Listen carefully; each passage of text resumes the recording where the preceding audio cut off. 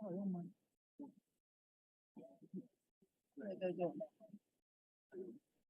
实际讲的，然后讲的不一样。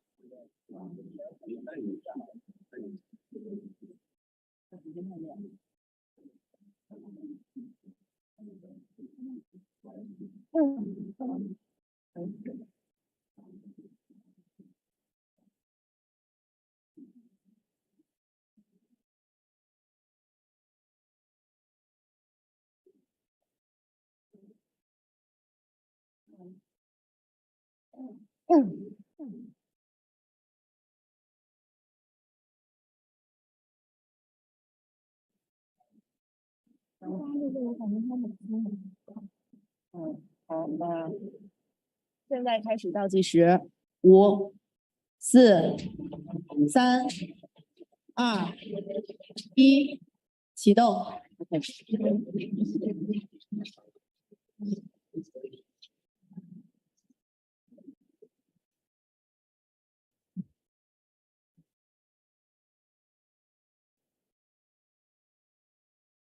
在点菜或者在音乐里，所有人都讲音乐节。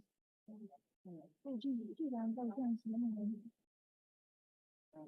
没有，还没到那一页呢，你是不是要切到？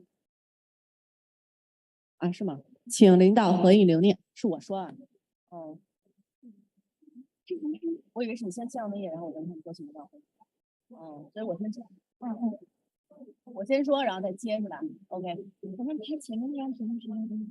请各位领导回到前台就坐。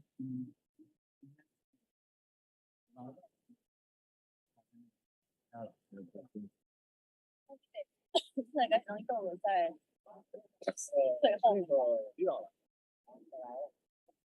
对，跟着队员。然后就是看什么？面前。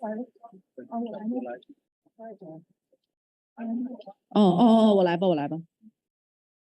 各位仲裁员，各位同仁，本次倡议得到了冒众仲裁员的广泛响应。大会还收到了来自全球境内外冒众仲裁员发来的祝贺视频，请大家观看。冒众是一个最早的中国设立的贸易投资仲裁中心。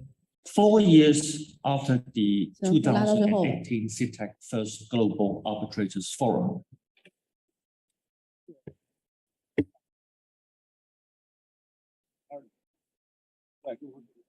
所以呢，这个给我一个简单说，已经知道特写了。对，会给。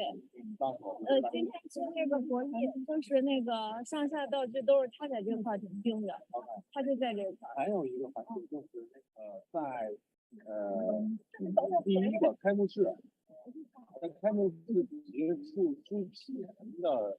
陆老师。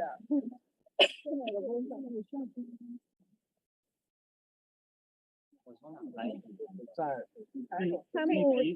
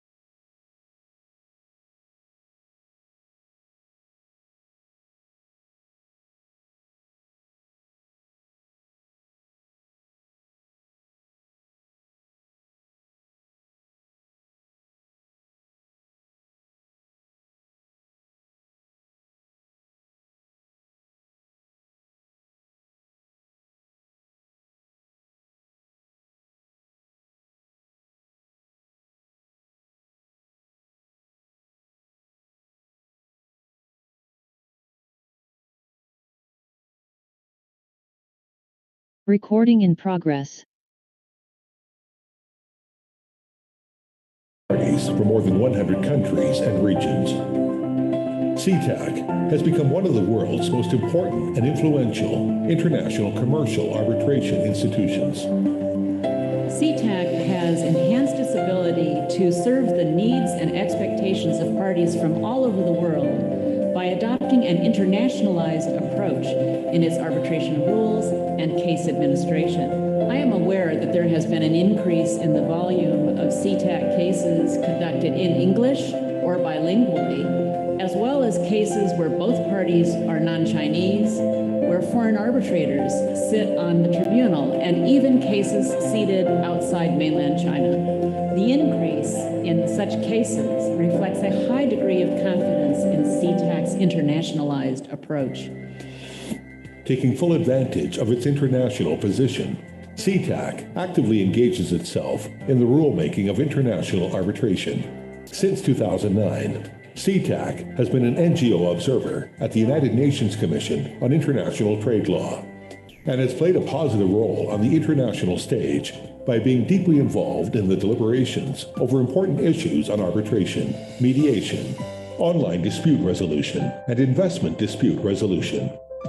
At the same time, CTAC has been promoting the integration and development of international arbitration. It has made broad exchanges with the international arbitration community and signed various types of cooperation agreements with nearly 50 well-known international arbitration institutions. Hong Kong is a global trade, shipping, and financial center.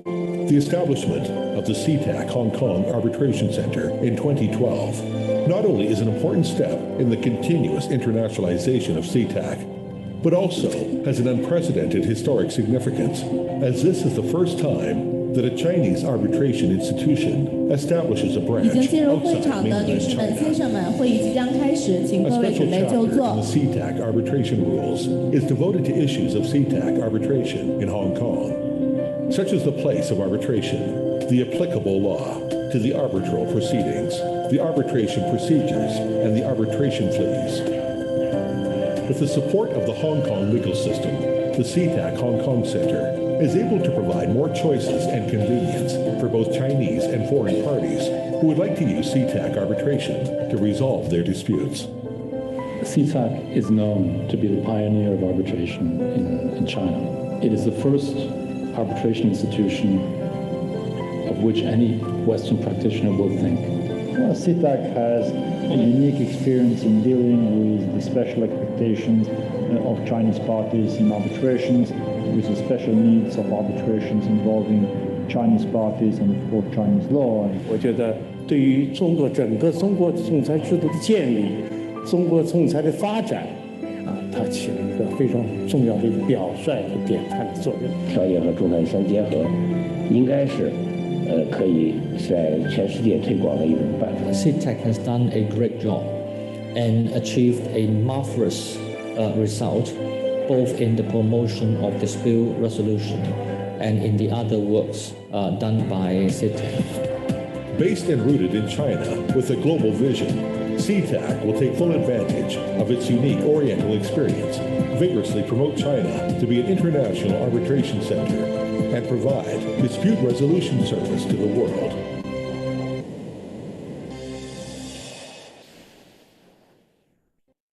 大家好，我是环球律师事务所上海分所的牛磊。大家好，我是上海市经贸律师事务所执行合伙人韩正。我是天池君泰律师事务所陈冲。大家好，我是天达共和律师事务所周琦。大家好，我是天同律师事务所蒋红。大家好，我是北京彩安律师事务所的孙丕伟。大家好，我是敬天工程律师事务所董成刚律师。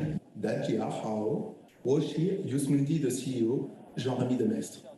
大家好，我是通力律师事务所的陈楚波律师。大家好，我是元和律师事务所邢科科。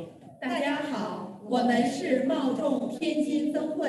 大家好，我们是茂众西南分会。大家好，我们是茂众香港仲裁中心。大家好，我们是茂众委浙江分会。大家好。我们是茂众福建分会。大家好，我们是茂众江苏中心。大家好，我们是茂众丝绸之路仲裁中心。大家好，我们是四川分会。大家好，我们是茂众山东分会。大家好，我是茂众海南中心王一坦。大家好，我们是海峡两岸仲裁中心。大家好，我代表茂众雄安分会。大家好，我是茂众欧洲仲裁中心薛阳。大家好，我们是茂众华南分会。迈向智能互联的全球仲裁，迈向智能互联的全球仲裁，迈向智能互联的全球仲裁，迈向智能互联的全球仲裁，迈向智能互联的全球仲裁，迈向智能互联的全球仲裁，迈向全球互联的国际仲裁，迈向智能互联的全球仲裁。迈向智能互联的全球仲裁，预祝2022中国仲裁高峰论坛圆满成功。预祝2022中国仲裁高峰论坛圆满成功。预祝2022。女士们、先生们，会议即将开始，请各位就座。预祝请将您的手机关闭或调为静音。会议期间，请您正确佩戴好口罩。感谢您的配合。仲裁高峰论坛圆满成功。预祝2022中国仲裁高峰论坛圆满成功。预祝2022中国仲裁高峰论坛圆满成功。预祝2022中国仲裁高峰论坛圆满成功。预祝2022中国仲裁高峰论坛取得圆满成功。预祝2022中国仲裁高峰论坛圆满成功。预祝2022中国仲裁高峰论坛暨第2届茂众全球仲裁员大会圆满成功。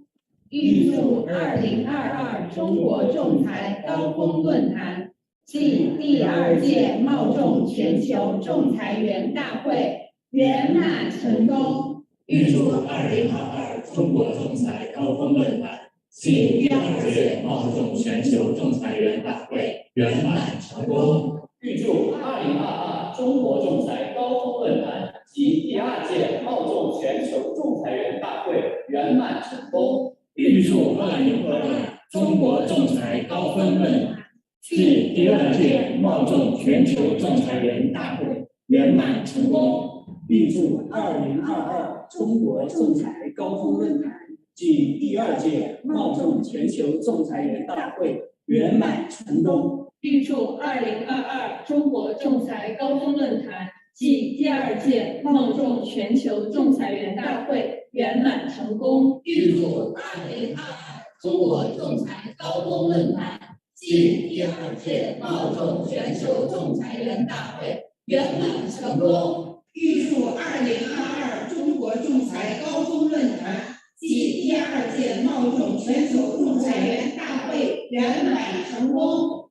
预祝2022中国仲裁高峰论坛暨第2届茂众全球仲裁员大会圆满成功。预祝2022中国仲裁高峰论坛暨第2届茂众全球仲裁员大会圆满成功。预祝2022中国仲裁高峰论坛及茂众第2届全球仲裁员大会圆满成功。预祝2022中国仲裁高峰论坛及第2届茂众全球仲裁员大会圆满成功。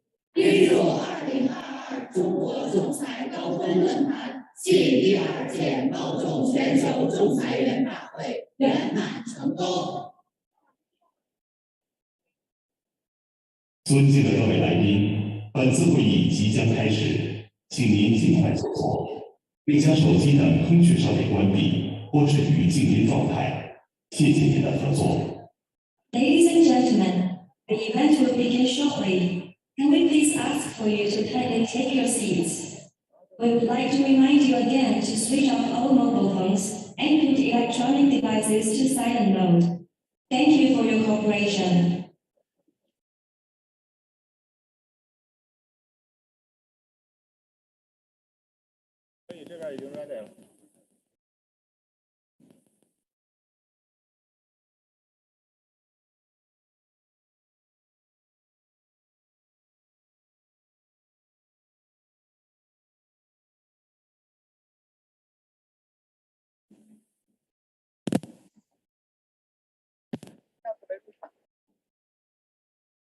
世界领导走第一个门，然后背后那个门。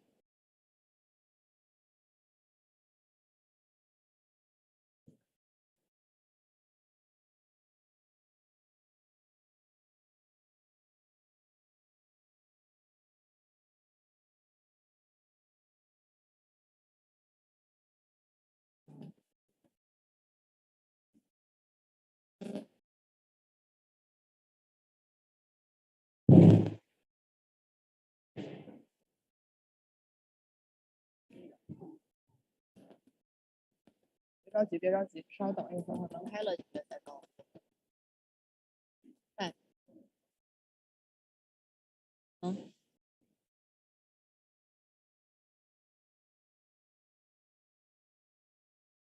声点控制的。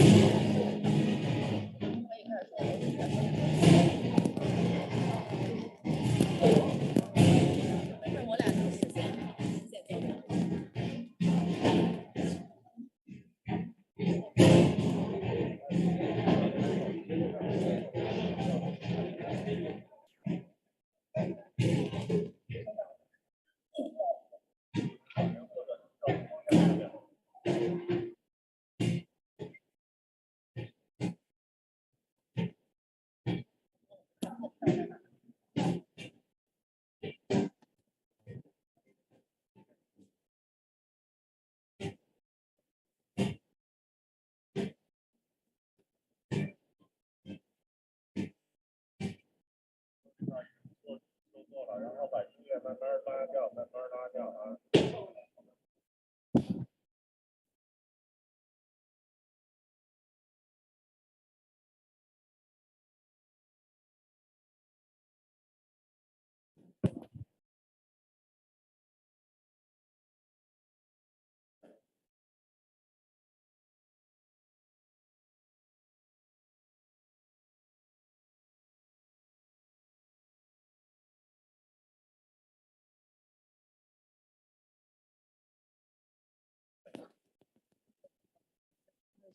再等。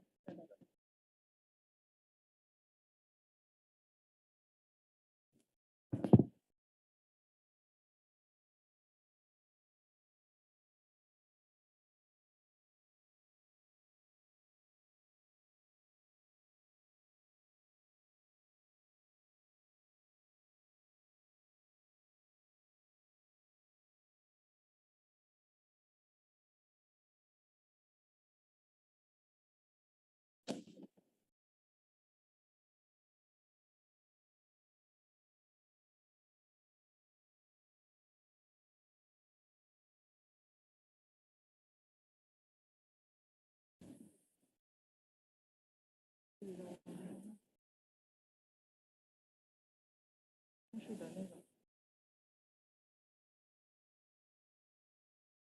对对对。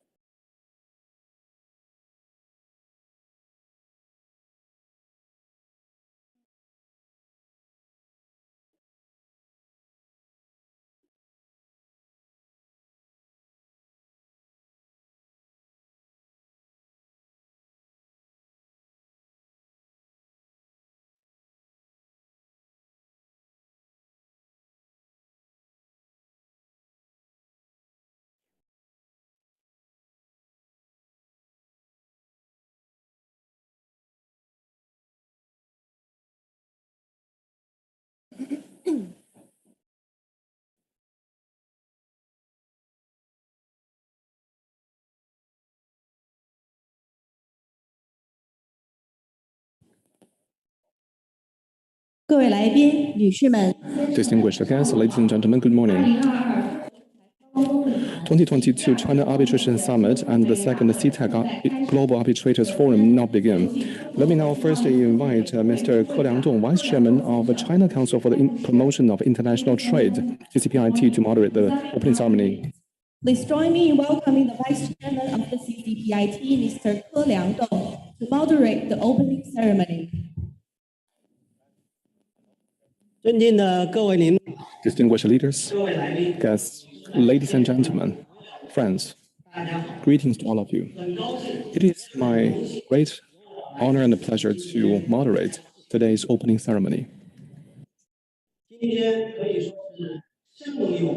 Today, dignitaries and colleagues gather on schedule, as scheduled at the China Arbitration Summit and the second CTAC Global Arbitrators Forum, on-site and online, for the joint efforts to pull the wisdom of arbitrators from all over the world and explore the direction of global arbitration in the era of intelligence and interconnection. First, please allow me to introduce the leaders seated in the front row and the important guests attending the meeting. They are the following: Mr. Ren Hongbi, Chairman of the China Council for the Promotion of International Trade, or CCPIT. Mr. Wang Shengming, Member of the Standing Committee of the National People's Congress and the Vice Chairman of the Supervisory and Judicial Affairs Committee.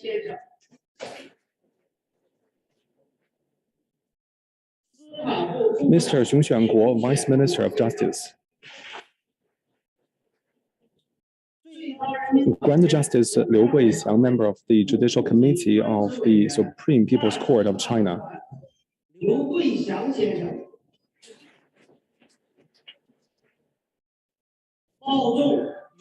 Mr.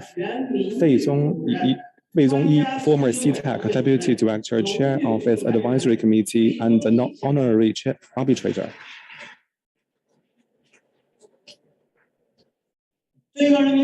Ms. Wang Shumei, member of the SPC Judicial Committee and the Chief Judge of its 4th Civil Division. Mr. Jiang Jing, Class 1 Inspector, Public Legal Services Bureau, Ministry of Justice.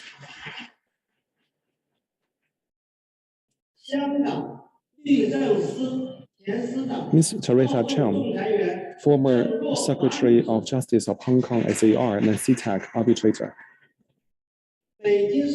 Ms. Liu Shangyu, Vice President of Beijing High People's Court.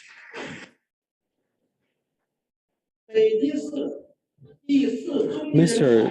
Yuan Yuchi, Vice President of Beijing No. 4 Intermediate People's Court. Also virtually attending this opening ceremony are officials and representatives of many international organizations and international arbitration institutions. They are the following: Ms. Anna Yubin Brett, Secretary of UNCITRAL, United Commission on International Trade Law; Mr. Yong Sung Lee, Senior Legal Officer at the International Trade Division of the United Nations Office of Legal Affairs; Ms. Lucy Reed, President of ICA, International Council for Commercial Arbitration; Ms. Melanie Van Leeuwen, Chair of International Chamber of Commerce Trade Commission on Arbitration and ADR; Mr. Eric Tagman, Senior Vice President, General Counsel, and Corporate Secretary of American Arbitration Association International Center for Dispute Resolution; Mr. Stefano Azzali, Deputy Director General of Milan Center of Arbitration, former President of International Federation of Commercial Arbitration Institutions; Mr. Ismail Salim, Director of Cairo Regional Center for International Commercial Arbitration; Mr. Pasit, President, Asia Pacific Regional Arbitration, Managing Director of Thailand Arbitration Center; Mr. Yoshihisa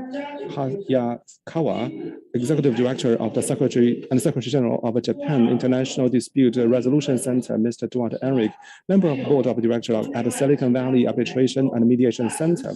In addition, there are heads of and representatives of other domestic and foreign arbitration institutions, large enterprises, law firms, and arbitrators of CTAC. let's put our hands to welcome all the leaders and guests. On behalf of CTAC, the organizer, I would like to take this opportunity to express our heartfelt thanks to Ancitral, the All China Lawyers Association, and the co-organizers and the sponsors of the forum for their long-standing support. Now let's welcome Mr. Ren Hongbin, Chairman of China Council for the Promotion of International Trade, or CCPIT, to make a speech.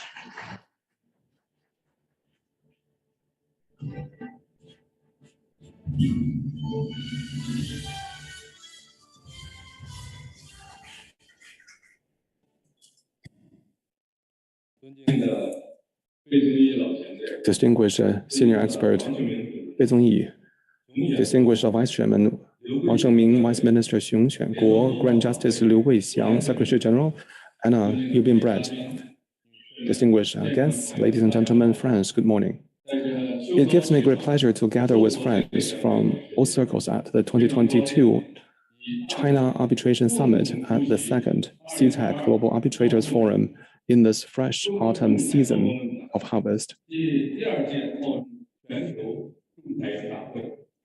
Here, on behalf of CTAC and CCPIT, I'd like to extend a warm welcome and sincere greetings to all the participants. Under the theme of intelligent and interconnected international arbitration, this forum joins hands among arbitrators of CTAC around the world and bring together top experts in the international arbitration community, actively explore the future direction of international arbitration, whose wisdom and consensus shares insights, promotes cooperation and development, and facilitates international arbitration to play a bigger role in global governance.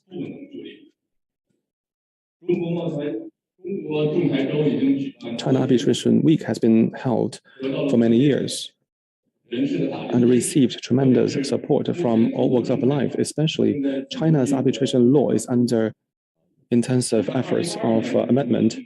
Hosting the 2022 Arbitration Week is highly important. This year marks the 70th anniversary of CCPIT. On May the 18th, President Xi Jinping delivered an important video speech at the celebration ceremony of such a ceremony and the Investment Promotion Summit. He highly praised the important role played by CCPIT in bringing closer the ties of interest between Chinese and foreign enterprises, promoting international economic and trade exchanges, and also fully affirmed and acknowledged the work of CCPIT in the field of international commercial arbitration, IP services, and commercial mediation, which showed the way forward and provided the fundamental guidelines for trade promotion. At present, the global governance system is undergoing profound changes, and the resolution of international economic and trade investment disputes is facing major challenges, and is an internationally accepted way to resolve economic, trade, and investment disputes. Arbitration plays an indispensable and important role in handling international commercial disputes, optimizing the international business environment, and promoting the construction of international rule of law. CTAC, which is attached to CCPIT, is the earliest and the most representative prominent arbitration institution in China, as well as the earliest foreign-related arbitration institution in China.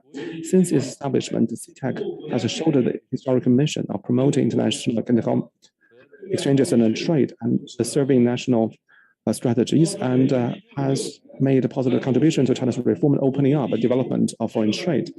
CTAC promulgated and implemented China's first foreign-related arbitration rules in 1956, established arbitration system in line with international practice, and promoted China's accession to the UN Convention on the Recognition and Enforcement of Foreign Arbitral Awards, namely the New York Convention, laying a solid foundation for the long-term development of China's arbitration legislation and arbitration cause. CTAC pioneered the combination of arbitration and mediation system, which was later absorbed by China's arbitration law and widely recognized by international community of arbitration as Oriental experience. In order to meet the dispute resolution needs brought about by rapid development of the internet economy, CTAC has taken the lead in practicing domain name dispute resolution since 2000, setting a precedent for internet dispute resolution in China. It cultivated the first cohort of foreign-related arbitrators in China and provided a talent guarantee for promoting the international development of China's arbitration industry.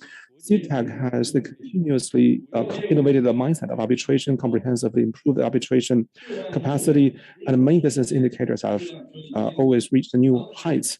And the number of cases accepted has been leading the amount of disputes involved in the cases, and the number of countries represented are always at the forefront internationally. The independent, fair, professional, efficient, and clean arbitration services have won universal recognition at home and abroad, casting the credibility of China arbitration, setting a new model of providing institutional arbitration service for Chinese and foreign parties. Standing at a new historical starting point, the CTAC has forged ahead, constantly pioneered and innovated, established an international network connecting China and other countries and serving the whole world, setting up mechanisms such as the investment dispute arbitration centers, IP arbitration centers, financial arbitration centers that are professional and exquisite and serve the new fields, build a pattern of diversified dispute resolution service in which the choice of commercial arbitration, investment arbitration, and commercial mediation go hand in hand, and develop a large number of high caliber talents featuring both legal knowledge and integrity. It has also set up many high-end branded activities with international influence, such as the Beijing Joint Declaration and the cooperation mechanism of the Belt and Road Arbitration Institutions, China Arbitration Week, Arbitration Summit, CTAC Global Arbitrators Conference, and the CTAC Cup debate competition, which actively participated in the construction of international economic and trade arbitration governance system and constantly showed new responsibilities and new achievements. In order to better meet the dispute resolution needs of Chinese and foreign parties, CTAC has engaged more outstanding foreign arbitrators from different jurisdictions. This year, up to now, CTAC has engaged a total of 1,897 arbitrators. Last year, it was 1,698. That means within 8 months, we added nearly 200 arbitrators. This is really fast in pace, covering 144 jurisdictions, including 112 jurisdictions that have signed the Belt and Road cooperation documents, realize the international layout of the arbitrators team, and strive to build a global international arbitration service highland. Ladies and gentlemen, friends, President Xi Jinping pointed out that China will continue to improve the level of opening up, build a new system of open economy at a higher level, and continue to create a market-oriented, law-based, and internationalized business environment. The international commercial dispute settlement mechanism has become an important part of a country or region's business environment and competitive soft power. Commercial arbitration should play a greater role in serving the development of international economy and trade. Here, I would like to share with you some of my thoughts. The first is to keep tradition and innovate at the same time, and promote wider use of international arbitration. Arbitration is the universal language for dispute resolution. It is necessary to adhere to the advanced arbitration concept, improve arbitration rules and systems, continuously enrich and develop the Oriental practice and experience, such as the combination of arbitration and commission mediation and one-stop dispute resolution mechanism, give play to the leading and exemplary role of diversified dispute resolution, contribute to China's wisdom and the solutions, and make unremitting efforts to optimize the global governance system, improve the international dispute resolution mechanism, and promote the construction of an open world economy. The second is to have a digital empowerment to enhance the impetus of arbitration development. In face of the new opportunities brought by the digital economy for global development, we must adhere to the empowerment of technology, promote the deep integration of technology and international arbitration, strengthen the sharing of innovative achievements, continuously improve the digitalization, networking, and intelligence of arbitration, promote the realization of high efficiency and low cost of international arbitration, enhance the transparency, and move towards a new era of intelligence and interconnection. The third is to be inclusive and promote exchanges of mutual learning.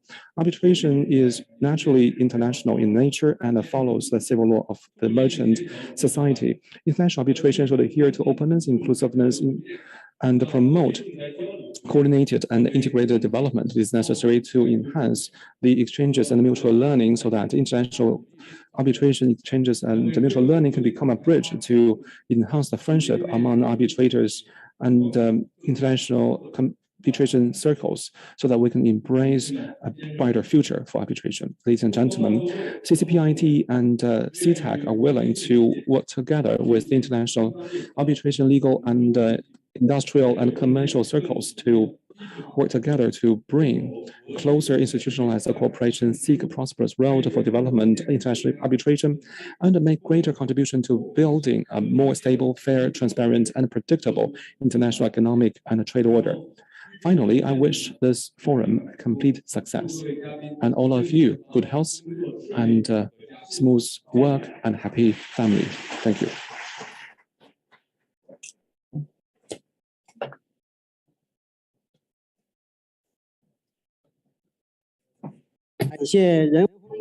Thank you so much, Chairman Ren Hongbin, for such an excellent speech. When China is expanding its high-level opening up and promoting the joint development of the Belt and Road, high-quality development, it is my hope that all of you can work together with us to roll out international arbitration and contribute to the changes of international economic and trade pattern and order. Now, I would like to welcome Mr. Wang Shengming, member of the Standing Committee of the National People's Congress, Vice Chairman of the Supervisory and Judicial Affairs and Committee. Let's now welcome Mr. Wang.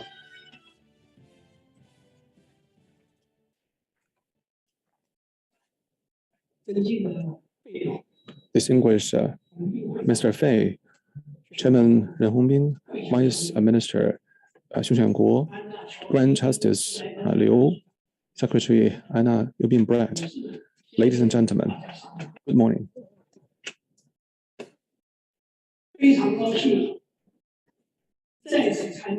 I'm very glad to attend again China Arbitration Summit.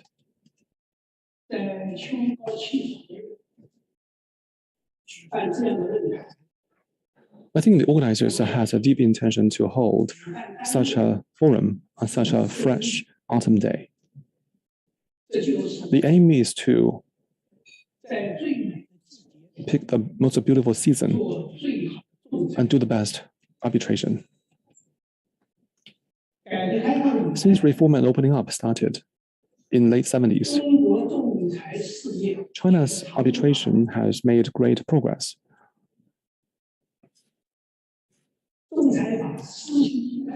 In the past 27 years since the arbitration law came into effect, the number of arbitration institutions has been reduced from 3,600 to 270, and the annual value of cases is increased from 200 million RMB to 860 billion RMB, totaling accumulatively more than 5 trillion RMB.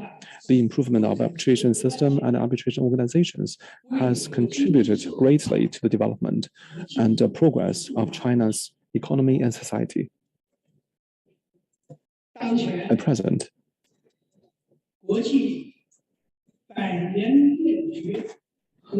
transformative changes and COVID-19, both unseen in a century, are compounding each other, making the international environment more complex and severe, and increasing difficulties and challenges at home. In face of all these developments, the key is to handle our own affairs well. The key is to handle arbitration well in this community and take concrete actions to implement the planning and requirements of the CPC Central Committee that the pandemic must be prevented and controlled, and the economy be stable and the development be safe.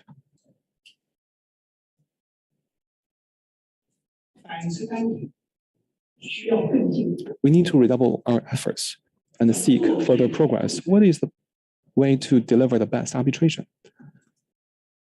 The best arbitration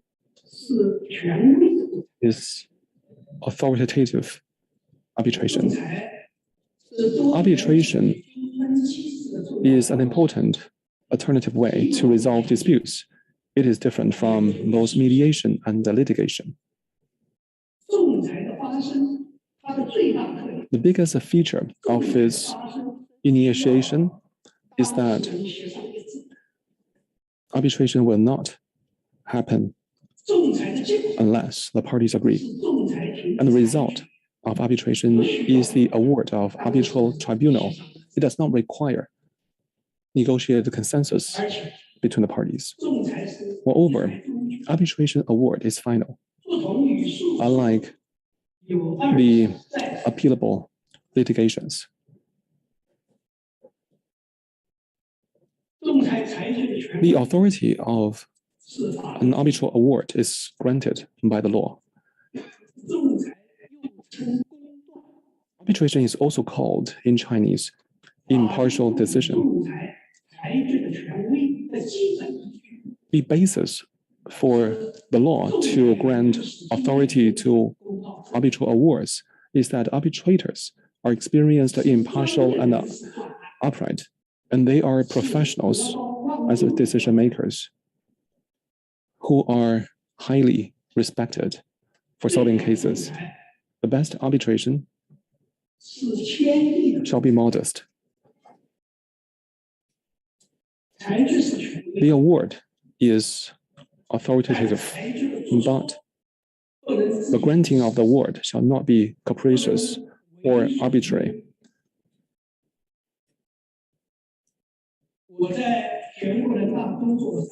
I work in National People's Congress for 37 years.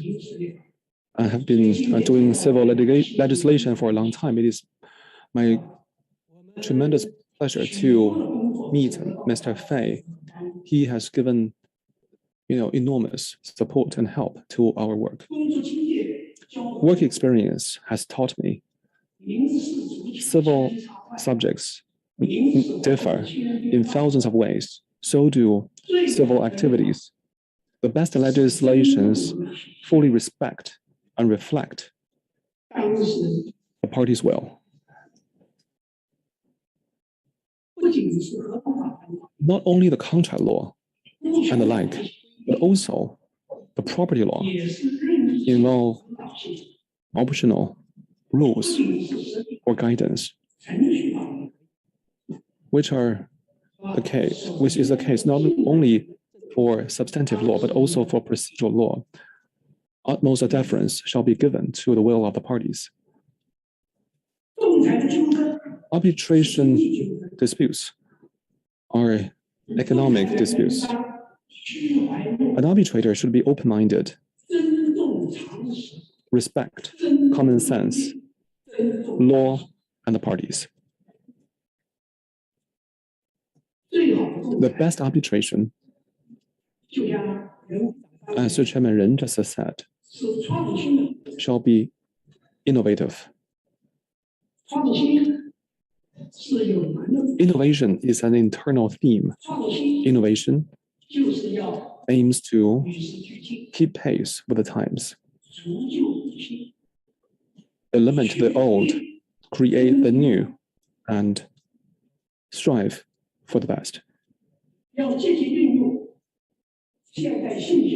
We should actively use modern information technology, build intelligent arbitration, constantly improve the fairness and efficiency of arbitration, and constantly raise the international status of China's arbitration. The best arbitration shall be that based on standards. Without rules, there cannot be uniformity. What matters most is the sound arbitration rules and the strict discipline embodied in the code of conduct for arbitrators. The arbitration law is under revision. We are problem-oriented in our work approach, try our best to reflect and respect the will of the parties and strengthen the supervision over arbitrators. Peaches and plums are silent, but a path is formed underneath. If China's arbitration community, arbitration institution, and arbitrators are authoritative, modest, innovative, and compliant, China's arbitration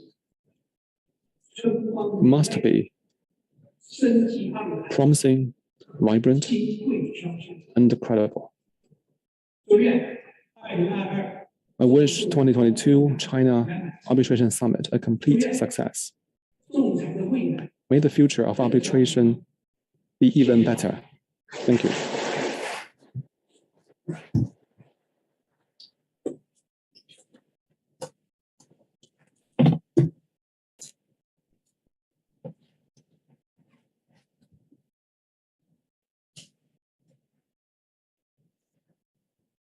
I want to thank Vice Chairman Wang Shengming for his excellent remarks. So the amendment of arbitration law has been incorporated into the 2022 legislative agenda of the National People's Congress Standing Committee. We're convinced, looking forward to, that amended arbitration law will be the best of its kind. Thus, making contribution to the rule of law and the better legal guarantee for building up a better business climate in China. We at the CTAC will be the best arbitration. Next, we give the floor to Vice Minister of Justice, Mr. Xun Xuanguo, to deliver opening remarks.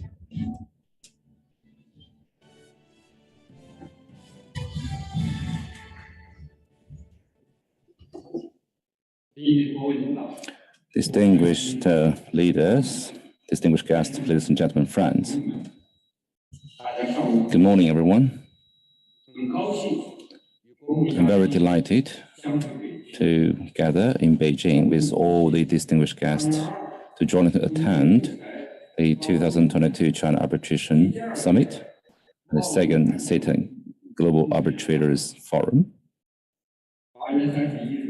on August 31st. President Xi Jinping sent a congratulatory letter to the 2022 China International Fair for Trade in Services, pointing out that China shall remain committed to high-level opening to promote high-quality development, shall adhere to inclusive and win-win cooperation, and work together to promote an open and shared service economy, thus injecting momentum into the recovery and development of the global economy. But that letter fully reflects China's confidence and determination to promote high-level opening up and demonstrates its willingness to open up and cooperate with all parties for mutual benefit and win-win outcomes. Organized by China International Economic and Trade Arbitration Commission and All China Lawyers Association and United Nations Commission on International Trade Law, or UNCITRAL, this summit focuses on the most popular issues in the development of international arbitration and actively explore the development direction and growth prospect of international arbitration with a theme towards intelligent and connected global arbitration. I'm convinced that with the active participation of all participants, we shall strive to explore the new development paths of intelligent arbitration in the information age, and also we will further deepen and expand international arbitration exchanges and cooperation, and it shall more vigorously enhance the new momentum of arbitration development and play a positive role in promoting the economic recovery in the post-pandemic era. Here, on behalf of the Minister of Justice, I would like to express our warmest congratulations on the holding of this forum. I would like to express my heartfelt thanks to all the domestic and international expert scholars and all walks of society who have long supported the development of China's arbitration course.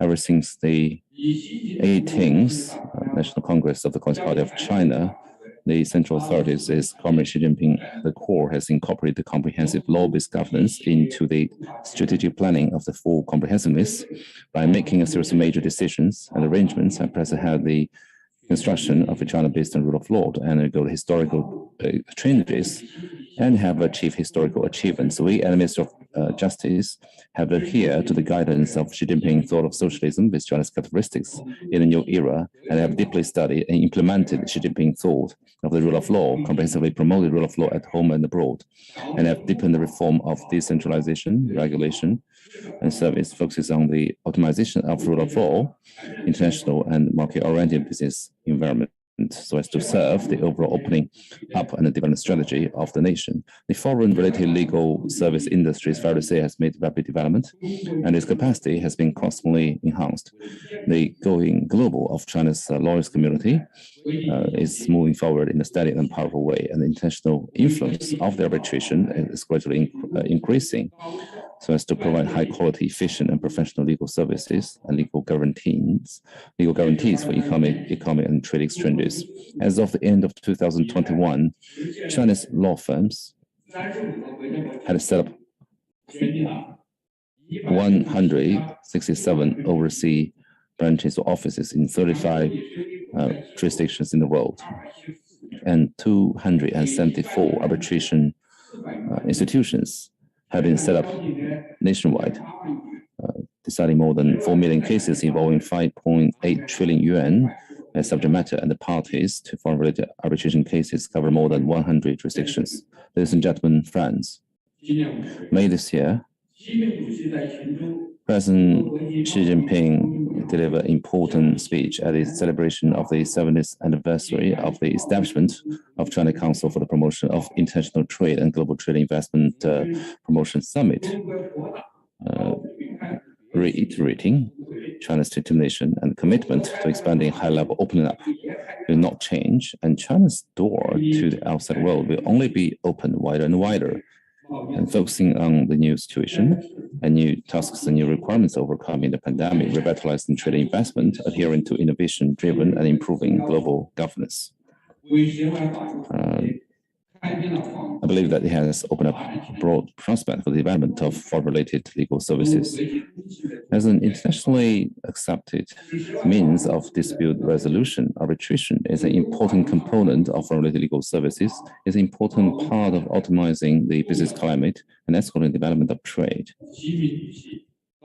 President Xi Jinping personally has attached great importance to the cause of arbitration. He has on various occasions stressed the need of cultivating a number of world-class arbitration institutions and make foreign-related legal protection and service work more effective. I believe those instructions have pointed out the way forward and provided fundamental governance for promoting the reform and development of arbitration in the new era, better serving the major national development strategy and high-level opening up. In order to comprehensively implement a series of important decisions and arrangements of the Party Central Committee and the State Council, we will take the overall promotion of the pilot development of international commercial arbitration centers as a strategic mission to vigorously strengthen foreign-related legal services in the new era. So basically, we'll try to promote the building of Beijing into an international commercial arbitration center, serving the development of internationally technological innovation center and international exchange center. We shall try to build Shanghai into an Asia-Pacific arbitration center orienting the whole world. And for Guangzhou and Shenzhen, we'll be building to an international commercial law and dispute resolution service centers linking Hong Kong, Macau, serving the construction of Greater Bay Area of Guangzhou, Hong Kong, and Macau, and also serving the whole world. And we'll also aim to build Hainan province into an international commercial arbitration center serving the Hainan Free Trade Zone towards the Pacific Indian Ocean. Strive to build with those couple of centers. Our objective is to build China into a new destination, a most popular forum for international arbitration. To achieve those gains, we'll focus on the following three aspects. Well, firstly, we will continue to deepen reform and build world-class institutions.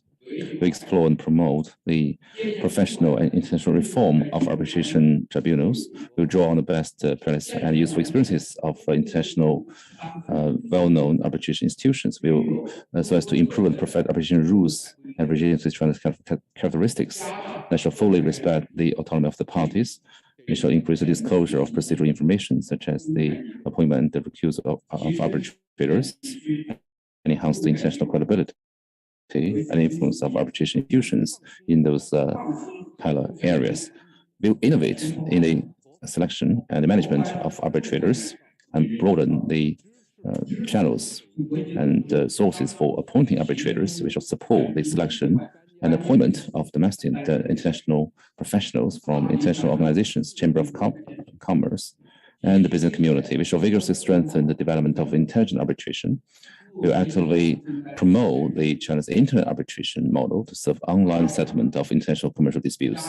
Secondly, we'll strengthen the development of the environment and promote the kind of cluster effect of arbitration. We further open up the arbitration service industry to the international arbitration, well-known international arbitration institutions and dispute resolution institutions to set up business branches in these pillar areas.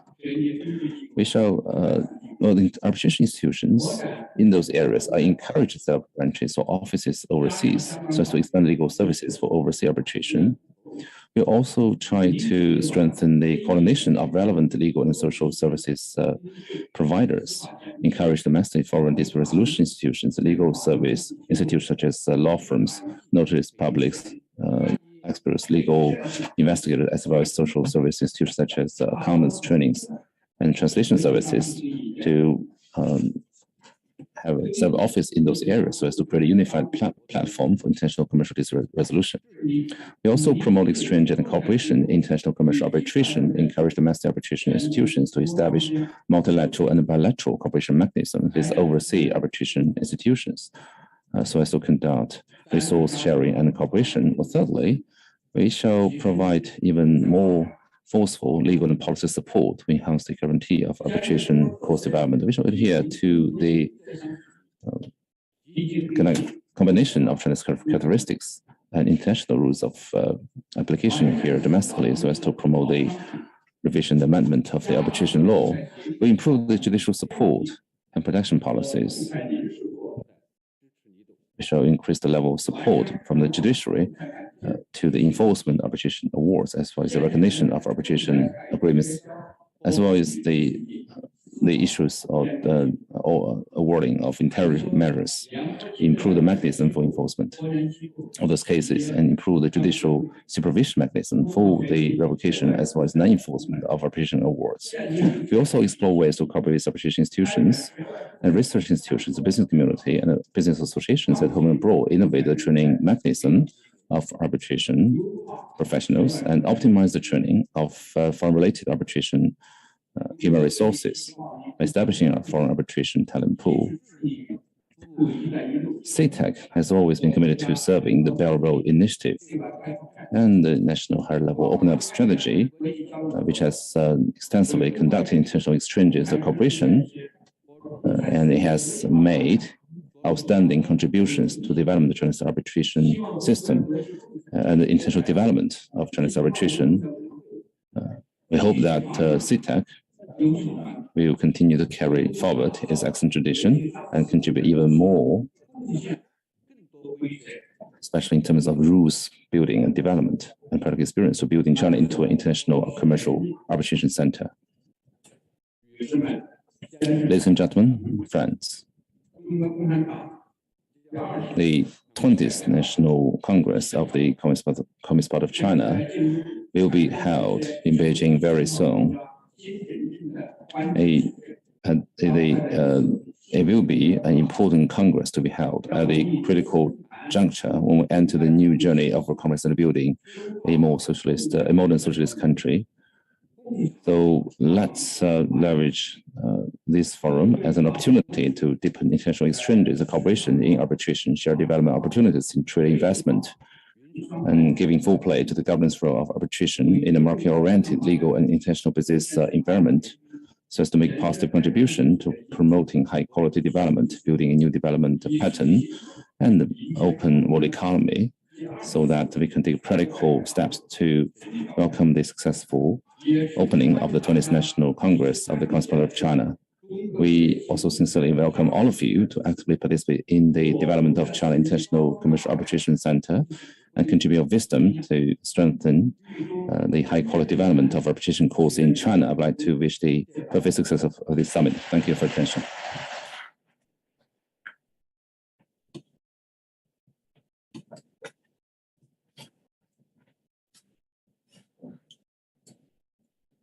I want to thank Vice Minister Xun for his very warm remarks.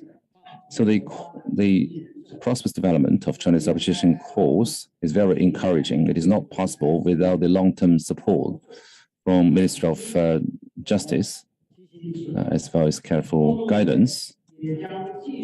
We at the CTAC will continue to play its role of a groundbreaker and bellwether of the Chinese arbitration community to make our contribution to building China into a globally oriented and most popular forum of arbitration. So next we shall give the floor to the Vice Minister level full-time member of the Judicial Committee of the Supreme People's Court, Justice Liu Guixiang. Welcome.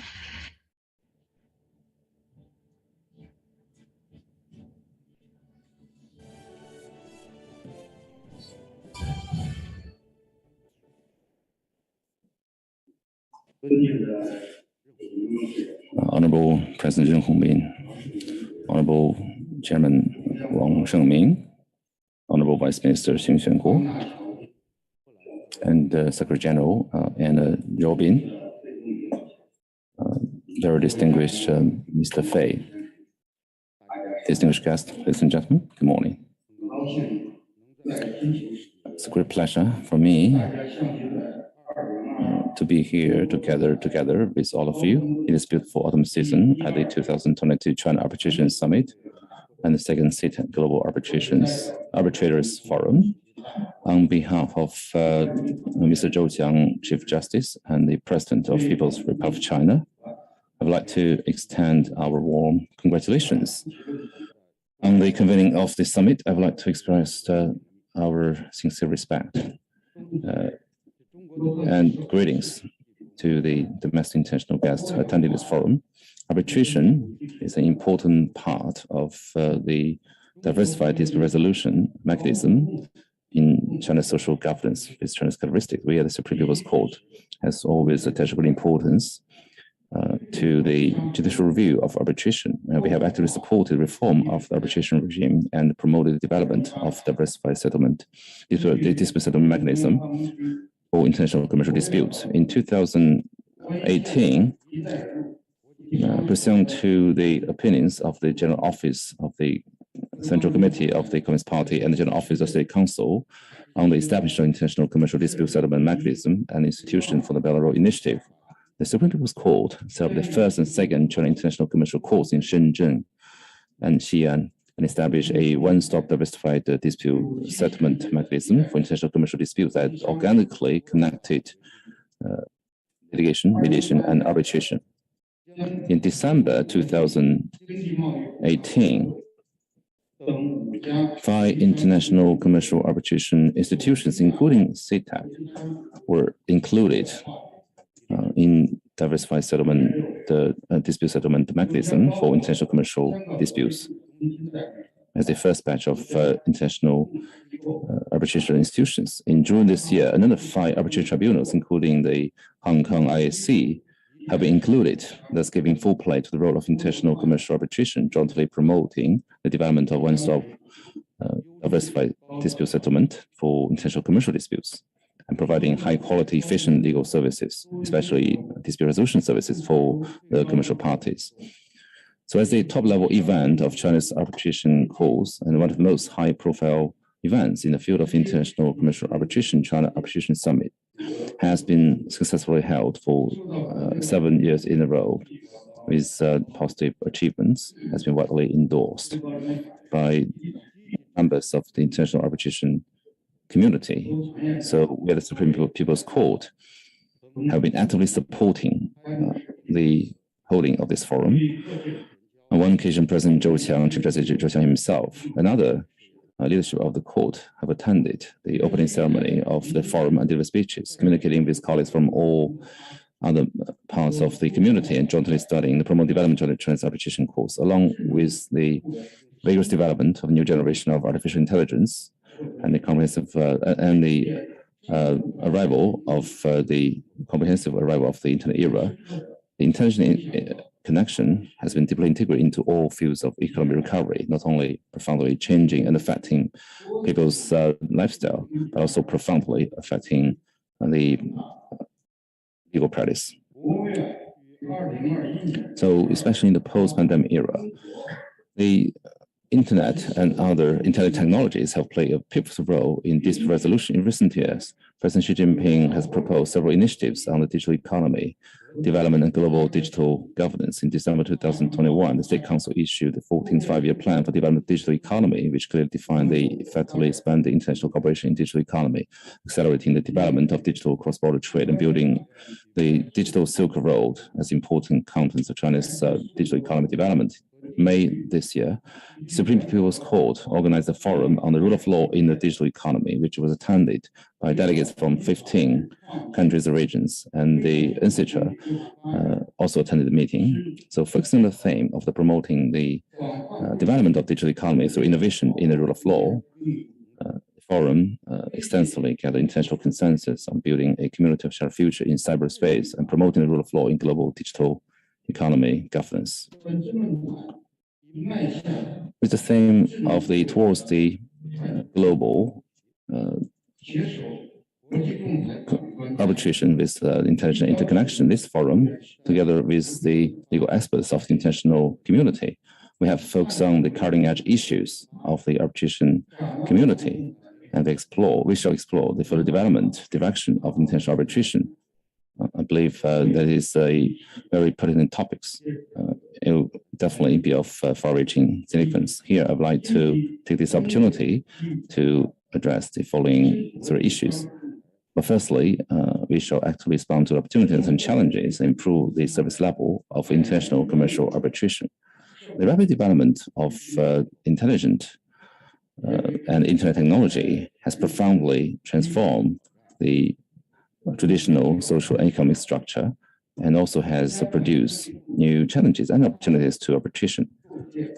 So the application of new technology in the arbitration field can certainly break through the limitation of geographical scope and greatly improve the efficiency, optimize procedures, reduce cost, and maximize the advantage of arbitration, such as convenience, efficiency, flexibility, and some other advantages. So we shall put into place a new model with online arbitration at the core, as well as supported by electronic technologies, so as to constantly enhance the dispute resolution level, so as to meet the parties' new expectations, new demand of resolving this dispute in a prompt way. Also, we shall support innovation in arbitration system and improve China's arbitration's judicial review system. The healthy development of arbitration is not possible without judicial support and supervision.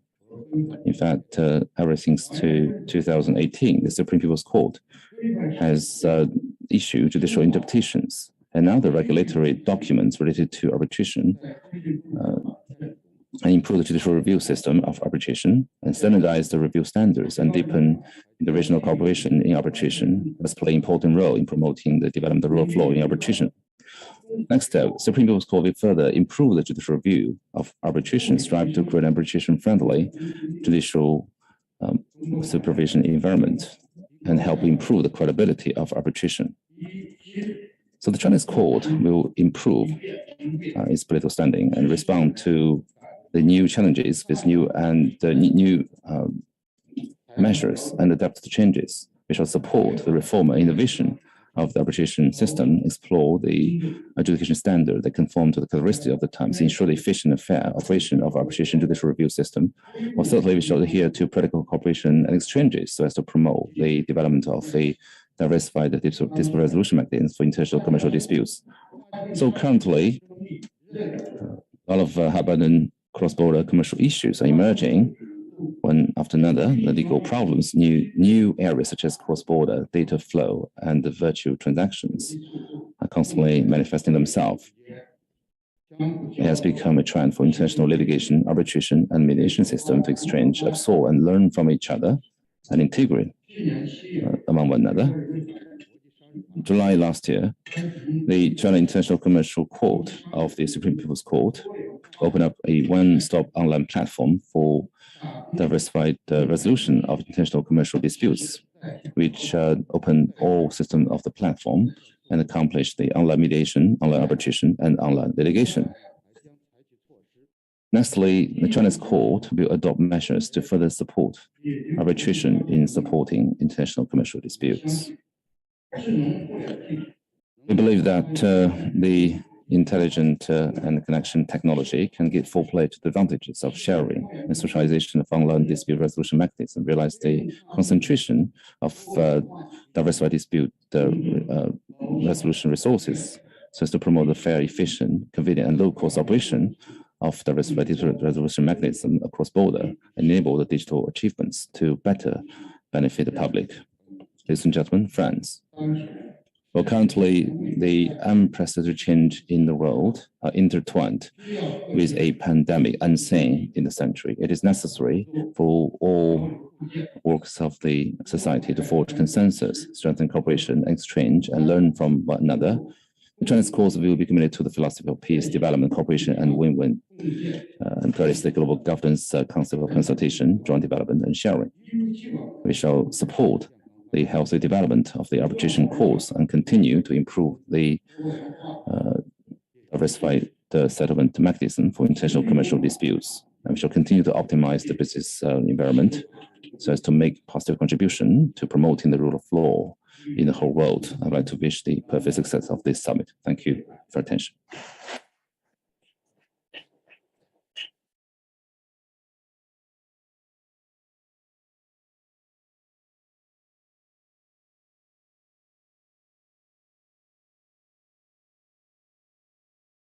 Thank you so much, Grand Justice Liu, for your wonderful speech. Chinese arbitral awards have received a broad recognition and enforcement that is not possible without the commitment, support, and oversight of the Chinese courts, including SPC. Next, I would like to invite Ms. Anna Jobin-Brett, Secretary of Ancestral. Please now watch the screen. Distinguished organizers, panelists, and participants, ladies and gentlemen. It gives me great pleasure to convey the best wishes and greetings from the Ancestral Secretariat on the occasion of the 2022 China Arbitration Summit and second CTAC Global Arbitrators Forum. While I regret very much that I cannot join this annual event in person, technology enables me to deliver this message to the international arbitration community gathering in and around Beijing. We pride ourselves in Ancestral of our strong and long-lasting cooperation with CCPIT, with CTAC, and with the authorities of the People's Republic of China in charge of international trade and dispute resolution. CCPIT and CTAC delegations participate actively in the deliberations and the work of our working groups, and also, of course, the Commission. What more auspicious occasion and forum to announce the launching of the Stocktaking Initiative on Dispute Resolution in the Digital Economy and our participation in the IGLIP with the DOJ of Hong Kong SAR. We look very much forward to the deliberations and the highly interesting panel discussions that will take place during this conference. And we will, of course, follow them very closely. We will bring back all the substantive ideas, innovations to the Ancestral membership. And we look very much forward to a continued and successful cooperation with CTAC and CCPIT. We thank you very much for the invitation, and we wish you a very fruitful conference and hope to see you in person next time. Thank you.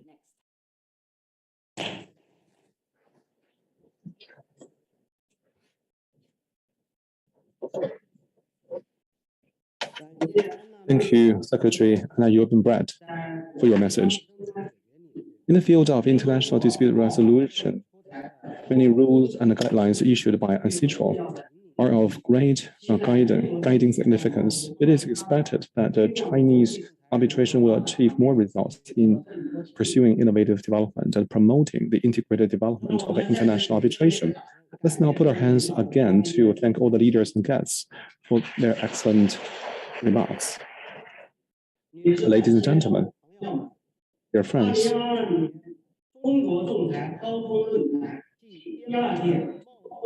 for the 2022 CTAC Global Arbitrators Forum and China Arbitration Summit, we have received a broad attention at this moment. As many as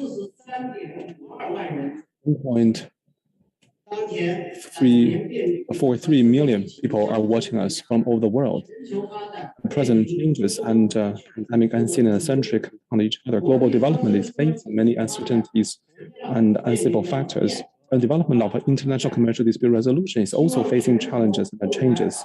It is hoped that the global arbitration legal community will work together to pioneer and innovate and make a greater contribution to promoting global development with efficient, fair, and clean arbitration, and contribute even more to the civilization of the rule of law. Now, let's release the 2022 CTAC Global Arbitrator Initiative, which will be moderated by Mr. Wang Chengjie, Vice Chairman and Secretary General of CTAC.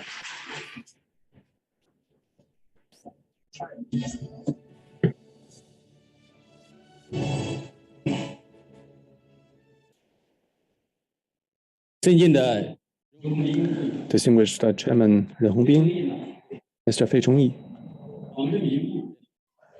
Vice Chairman Wang Shengming, Vice Minister Xun Xianming, Grand Justice Liu Guixiang, Vice Chairman Ke Liangdong, Secretary Anna Brett, arbitrators, guests, ladies and gentlemen, friends. Greetings to all of you. It is a great honor for me to gather with the experts and colleagues from all walks of life and the global CTAC arbitrators online and offline at the 2022 China Arbitration Summit and the second CTAC Global Arbitrators Forum. Here, on behalf of CTAC, I'd like to express my heartfelt thanks to all the guests attending this event. 66 years ago, adhering to the belief of promoting and serving the development of international economic cooperation and trade, the CTAC was established as the first arbitration institution in China after more than half a century of arduous exploration and several generations of hard work. CTAC has made great progress in the cause of arbitration, ranking among the forefront of international arbitration institutions and becoming one of the internationally renowned international arbitration institutions, widely recognized by Chinese and overseas parties.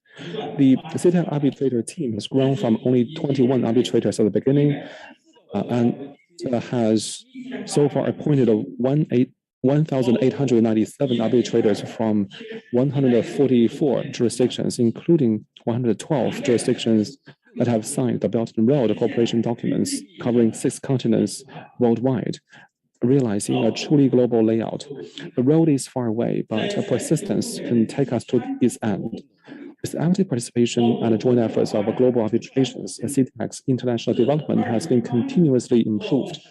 In the 4 years since the CTAC Arbitrators Forum was started in 2018, CTAC has accepted 22% more foreign-related cases. International cases in which both parties are foreign parties have increased by 69%, and the amount of foreign-related cases have increased by 97%. 16 foreign laws or conventions have been applied, and the parties came from 148 jurisdictions, increased by 88%. So 8 by 88 jurisdictions, and the internationalization factor has increased significantly. In 2018, CTAC went abroad for the first time, setting up a CTAC European Arbitration Center and a North American Center.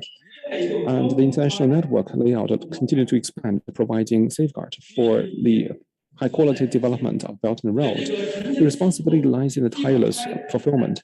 In the era of inheriting the past and opening up the future, CTAC is willing to work with the global arbitrators to match the general trend of economic globalization, practice the concept of community with a shared future for mankind, and swervingly strive to promote the development of international arbitration, create a harmonious and beautiful environment for the sustainable development of the world, and achieve win-win sharing. Dear arbitrators, colleagues, on the occasion of the second CTAC Global Arbitrators Forum in 2022, adhering to the common beliefs and pursuits of global CTAC arbitrators, we hereby solemnly release the 2022 CTAC Global Arbitrators Initiative. I will now read out its content. 2022 CTAC Global Arbitrators Initiative. This is an era full of challenges. The century-long changes in the world superimpose the pandemic unseen in a century. Economic globalization is facing a severe test. This is a time of hope. A new round of technological revolution is reshaping global innovation landscape, and the world is facing development opportunities. This is an era that calls for change, effort, and responsibility. So, the 4 years after 2018 CTAC first global arbitration forum, CTAC arbitration achieved rapid development. Its capacity of international arbitration dispute resolution has been on the rise. Its caseload continues to increase, showing a boost of international globalization. Its panel of arbitrators has become more globalized, and its international arbitration exchanges and cooperation have been deepened in the influence significantly increased. In 2021, CTAC ranked as one of the 5 most preferred arbitration institutions in the world in the prestigious survey of international arbitration CTAC arbitrators from all over the world, and together committed to promote the development of international arbitration in a steady, strong, and firm manner. The era has endowed upon us great trust and dreams. We, from 144 countries and regions with a common title of CTAC arbitrators, jointly proposed at the 2022 CTAC Global Arbitrators Forum. First, to jointly build consensus on solidarity and cooperation, we would strengthen global legal exchanges and integration across the globe and between regions, transcend legal differences, achieve solidarity and cooperation, and jointly promote the wider application of commercial arbitration.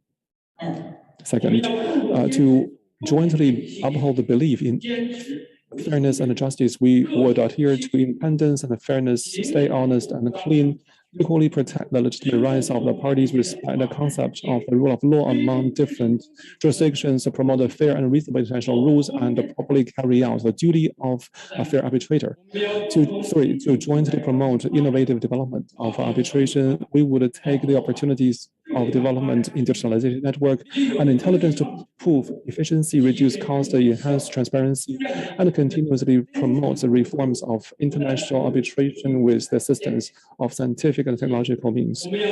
Four, to jointly facilitate the progress of the youth, we would unite global arbitration talents, bridge civilizations and cultures, and build cross-regional and cross-disciplinary communication platform for young arbitrators, practitioners from all over the world, so as to help them build their dreams and become a new force for sensible development of arbitration.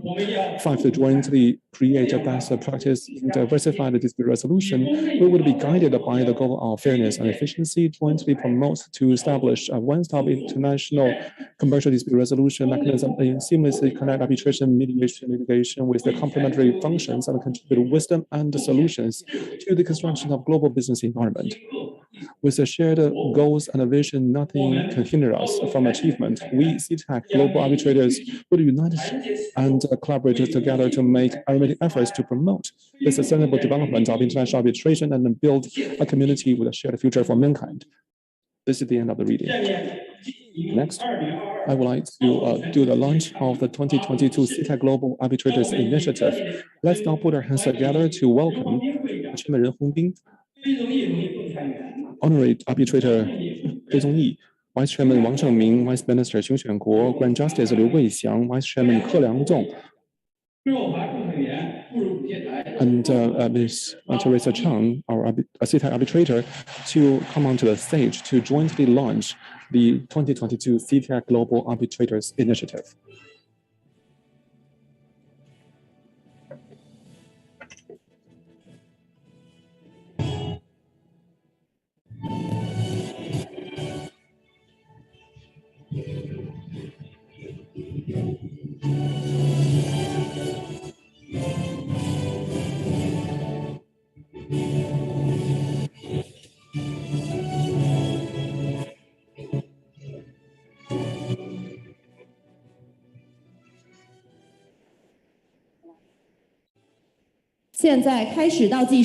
Now count down 5, 4, 3, 2, 1. Launch.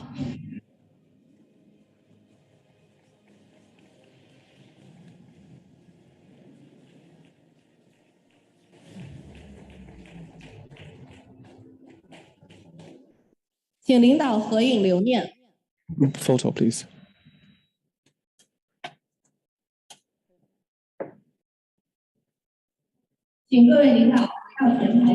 Please return to your seats.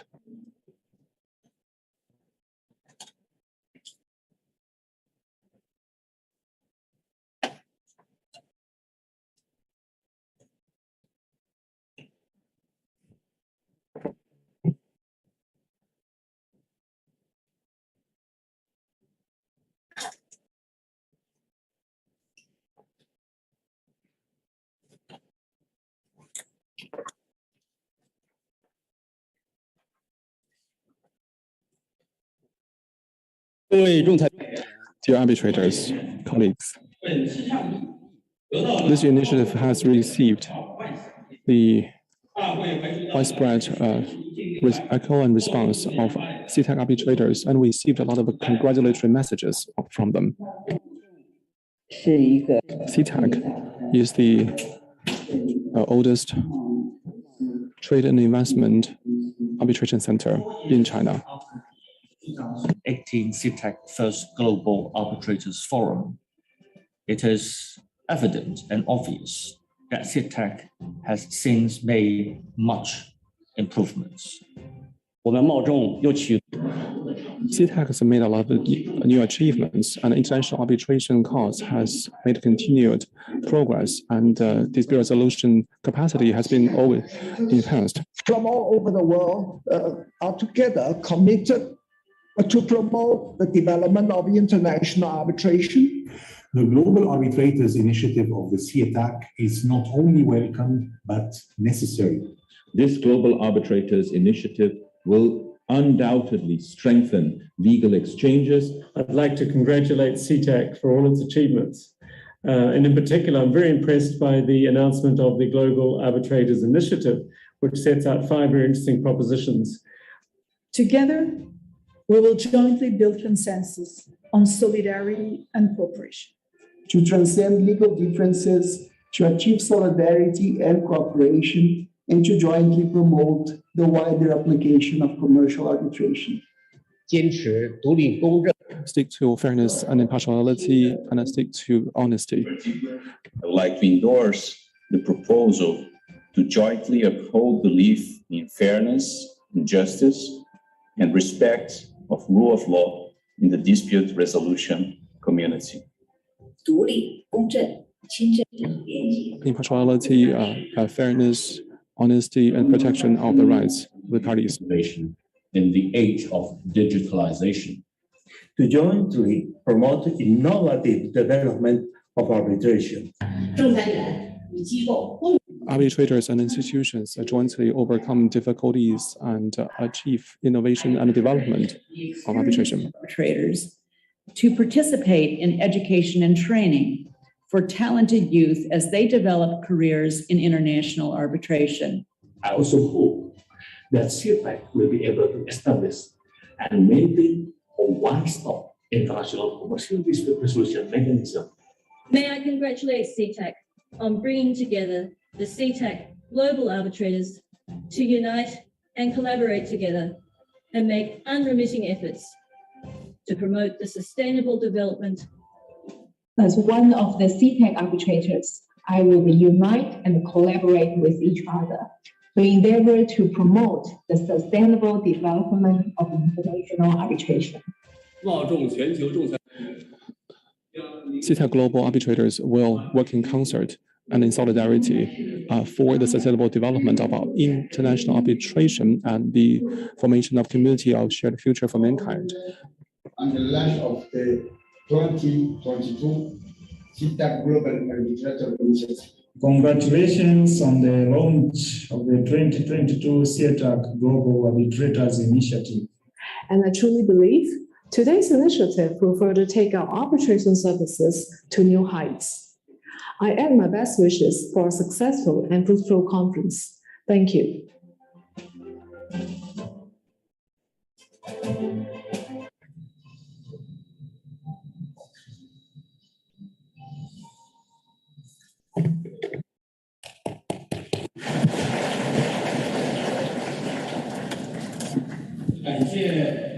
I want to thank all of your congratulations. I'd like to announce that the opening ceremony of the China Arbitration Summit and the Global Arbitrations Forum. Now let's have the keynote address of the summit, which gives the floor to Judge Wang Shumei, who's the Chief Judge of the Fourth Adjudication Civil Judicial Committee of the Supreme People's Court, as well as member of the Judicial Committee of the Supreme People's Court. Welcome, Judge Wang.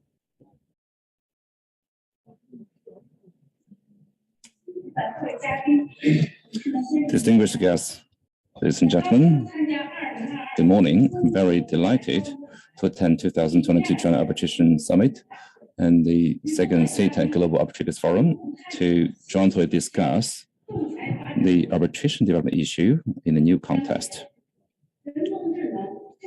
So currently, the rapid growth of technologies such as artificial intelligence, internet, big data, cloud computing, and blockchain 5G, which have given birth to the new categories of disputes, new arbitration models. So, and also the outbreak of COVID-19 pandemic has further promoted the integration of artificial intelligent IT technology. So the theme of this year's this forum is the towards Intelligent Interconnected Global Forum. It is a very pertinent, very excellent topic for all of our guests to discuss these measures. I'd like to take this opportunity to share with you the practice of China's course on judicial review of arbitration and some examples of China's course in strengthening the judicial application of modern technologies and some thoughts on improving the arbitration system. So firstly, I'd like to share with you the practice of China's course in terms of the judicial review of arbitration. I'd like to address this issue from the following 5 aspects. Firstly, we have constantly improved and perfected the mechanism for judicial review of arbitration and promote the harmonization of standards for judicial review of arbitration awards. In recent years, the Supreme Court of China has issued a number of judicial interpretations and judicial documents, such as the relevant provisions on the reporting of arbitration judicial review cases, and notice on the reporting of arbitration judicial review cases and judicial assistance cases. Therefore, from an institutional perspective, we can improve the procedure of judicial review of the arbitration cases, so as to harmonize the standard of judicial review, thus protecting the rights of the parties. So we shall clarify the rules of adjudication for the new types of cases. For example, the China International Commercial Court of SPC heard the application of British Virgin Islands Yunyu Corporation for the confirmation of the validity of the arbitration clause, which clarified the principle that the established arbitration clause is independent, separate from the master contract. Also, the Guangzhou Intermediate People's Court heard the application of Brentwood Company of the US for recognition enforcement of the arbitration award of ICC. So for the first time, that award issued by a foreign arbitration institution domiciled in mainland China can be regarded as a foreign-related arbitration award of China, and clarified the kind of citizenship of such awards. Also, The Shanghai #1 Intermediate People's Court tried the case of serving coaches employment agreement disputes, made it clear that dispute settlement decision issued by the Internal Dispute Settlement Institution of International Sports Organization shouldn't be governed by the foreign arbitration awards in the meaning of New York Convention. Also, the Shenzhen Intermediate Appeals Court heard the case of the applying and cancellation of the setting aside the arbitration award and made it clear for the first time the arbitration award supported parties in disguised form to carry out the payment transaction between Bitcoin and legal tender, which violated the state's regulation, mandatory requirements on financial supervision of virtual currency, thus violated the public policy of social public interest. So all those very typical cases have fully demonstrated the judicial philosophy that China's court shall supervise and support arbitration friendly judicial environment. So also we have vigorously promoted the integrated development of litigation, arbitration, and mediation, have built a one-stop international commercial dispute resolution mechanism. The Supreme Court has established an international commercial court, an international commercial expert committee, and a one-stop diversified settlement mechanism for international commercial disputes, so that the parties can directly appeal to the CICC for the setting aside of international arbitration award. So currently, for that platform has been joined by 10 international commercial arbitration institutions, including CITEC, and 2 international commercial mediation institutions, including Mediation Center of China Council for Promotion of International Trade as a chief mechanism kind of connection and geared towards with the overseas arbitration institution for the first time, which means the Hong Kong IAC has been incorporated into that platform. Also, we have been supporting the arbitration for the China's free trade zone development. In fact, we have issued judicial documents for the development of a free trade zone, as well as the development development of Beijing and Hainan and the Greater Bay Area. So that we have issued this effort to support the building of high-level free trade zone and the arbitration community support of this free trade zone. Also, we have been supporting the foreign arbitration tribunal to have some business in those free trade zones and pilot areas. We have been entering into agreement with the Hong Kong SEC and the Macau SEC for the mutual recognition of the awards issued by Hong Kong arbitration tribunals. Also, we shall carefully honor of our international treaty convention obligations and commitments. So we shall carefully honor our agreements, our commitments within your convention. So firstly, we shall carefully conduct a review of the awards based on the statutory grounds of Article 5 of New York Convention. For other things, we shall defer to the awards. For those mandatory grounds, the requesting party has the burden of proof. So the governing law shall be consistent with New York Convention requirements. To the extent that the governing law is a foreign law, we shall do our best to ascertain the law to evaluate the validity of the foreign arbitration agreements. For example, in the case at the first intermediate court of Shanghai, the governing law was law of Singapore. So the court in Shanghai actually understand the Singaporean law, including case law, to evaluate the agreement of arbitration and actually recognize the validity of the arbitration agreement. Also, we should respect the party autonomy of the parties, as well as the legitimacy of the parties' rights in choosing their arbitrators, as well as in participating procedures and their due process rights of asserting defenses. For example, in the case handled by the Fourth Intermediate Court of Beijing, which is between a commodity company and the British Coffee Association. So the court held that the tribunal consisting of 2 arbitrators, as well as the way the notice and of the parties was consistent with the rules. So those facts were not grounds for setting aside the award. So firstly, we shall be very prudent in applying for the exception of New York Convention, which is the public policy, only in the event that the foreign arbitration award violated the basic principle of Chinese law infringe upon national sovereignty, state sovereignty, as well as posing harm to the public safety of society, as well as the social mores. Under those special circumstances, shall we set aside the foreign arbitration award. Next one is application of intelligent technologies in the judiciary. So obviously that's a common challenge for both the judiciary and the arbitration community. So the Chinese court recently have followed carefully the application of the smart technology as this opportunity for AI, so as to promote the application of modern technology in judiciary. We have set up more than 30,000 tech courts. We have actually been operational in terms of the mobile micro courts for electronic litigation. We have a full internet courts in Guangzhou, Beijing, and Hangzhou. We have put into place a smart court system supporting the full tiers of courts in terms of the online litigation, online filing, and the thorough disclosure transparency, as well as the comprehensive intelligence services. So we have rolled out the major rules of online litigation, online mediation, and online operation.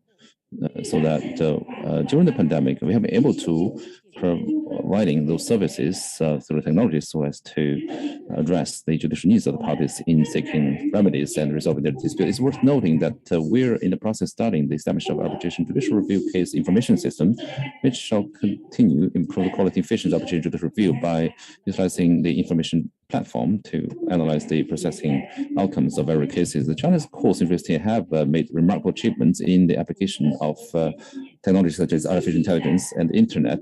We have a lot of practical experience, and we have contributed China's wisdom to the reform of litigation system in the information age. In that regard, we're waiting to exchange our achievements and our learning and practical experience with the arbitration community, build a good cooperation mechanism, jointly promote the integration of intelligent internet technology and digital resolution mechanism, promote the reform of arbitration system in the information age, build a community shared future in cyberspace, and promote the progress of human civilization rule by law. Next, I share with you the development of arbitration system and its evolution and improvements. The current arbitration law was enacted in 1994.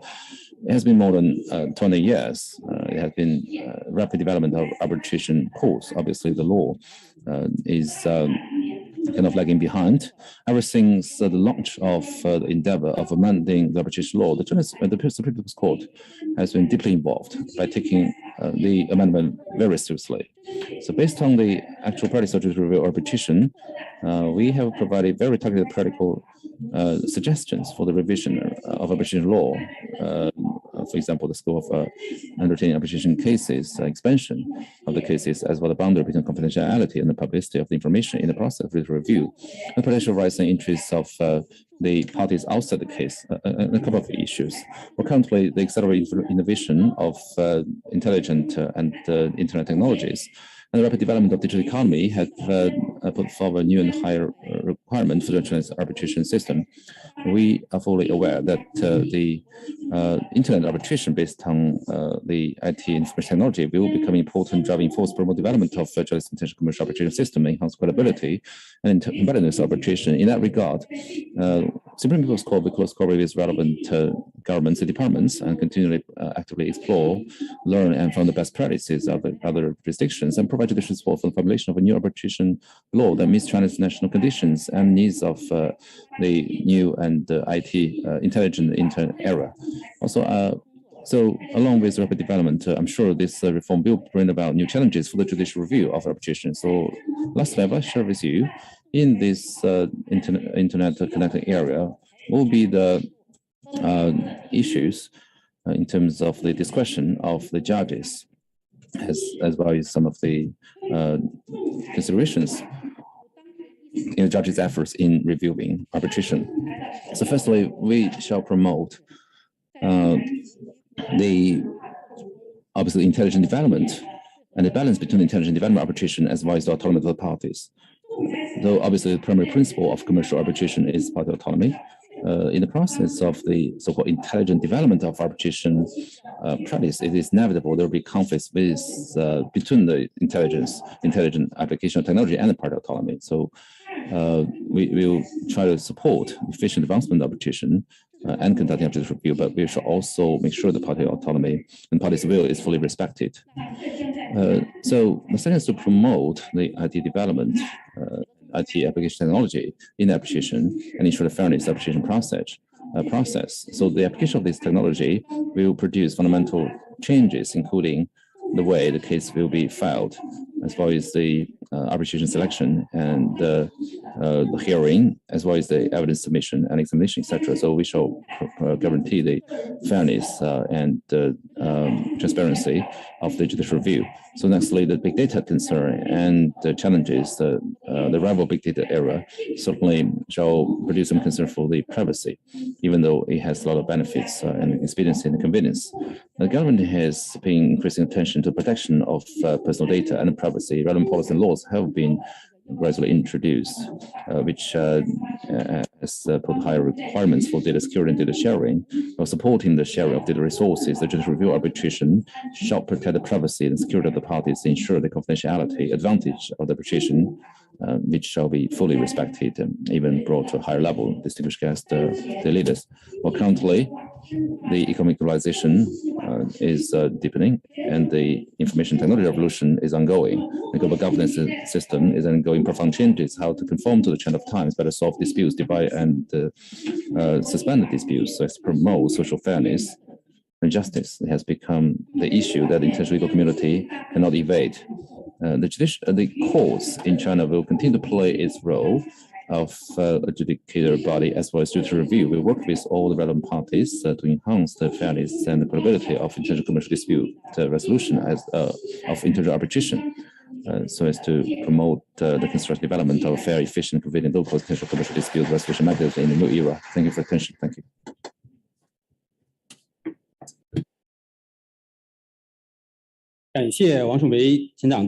Thank you so much, Judge Wang. 是中国仲裁事业的健康发展，积极营造仲裁友好型司法监督环境。 For a long time, China's pro-arbitration environment for judicial review and promoted the development of diversified dispute resolution system and provided China's law-based business environment with robust support and safeguard. Let's now thank her again with our applause. Now I would like to kick off session 1 to be moderated by Professor Lu Song, conciliator of the International Center for the Settlement of Investment Dispute, member of the International Commercial Expert Committee of SPC, and professor of law at China Foreign Affairs University.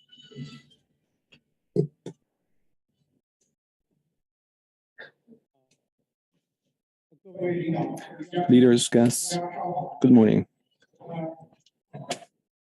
It is my delight that I have the pleasure to moderate session 1 entitled Breakthrough and Upgrade Dispute Resolution with the Aid of Technology.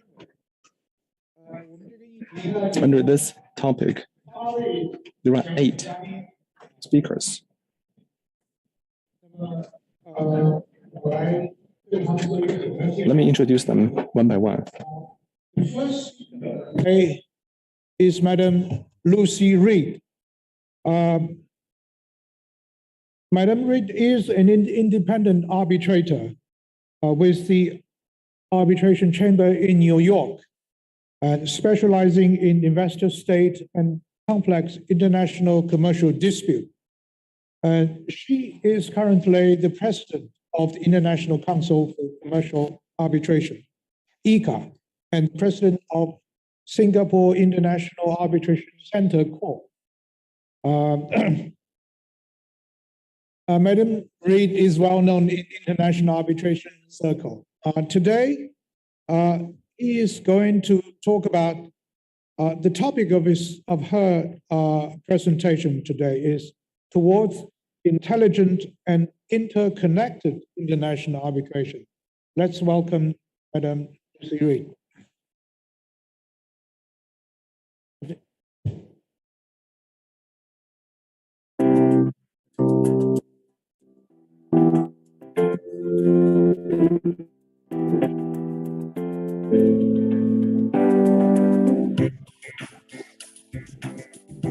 Greetings to all. I'm Lucy Reed, the president of the International Council for Commercial Arbitration, or ICA. Of necessity, I bring you recorded greetings from New York. On behalf of ICA, I thank the co-hosts, CTEC and UNCITRAL and the All China Lawyers Association for their kind invitation to participate with the aid of technology in the first panel of the day on dispute resolution with the aid of technology.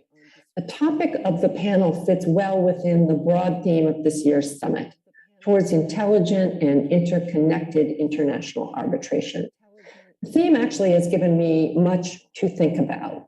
What does intelligent and interconnected international arbitration mean, and how do technological innovations fit in?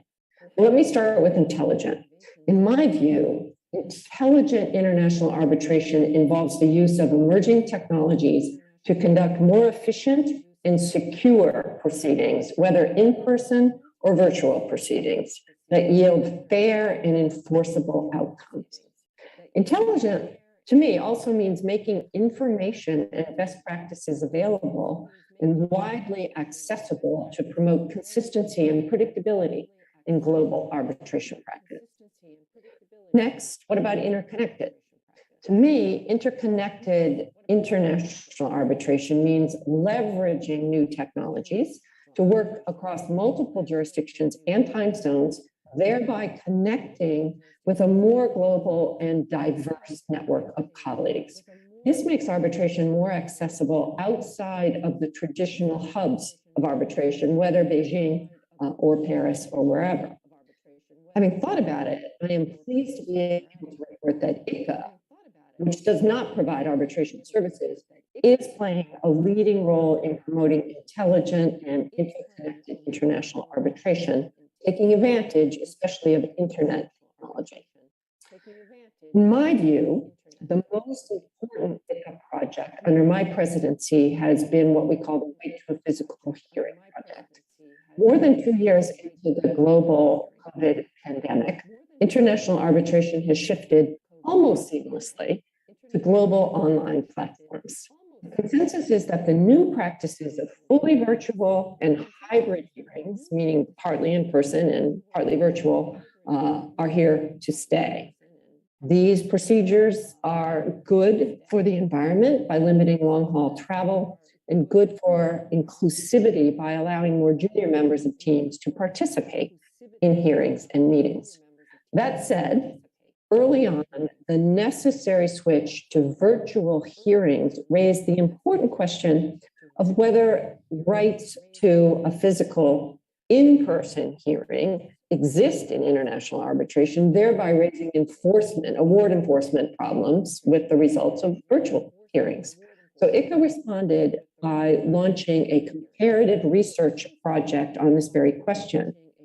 Thanks to the hard and very fast work of our editors and reporters, the research produced individual reports on the relevant law and/or practice in 78 national jurisdictions. These reports are now available for free on the ICA website, and China is there, of course. The editors of the project conclude that in a majority, actually the vast majority of jurisdictions, virtual arbitration hearings are compatible with the law of the seat, provided that due process protections are met. These and other findings are included in a new hard copy ICA report with a general analysis and a variety of essays that will release at the ICA Congress in Edinburgh in September. And as I say, of course, online.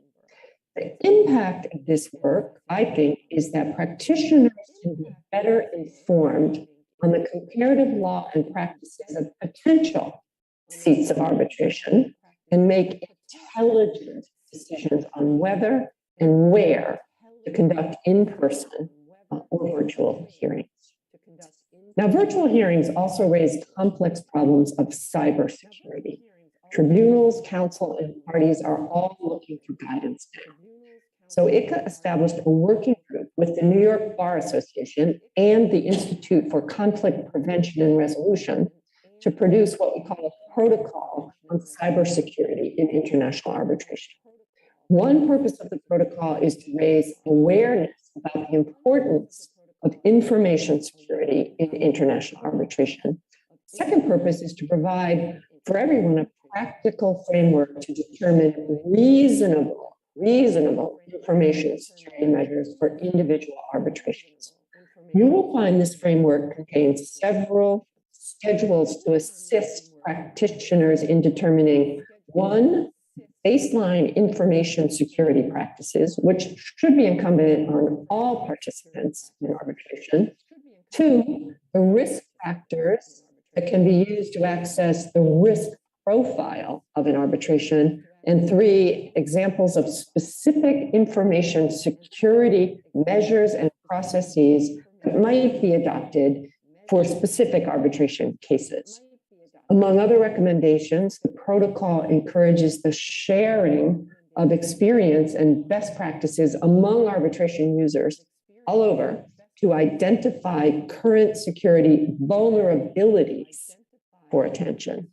The impact of the protocol, again, is to equip practitioners with the information necessary to make more intelligent decisions to control cybersecurity risk and conduct more secure international arbitrations.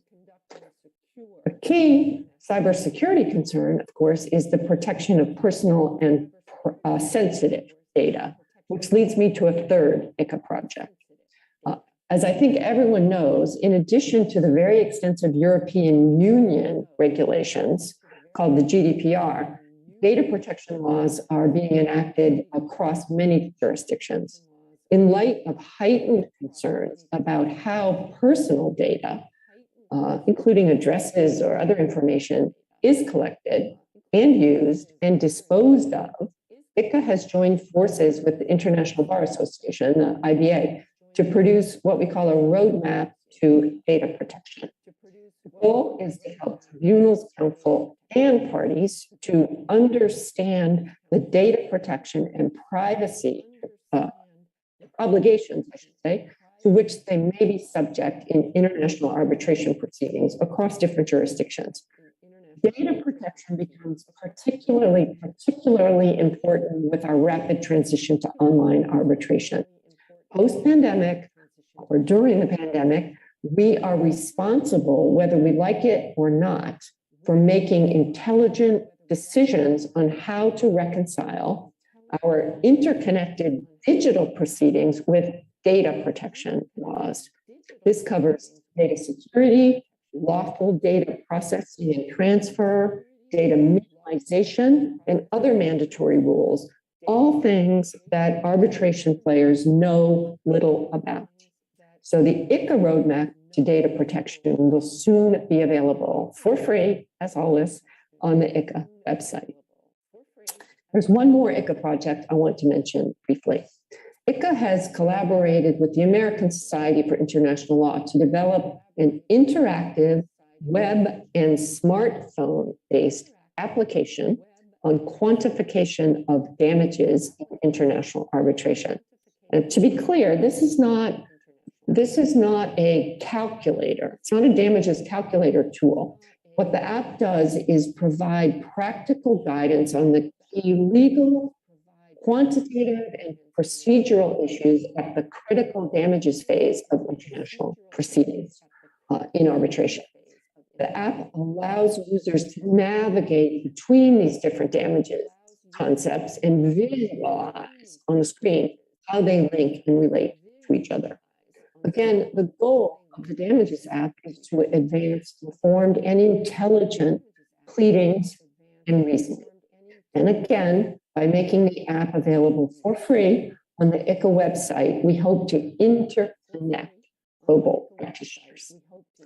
To conclude, these are just some of the projects that are on foot at ICA, aimed at contributing to international arbitration practice as it undergoes and continues to undergo rapid technological reform.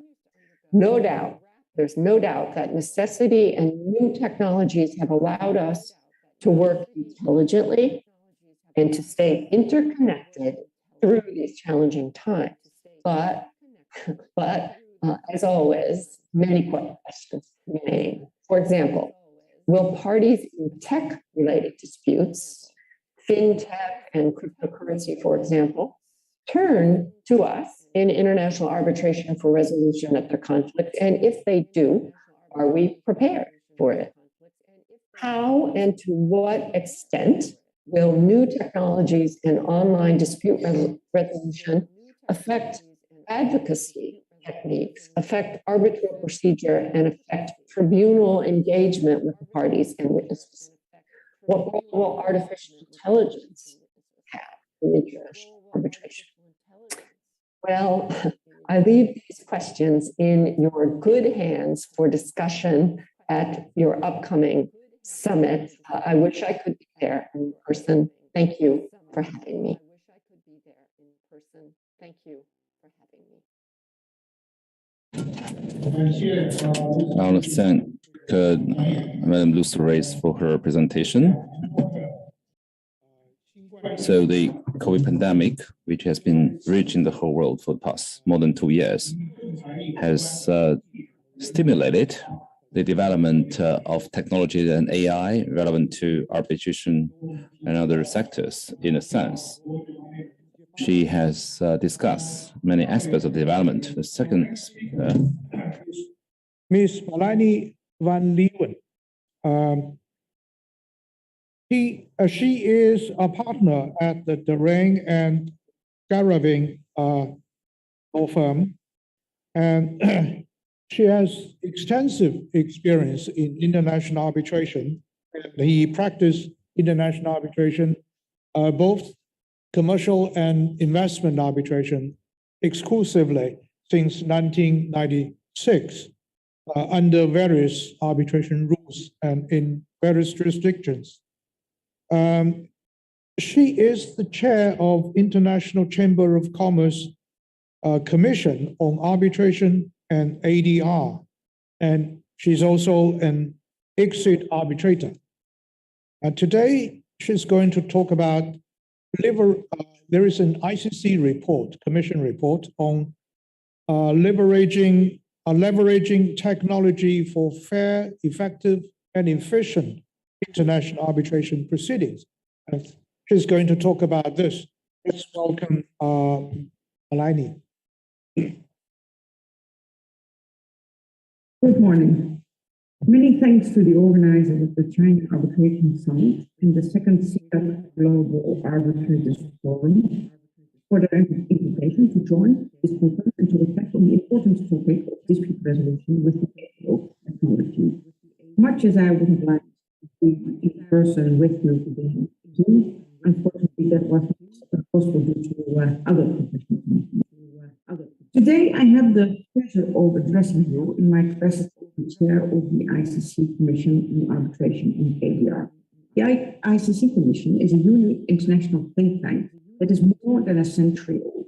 The Commission is made up of some 1,000 members spread out over more than 92 countries, and it comprises attorneys, in-house counsel, arbitrators, mediators, academics, and experts in various fields of dispute resolution. With its more than 100 years of service to the international business community, the Commission has been a pioneer in the practice of international arbitration and has shaped in many ways the manner in which international arbitration is practiced today. Throughout its existence, it has not only had major contributions to international dispute resolution by means of arbitration, but also to other forms of alternative dispute resolution, reconciliation, conciliation, expert determination, and dispute boards. Together with the ICC Court and the ICC Center for ADR, the Commission drafts and revises the ICC range of rules for the resolution, including the ICC rules of arbitration, the ICC rules of arbitration. At any given time, the Commission has a number of active task forces and working groups that research, propose policies, tools, guidelines, develop best practices, innovate, and promote efficient and cost-effective dispute resolution. The COVID pandemic served as a catalyst in the use of software and technology in arbitration. While before the global health crisis, their use was optional, during the pandemic, technological solutions became essential to continue the arbitration process and to ensure that justice was administered within a reasonable time frame. So in response to the COVID pandemic, the ICC Commission established a working group that was headed by Canadian arbitration specialist Stephanie Cohen. The working group updated a prior pre-existing report of 2017 on the use of information technology in international arbitration. Now, the 2022 version of the Commission's report on leveraging technology for fair, effective, and efficient international arbitration proceedings has been published in February. The report takes stock of the state-of-the-art solutions that are used around the globe. It identifies technological tools that facilitate the access to arbitration and enhance the efficient conduct of arbitration. And it provides practical guidance as to how to implement available technological solutions to ensure a fair, level playing field to all participants involved. The report includes a variety of practical resources, including sample procedural language related to the technology, tools, and solutions, a checklist for virtual hearing, items to consider when choosing an online case management platform, and the template procedural order. The report's conclusions and recommendations are based on the information that the working group gathered, principally by two means. First, through a detailed survey in which more than 500 international arbitration community members shared their experience in their practice and in their region with the use of technological tools and solutions in the context of arbitration. A questionnaire that was filled out by 36 ICC national committees, in which detailed information was given for their particular jurisdiction. The survey results indicate that 93% of the respondents feel that technology increases efficiency and cost effectiveness of arbitration, while 83% is of the opinion that technology was underutilized before the pandemic.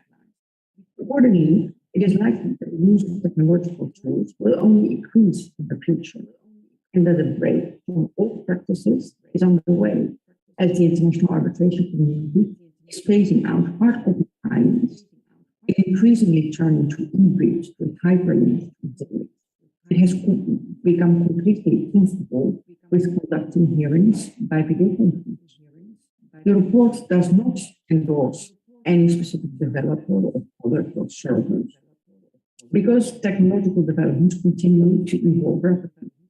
Different stakeholders have their own unique needs and circumstances. That's why it is difficult to recommend a single technology that works in every case. Instead, the report provides general information about tools and services that exist so that parties and tribunals can make informed decisions while they are investigating the marketplace for the technological means that are well suited to the arbitration that they are in. In addition, the report identifies the necessity of ensuring at the outset of the arbitration, in consultation with all other participants, how technology can be leveraged in the case at hand. In that process, it is important to revisit past assumptions about how hearings will unfold. For example, most respondents believe that there should not be a presumption in favor of a physical hearing or a hybrid hearing or a virtual hearing. Rather, the tribunal decide after consultation with the parties as to what is the appropriate format based on the circumstances of that particular case. As the effective use of technology in arbitration requires tech-savvy and open-minded arbitrators, the report focuses first on arbitrator selection. In that context, it is essential to address with prospective arbitrators the relevant technology, including parties' expectations about technological competence, technological literacy, and the use of particular software in the context of the arbitration. The Commission's report then goes on to efficient case management. It focuses, amongst others, on the importance of adequate cybersecurity measures data protection in international arbitration when using technology in the arbitration process. It is worth noting that in view of the growing importance of this issue in today's globalized and digitalized international arbitration practice, a joint task force has been set up by ICA, the CPR, and the CPR. They have produced highly relevant guidance in the form of a cybersecurity protocol for use of international arbitration. There's also a joint task force of the IBA and ICA that has produced a roadmap in data protection in international arbitration. These tools are online available too. As the fruit of the arbitral process must be an enforceable award, the fourth section of the report highlights the possible pitfalls of the use of technology in arbitration and flags the potential issues that may arise under mandatory local law regulations. In particular, due care and attention should be paid to electronic notifications. For example, notifications sent to the responding parties at the start of the arbitration. Notifications on terms of reference and procedural decisions during the arbitration, and notifications of partial and final award after, at the end of the arbitration. In addition, attention should be paid to the possible repercussions of the use of electronic signatures for validity of the award. It must be considered whether under the law of the seat of the arbitration or the law of the likely case or places of enforcement, awards can be signed digitally, either through scanned signature or signature placed through electronic means. Also, it should be considered whether there are any requirements in the law of the seat of the arbitration, again, the law of the likely cases of enforcement to the effect that a hearing must be held physically and that a remotely conducted hearing will prepare the parties' due process rights.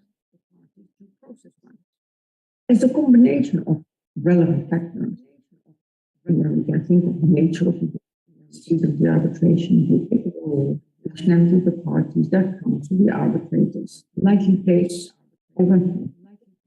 As that combination of factors is unique to every case, there is no one size fits all.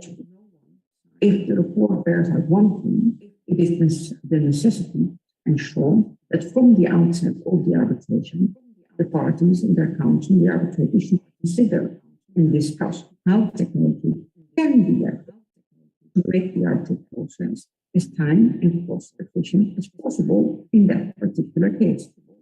However, in that context, due consideration must also be given to the fact that arbitrations may involve parties based in part of the world where the access to technological solutions or even the internet is not always given. It's important to level the playing field to ensure that the use of technology does not disadvantage anyone. Today, we find ourselves on a road where paperless proceedings are becoming the norm, where email exchanges, file share transfer, online case management, video conferencing, e-briefs, electronic hearing bundles, and AI-driven document review and translation software are routinely used in the arbitral process. However, with the speed at which technology is developing and made accessible to arbitral participants around the globe, it's quite likely that we will fairly soon see an increased use of artificial intelligence in arbitration, as well as the use of hologram technology, augmented reality, and perhaps the metaverse to optimize the remote hearings. Unfortunately, the time available today is sufficient to go through each of the issues. That's the report. The report is freely accessible on the website page of the ICC Commission on Arbitration. It comes with a set of very useful and practical references. I highly recommend take the time to read the report and to consult the appendices before you put your next arbitration. Lastly, The Commission is very much welcome your input and feedback after you have read the report. If we receive your feedback, we can take it into consideration in any future revision, leveraging technology for fair, effective, and efficient international arbitration proceedings. I thank you for your attention, and I wish you a very interesting, very inspiring conference today. I hope to be with you next time in Beijing. Thank you very much. Have a good day.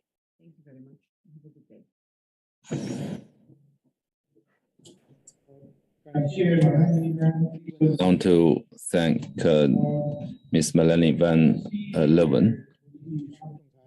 We know that ICC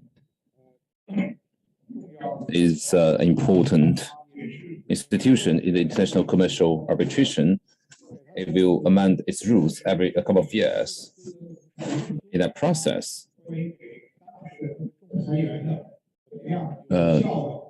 with regard to how effectively conduct arbitration by the parties and arbitrators and the councils, it will upgrade that guide.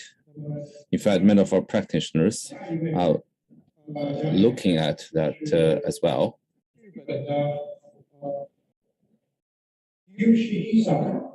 So, next speaker is Yoshihisa Ayakawa from Japan, who's the convoking person of the APEC,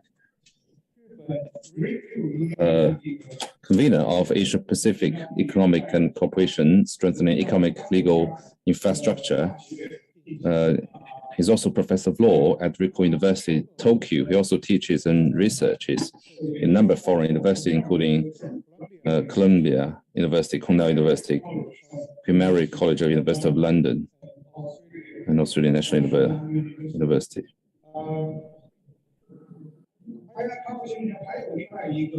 Mr. Kayahara is also the Executive Director and Secretary General of Japan International Dispute Resolution Center. Resolution Center.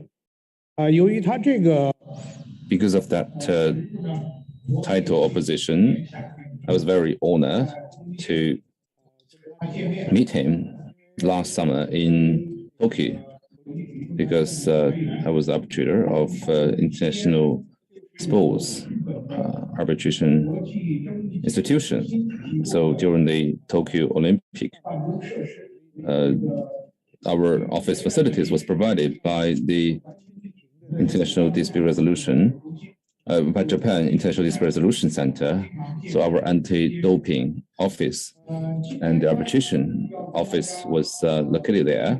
So I think his presentation today is new information technology to be used. Resolution at the post-COVID times, when you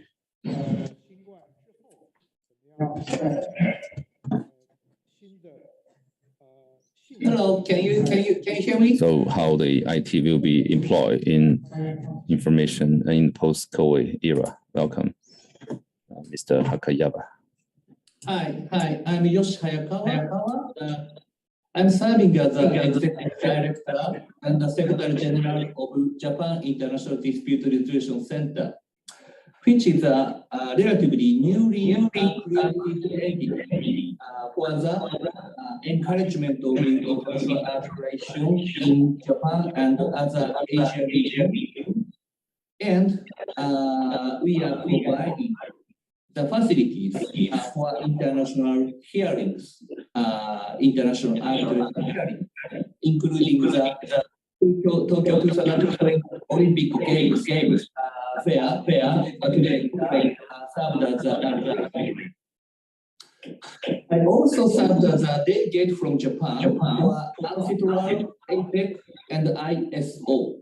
And these international organizations have been working for capacity building and international rule making and harmonization for technology-based institutions. So let me show you in this order, introduction, and new hearing, start hearing with advanced information technologies for international arbitration, and online dispute resolution, ODR, and finally remarks. So before the COVID-19 pandemic, new dispute resolution platform are low-value disputes in e-commerce, and they were called ODR. They were initially established at eBay in the United States, and now the ODR systems have been widely used for various types of disputes. EU has established its own ODR regulations and encouraged the use of them in its region. And they are being used in China, and Japan has started encouraging the use of ODR in various phases.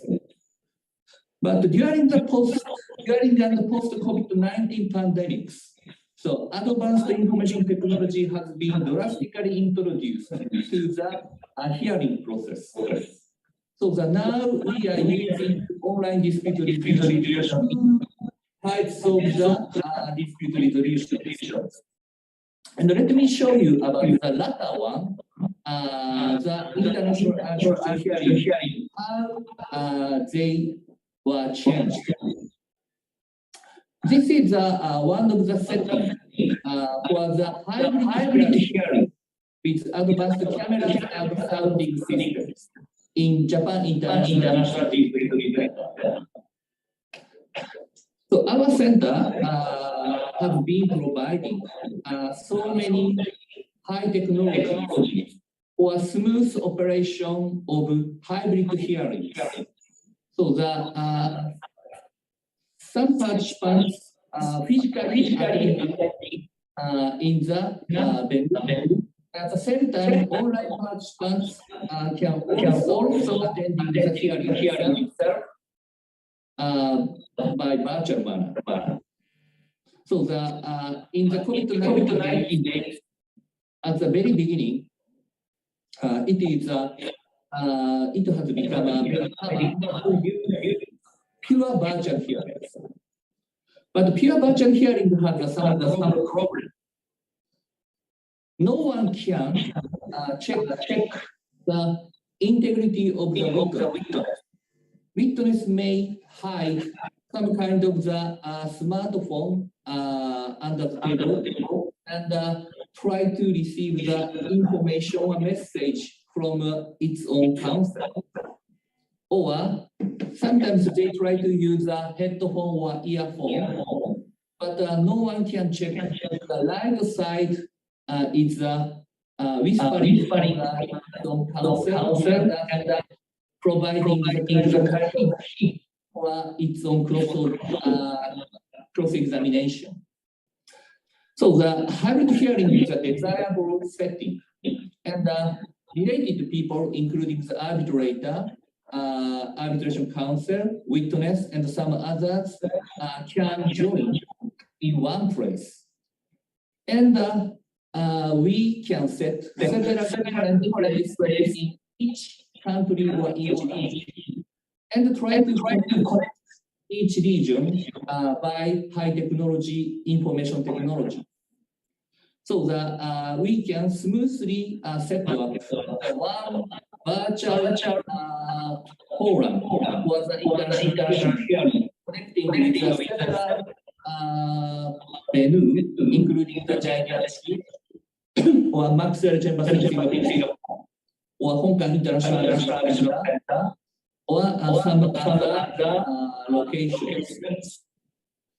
So that we providing the high-tech camera, and one of them is, for example, try to capture entire room in order to avoid cheating activity.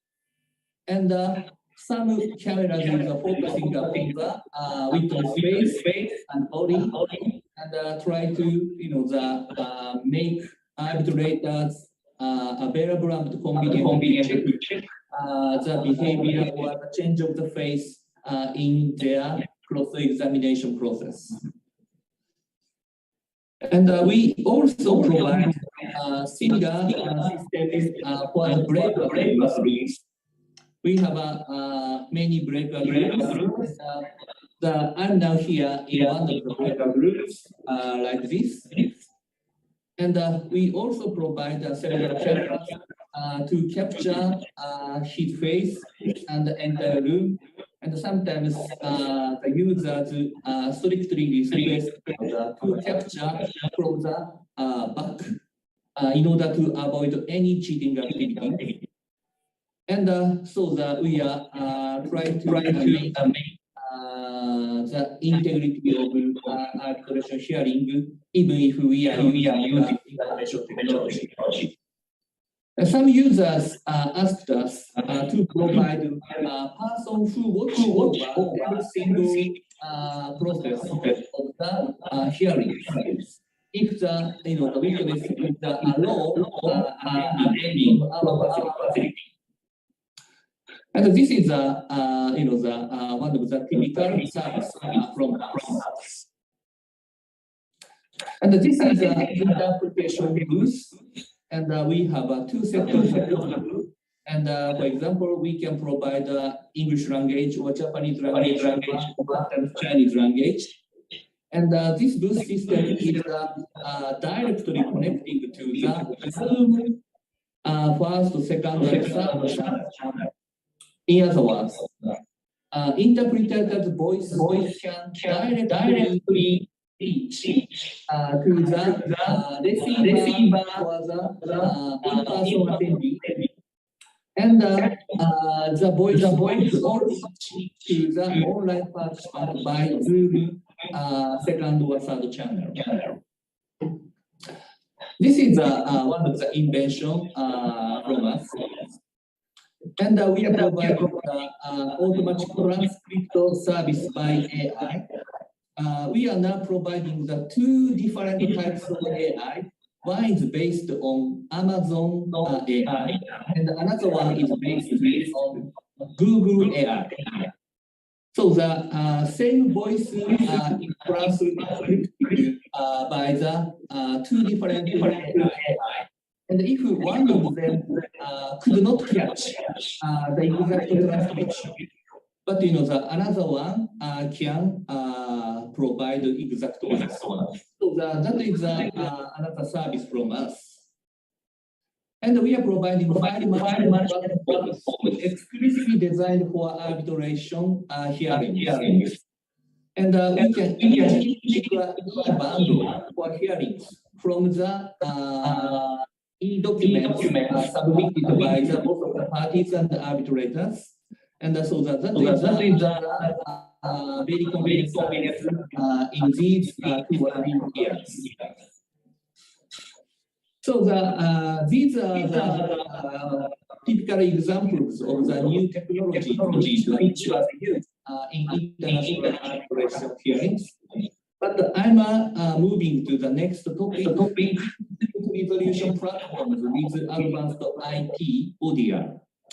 As you know, e-commerce is drastically improving worldwide, and while the use of this has increased, the number of related disputes in cross-border ones.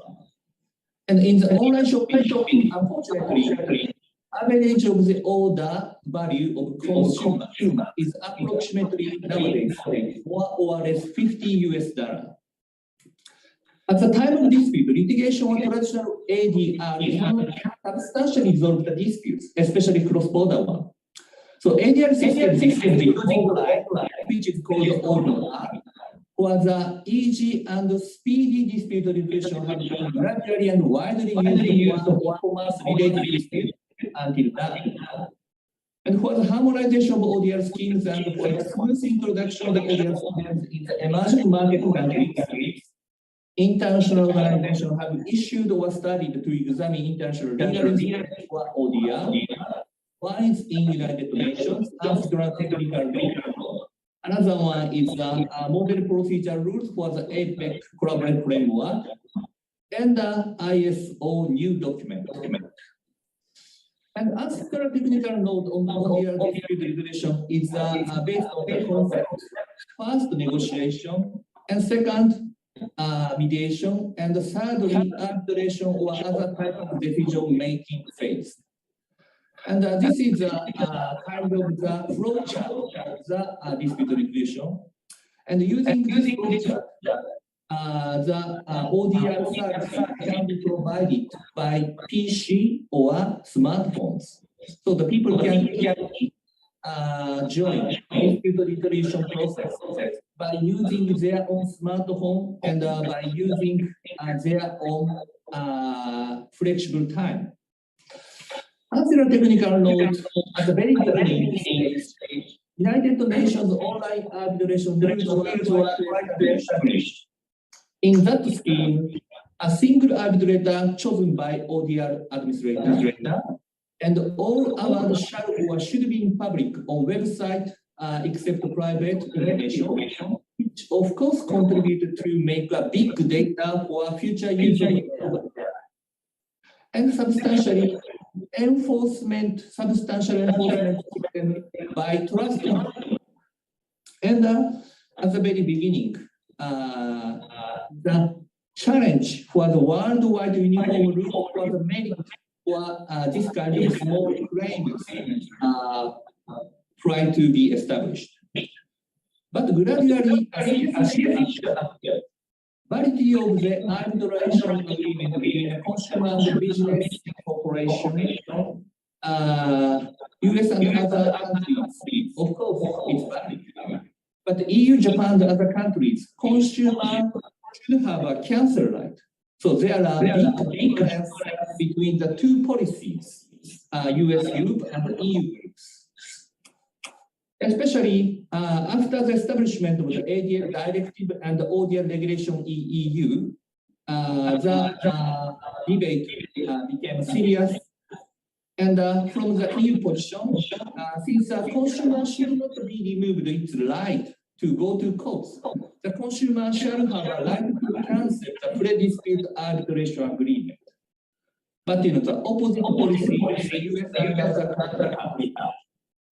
And finally, ancestral technical note on ODR was made in 2016, but it could not have a legal effect, and it encourages 3 steps model: negotiation, mediation, but the final stage they could not mention anything about the details. So the arbitration or other types of dispute resolution, the ancestral technical note is a very silent. So the after the failure of the United Nations action, EU is now establishing its ODR platform. But other states still need uniform rules and schemes for global ODR platform with negotiation and third parties intervention. And APEC started its project to establish another global ODR platform. And ancestral the APEC project on ODR.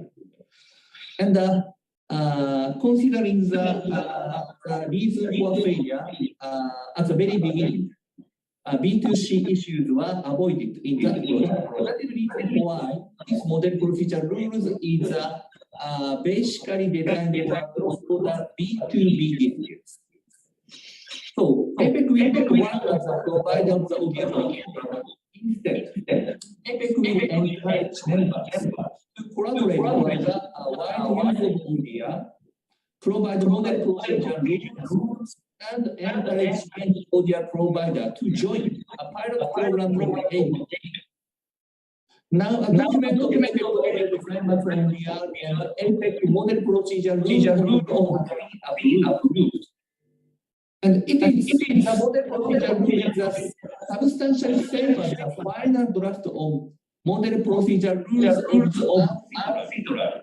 In other words, APEC project is kind of the successor of United Nations. And in this collaborative framework, APEC region economy very actively encouraging use of ODR in regions. In 2020, for example, ODR events and projects were organized in epic regions, including Hong Kong ones, and China ones, and the Japanese ones, and Philippines ones, and Indonesia started their ODR projects as well. And this program aims to assist member economies to encourage use of ODR potential business corporations, users in epic region, e-commerce market providers, which is called a platform, to actively use ODR. And academic institutions in the APEC region to assist to maintain pages of satellite website APEC, where the list of ODR providers adapting APEC model is presented. One Hong Kong entity and two Chinese entities, including CETA, has been already listed. It is a kind of a proof of the credibility of the institution. And I believe the two will be listed from Japan and the United States. So this is the website for the ODR project. And please visit and check much more detail. So this is a kind of the brief history of the project for ODR. And we are running the hybrid workshop for ODR in Tokyo in 2022. The dates are now tentatively fixed from 7 to 9 December. So we would like to invite the Chinese delegate for this workshop and try to encourage new information for this resolution. Finally, I'd like to touch a new ISO ODR project. The ISO 361 transaction assurance in e-commerce. This project was proposed by China. Japan proposed to use this ISO standard as a trust mark for the implementation of arbitral awards issued in the same year. Customers, including consumers, can easily know a good e-commerce vendor with the ISO mark, which means the vendor promised to proceed ODR system or complain from consumers and pay the final awards issued by the ODR scheme.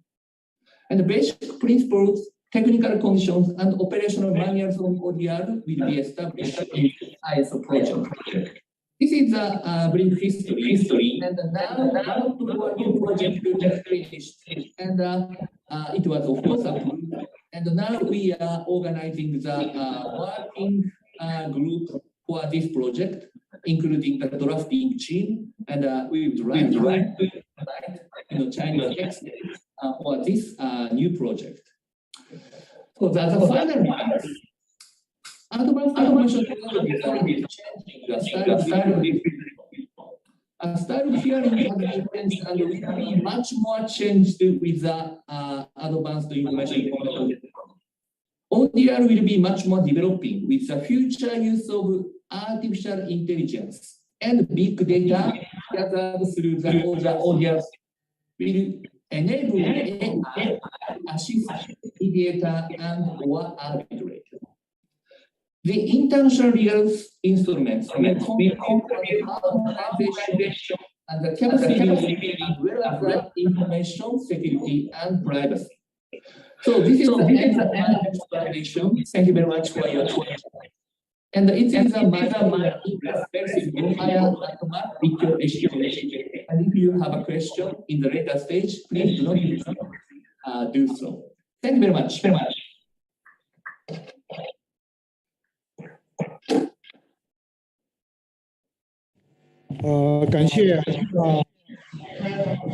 want to thank Mr. Hayakawa.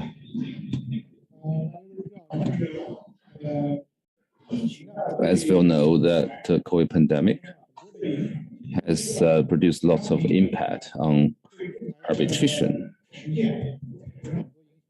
one of implication is that one of major changes is that increasingly more arbitration tribunals are conducting virtual hearings. Obviously, that's closely related to the technologies relevant to arbitration, which has also brought about lots of challenges. As we heard, the previous speaker, especially the second speaker, Melanie, who mentioned that probably the audio quality didn't come across very well. But during the actual hearing, during the in-person arbitration hearing, obviously we can hear more clearly. But for the online hearing, we use different platforms. For example, here domestically, we use Tencent Meeting. Some arbitration tribunals are employing their own proprietary platforms. Internationally, people tend to use Zoom or WebEx or other platforms. So if we use headphone, there's a minimum standard, a minimum level of loss of fidelity.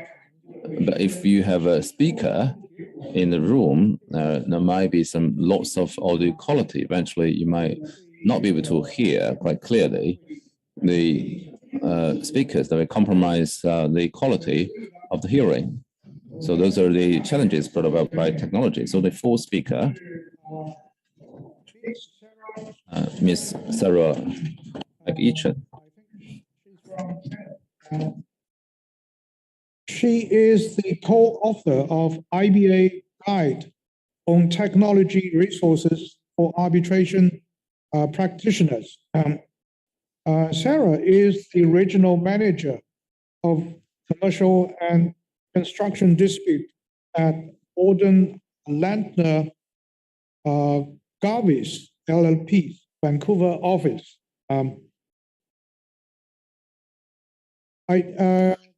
Today she's going to talk about the IBA Guide on Technology Resources for Arbitration Practitioners。大家都知道这个 IBA 国际律师协会呢，这个 As we know, the IBA has released lots of very useful technical guides or best practice in the arbitration community. Some of which are governing the conflict interest as well as the rules for evidence collection, most of which are excellent soft laws or best practice documents. So without further ado, we shall give the floor to Ms. Sarah McEachin for her presentation. It is an honor to present to you as part of this panel on breakthrough and upgrade dispute resolution with the aid of technology. I will be discussing some of the technological tools available to arbitrators and arbitration practitioners to use during arbitrations that are set out in the IBA's Guide on Technological Tools for Arbitration Practitioners. I co-authored this guide along with Jennifer Permesley of Scotland and many other members of the IBA ARB 40 subcommittee contributed to the guide as well. The guide was the brainchild of Jennifer, who was also the driver in taking it from fruition through to completion. When she originally suggested the concept for the guide, we on the committee had no idea just how much more relevant, popular, and essential these tools would truly become as a result of some of the changes we've seen in the profession over the last couple of years. The use of technology in dispute resolution is truly here to stay. I don't think anyone could argue with that, although I am speaking to a group of lawyers, so maybe you'll prove me wrong. Many of us, there are technological tools that we can engage to improve the dispute resolution process. The implementation of the tools has increased by necessity throughout the pandemic, and there is increased demand for the implementation of these tools, certainly with respect to virtual hearings. But how do we keep abreast of the many and varied developments in the field? And how do we address technological competence or inequity, imbalance in experience with these tools, and the varying degrees of exposure that parties have had to them? How do we determine which of these tools are truly worth implementing and retaining, and which are merely a distraction that are not really worth the value of using? Please move to the next slide. And this is what you will see as the landing page for the website for the guide. The IBA Arb Authority Committee, under co-chairs at the time, Noradel Rajai and Andre Hood, published the guide in March of 2019. It was recognized that there was a need for a resource that draws together a selection of different software, programs, applications, offerings relating to the use of technology by practitioners. Advances in technology can be utilized by practitioners, parties, and even arbitrators, as well as, of course, our clients and users to make arbitration and dispute resolution generally more efficient, cost-effective, secure, and the hope is dynamic. But not everyone is familiar with the resources available.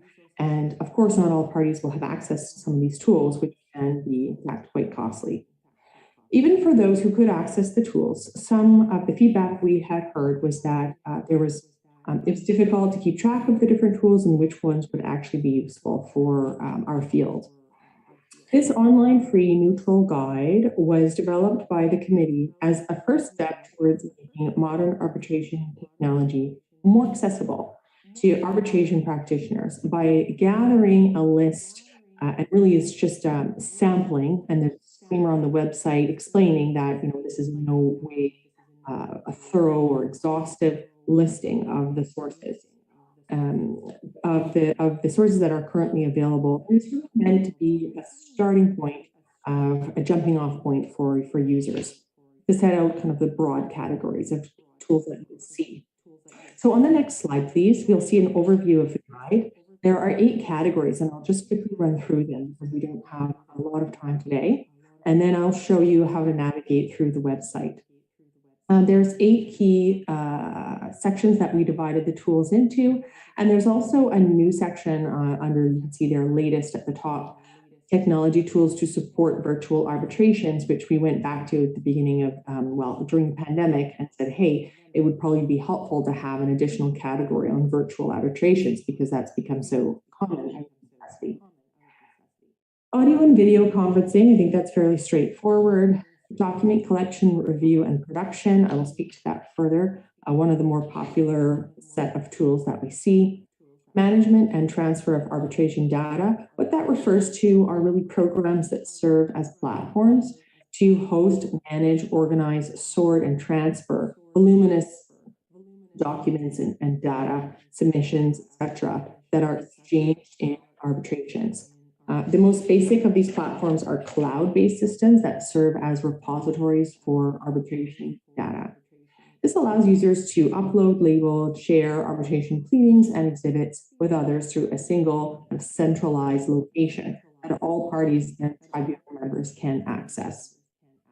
Now, the next category is the presentation of graphics and evidence. I mean, the most common thing we're familiar with probably is Microsoft's PowerPoint, showing different graphics tools that are used in international arbitration to illustrate certain key concepts or issues in the case and supplement the oral and written submissions that are provided. Translation and interpretation, of course, is critical in international arbitration, both in connection with the review of large volumes of documents in multiple languages, but also with respect to presenting documents to a tribunal or opposing party in the designated language of the arbitration. And the final category is cybersecurity and data privacy. Now, over the last few years, this has really become a hot topic in international arbitration, and there's been a lot written about it, and I'm sure there will be a lot more coming out. But really, this is just meant as a few initial concepts of things that could help to improve cybersecurity and data privacy in the exchange of data in arbitrations. Next slide, please. The first category I want to touch on is technological tools to support virtual arbitrations. Now, in each category on the website, you could see that we've broken down the category once you click on it into different subheadings. And when you click through, you then get like a sampling of the different vendors that you can click on, and we also provide a little summary and explanation of each. So on the next slide, this shows you if you click on any of those topics, you'll see the drop down of different lists of virtual hearing platforms, for example, interpretation and translation, and finally, arbitral institution services that you're aware of that we're doing work with the virtual hearings at that point when we published this. Next slide, please.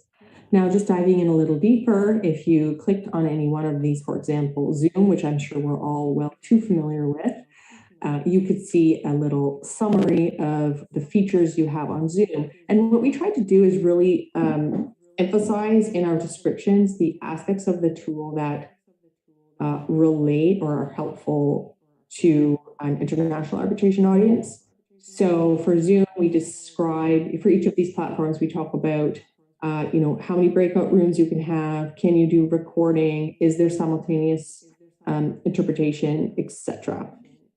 Next slide, please.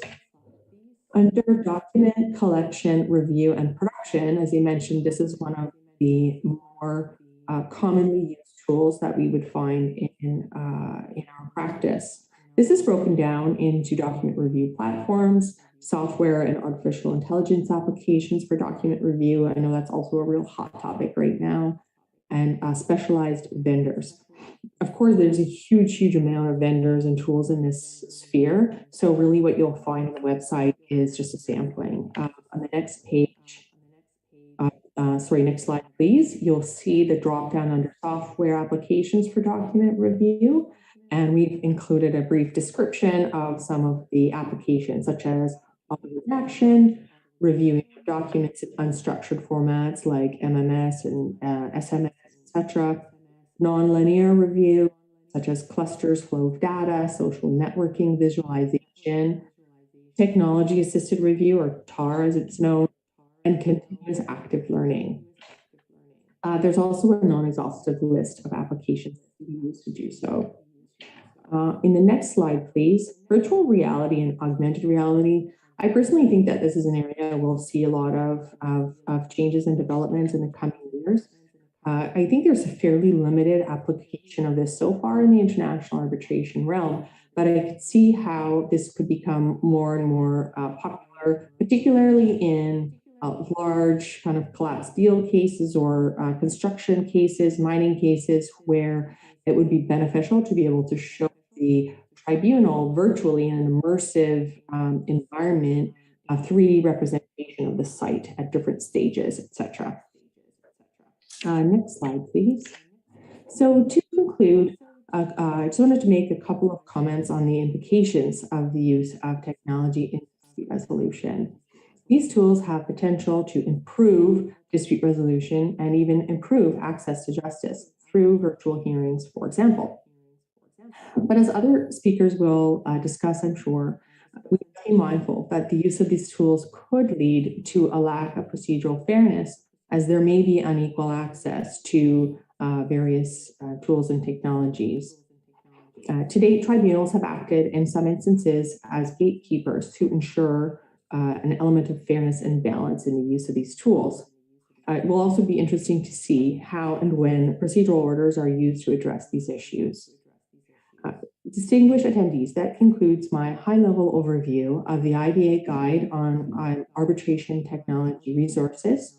I hope that this may provide a useful point of reference for you going forward. As always, the IBA ARB40 Subcommittee welcomes any feedback you may have on the guide. Thank you for your kind attention today.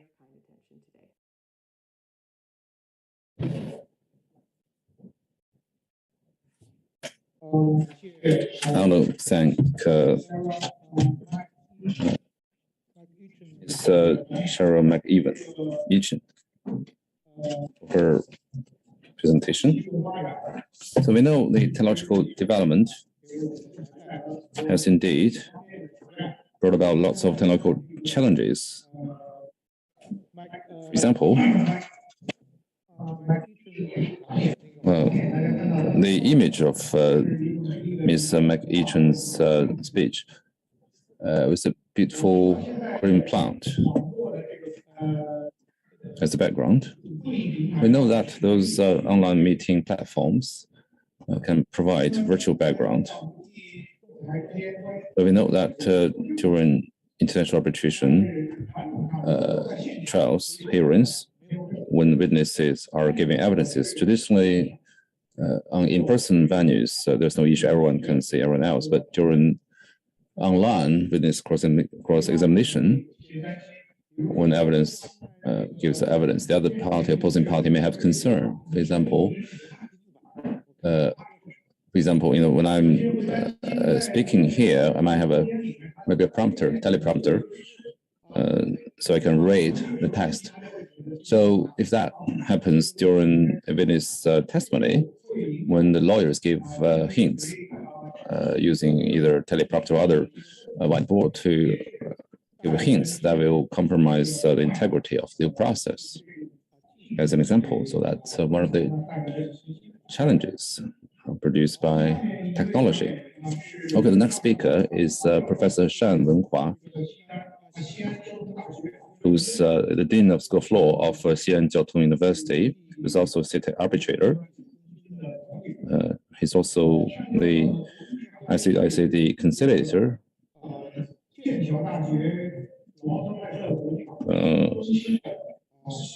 He's also a senior fellow of Cambridge University Laudpath Center for International Law, as well as a professor of international law at the University of New South Wales, Australia, among others. So today he's going to address the topic of the technological innovation and distinction with international arbitration, especially the new norm and the new platforms. Thank you, Professor Lu, leaders, guests, ladies and gentlemen, friends online and offline. Good morning. I would like to thank the organizers for the kind invitation. It is my great pleasure and privilege to join you here virtually and discuss the challenges, opportunities facing dispute resolution in the era of digital economy and the technological changes. Actually, I really want to join you on site. Unfortunately, my access is blocked due to COVID control measures and the improper, icon displayed on my mobile app. So I got a new phrase to describe it, so-called the classmates. I really want to, greet you if you have experienced the same.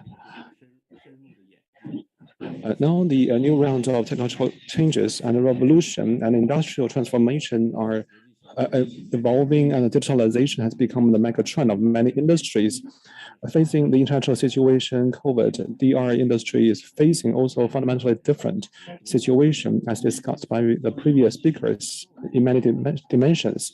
The use of digital technology can break the barrier of time and space, raise the DR efficiency, and lower its cost, so that the legal resources has become more accessible and inclusive. While empowering DR technology can also lead to new problems and challenges, causing extensive reflection and discussion. I have three observations to share with you. First, the technology-empowered or intelligent arbitration have become the new normal of international dispute resolution. As you know, to meet the needs of digital economy and the challenge of COVID, CITEC and other major global arbitration institutions, including ICC, have adopted such ways of online case filing, online hearing, online servicing, and e-difference, electronic disclosure. So that has increased the efficiency of dispute resolution and its quality. Queen Mary University and White & Case jointly issued the 2021 International Arbitration Survey, and that report has shown this trend.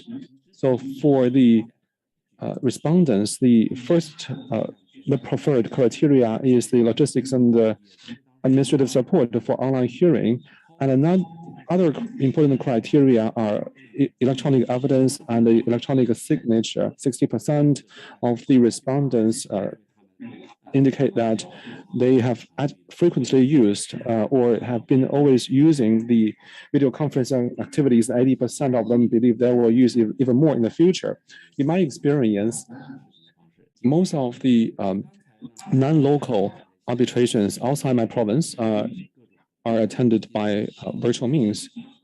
IT told us, Yoshihisa told us about the new technologies, and Sarah also gave information about the IBA guide to technology resources of arbitration practitioners that has covered video conference, document production, data management, transfer, analytical tools, interpretation, cybersecurity, and other applications and software. All these technologies will provide convenience and facility to the parties. Of course, the pursuit of technology in arbitration is endless, and before long, we can see some short-term impact. But some new technologies, infrastructure, and tech-driven facilities and others have also,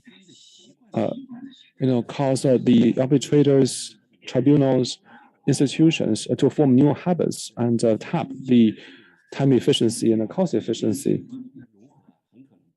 So the convergence of technology and arbitration is not a makeshift temporary measure, rather it is going to stay, if not permanently.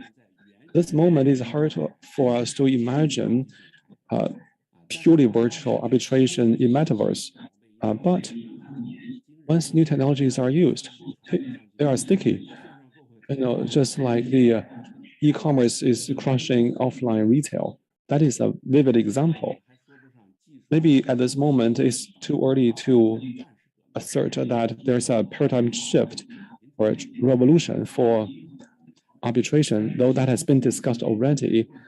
The tech-driven or the intelligent arbitration has become a new normal, and that is undeniable as a fact. This is the first observation I would like to say, quoting the new normal mentioned by Professor Lu, the moderator just now. Second, how can we enjoy the efficiency yielded by technology and at the same time maintain the procedural justice and the fairness, so that between the fairness and the efficiency, a balance can be stricken and maintained?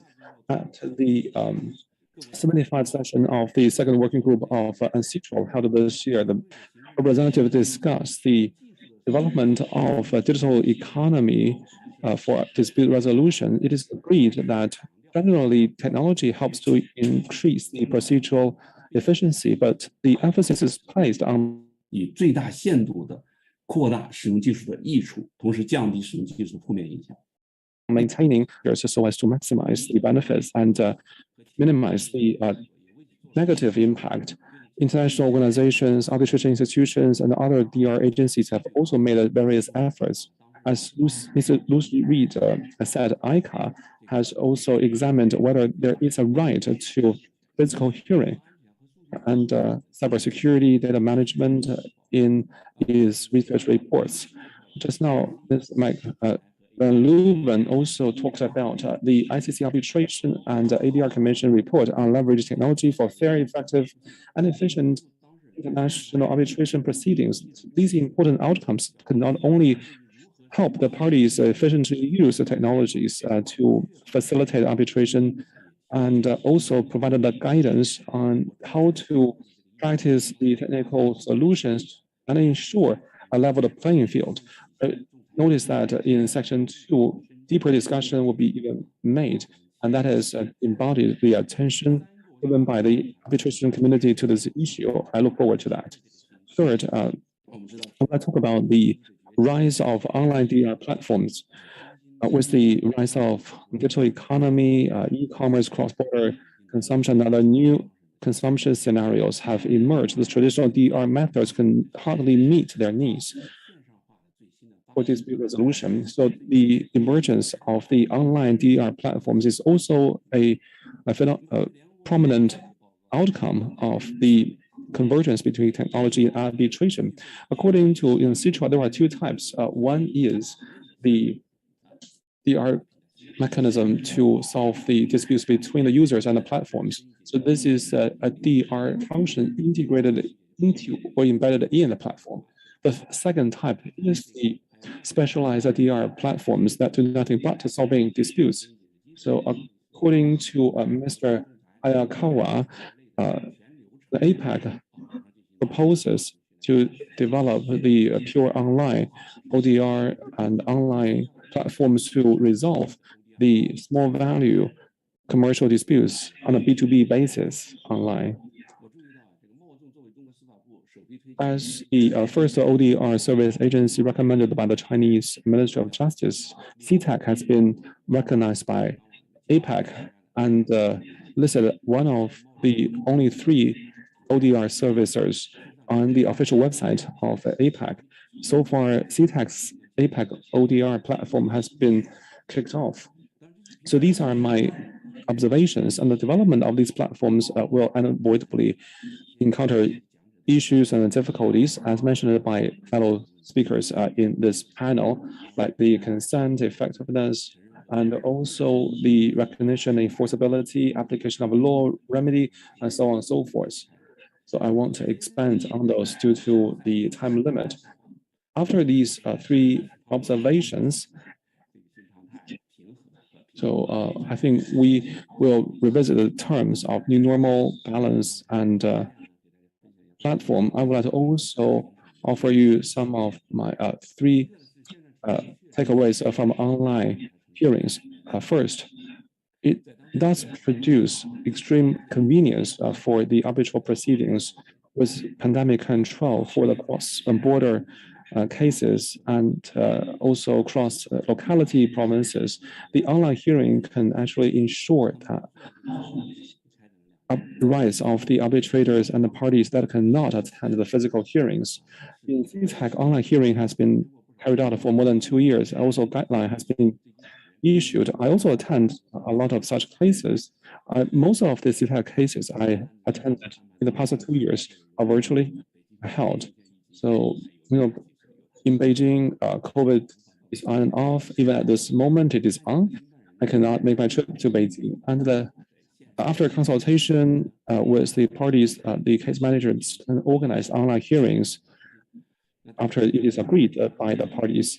So if the parties cannot attend physically, or they prefer virtual attendance, or they prefer hybrid ways, such needs can be also met. I recently attended a mediation case together in partnership with the Xi'an IP Court.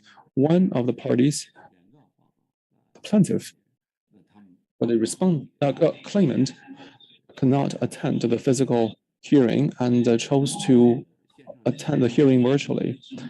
For such virtual hearings, CTAC developed its intelligent arbitration platform. My user experience is terrific. It has been highly informatized. You have to use real name registration and the facial recognition to access the online hearing. Before and during the hearing, documents can be submitted and read in real time. Live transcript is also available. So once the hearing completes, you can get the transcript immediately and sign off the transcript. That is similar with the practice of the intelligent courts, as mentioned by Judge Wang in the speech. It is not face-to-face. However, it is still serious and confidential, except this is more efficient. So most of the arbitration cases would cross national and provincial borders. So the availability of online hearing can actually minimize the adverse impact of COVID on the arbitral proceedings. The second observation is it takes the joint efforts of all the parties, especially the arbitration institutions, to maintain the procedural fairness. Indeed, arbitrators need to do and has done the most work. The procedural justice has become a key concern of various parties. To achieve it, the tribunal need to do it in conjunction with all the stakeholders. In real situation, online, and hybrid hearings are organized at CTAC after consultation between the CTAC and the parties with their consent. The case managers will also do the technical tests beforehand. If there are technical reasons and there is a reluctance to attend the online hearing, there can be also the hybrid hearings to ensure that the rights can be fairly treated and realized. As Professor Lu are also very mindful about the witness testimony. A lot of the procedural arrangements have been made to ensure fairness. Recently, there's a news report about a CTAC case, which is a typical one. CTAC received a case, more than 20 attended from Hong Kong, Shenzhen, Xiamen, and Melbourne. Due to COVID, those who are outside Hong Kong cannot make it to Hong Kong for the hearing. After it was agreed by the parties, the CTAC Shenzhen and Xiamen branches organized online and offline hybrid hearings. The 20-some parties, 20-some attended the hearing in Hong Kong, and one party through the CTAC Xiamen branch with the on-site witnessing of the CTAC staff to avoid coaching. Another party actually attended the hearing in Melbourne with monitoring by the representative or the counsel of the counterparty. A party also attended the hearing from Shenzhen and simultaneously shared the transcript. So the hearing is organized on 4 venues across two continents. So the orchestration has wonderfully and perfectly fulfilled the purpose of the hearing and been claimed. The third experience is that among arbitration institutions, the technological cooperation along the network will be ever more important. It was said that the onshore and offshore cooperation network CTAC is very important for CTAC to cope with the COVID and ensure procedural fairness. So, and this value can actually prove the value of the foresight to make early development of such a network.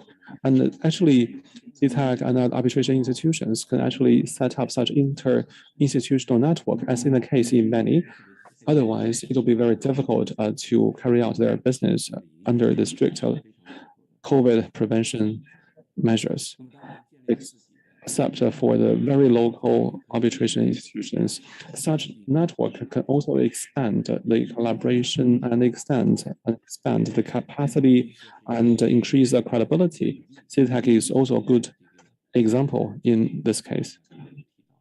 As mentioned by many, back in 2019, CTAC initiated and joined hands with the 40 domestic and overseas arbitration institutions to deliver, to announce the Beijing Joint Declaration for Belt and Road arbitration institutions. And building on that, in 2021, it set up the high-end platform of the Belt and Road Arbitration Institution Beijing Declaration Cooperation Mechanism.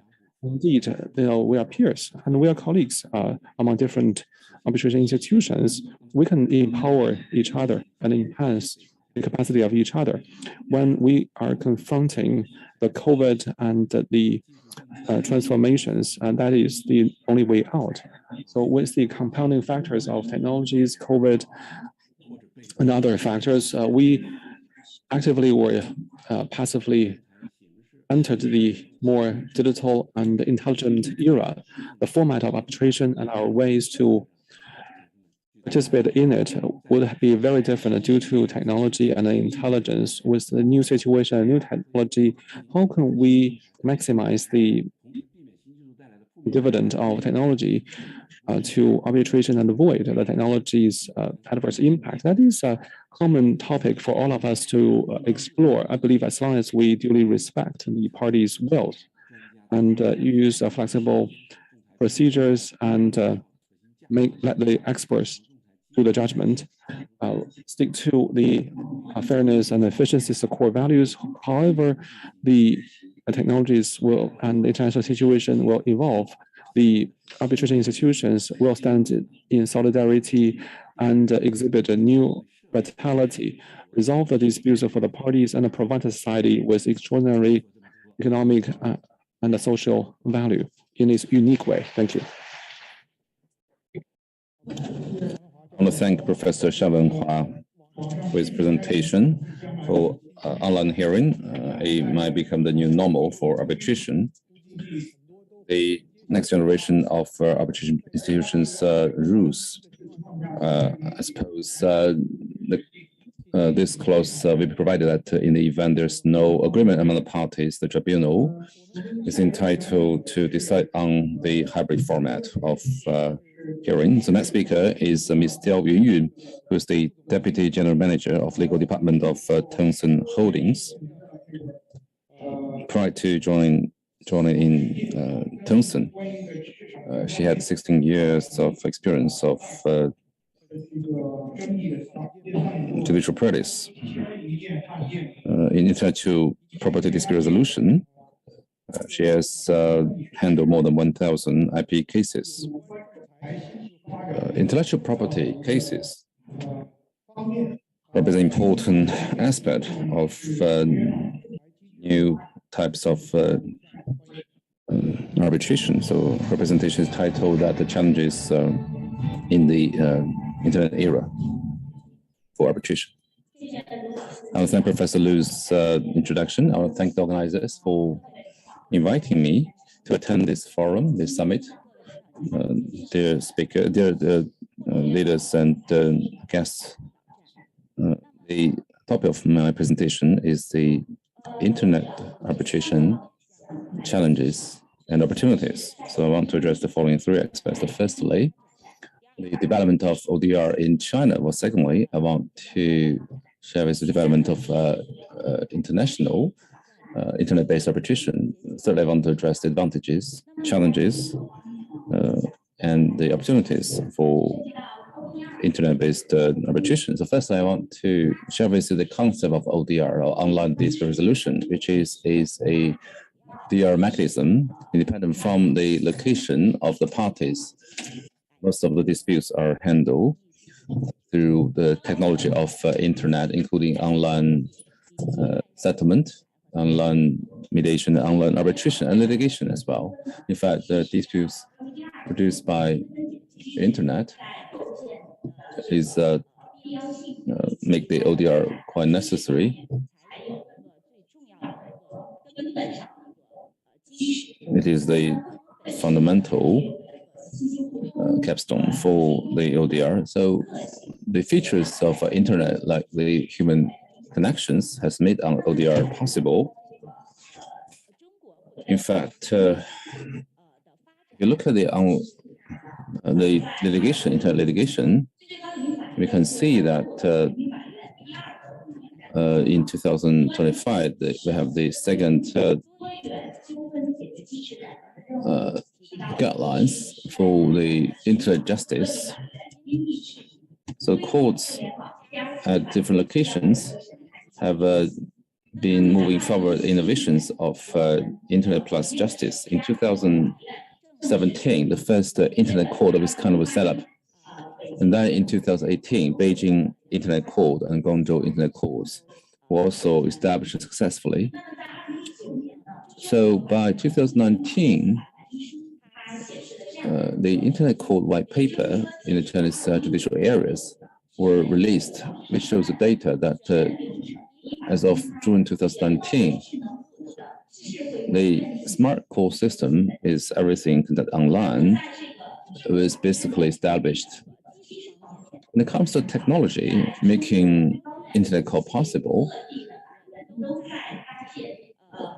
the Supreme Court, People's Court, and the courts across the country have set up mobile courts or WeChat court, basically, including the Supreme People's Court, the Beijing High People's Court, as well as Shenzhen Court. They have been established and have been operational ever since. So when it comes to the improvements of internet technologies, we've seen the fact that many disputes have been properly resolved through the platform like internet, so that the hearings can be conducted and the documents can be served to the parties, and mediation can happen. So when it comes to legislation of internet disputes, it also have been rolled out constantly along with the practice. For example, when it comes to arbitration, the several opinions regarding the perfection of arbitration mechanism provides that internet-based arbitration should be actively promoted to adapt to the developments of new industry like tech internet.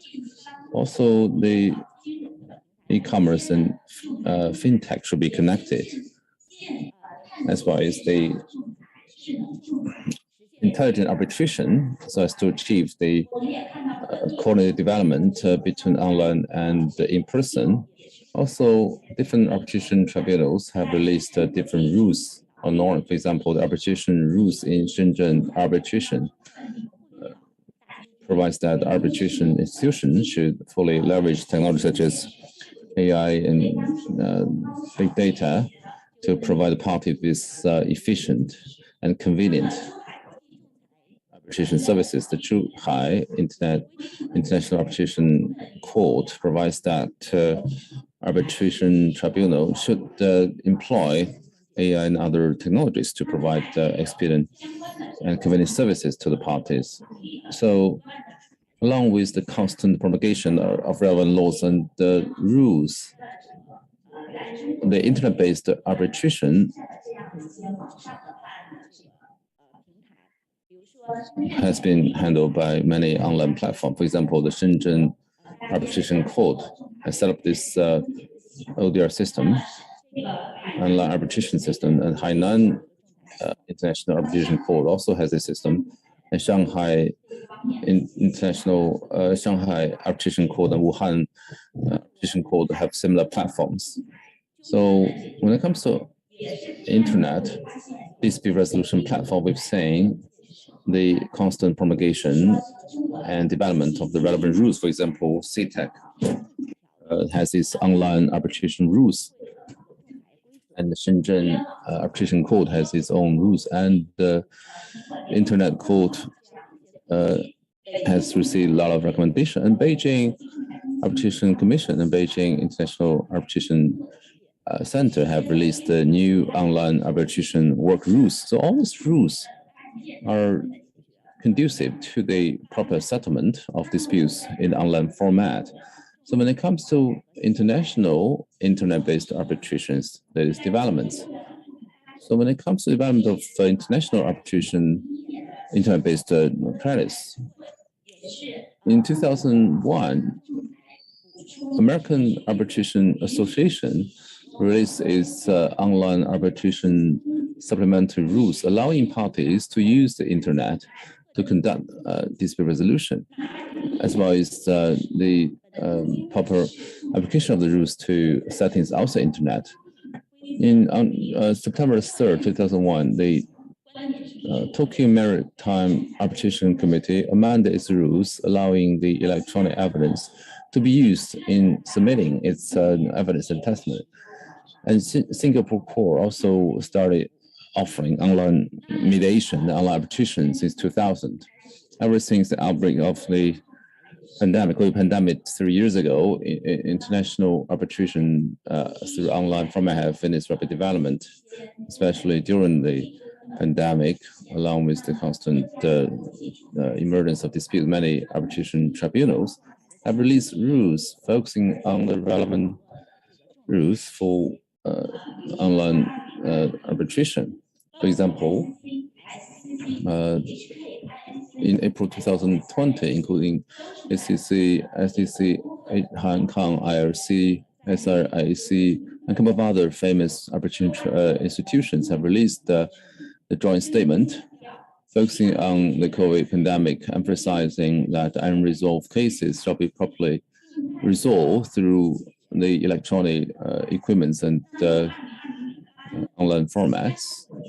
In August 2020, Singapore International Arbitration Center released its own guidance for remote hearing, where it encouraged the parties to an arbitration case can consider using video conferencing and the online format to conduct online arbitration to solve their disputes, including witness prep.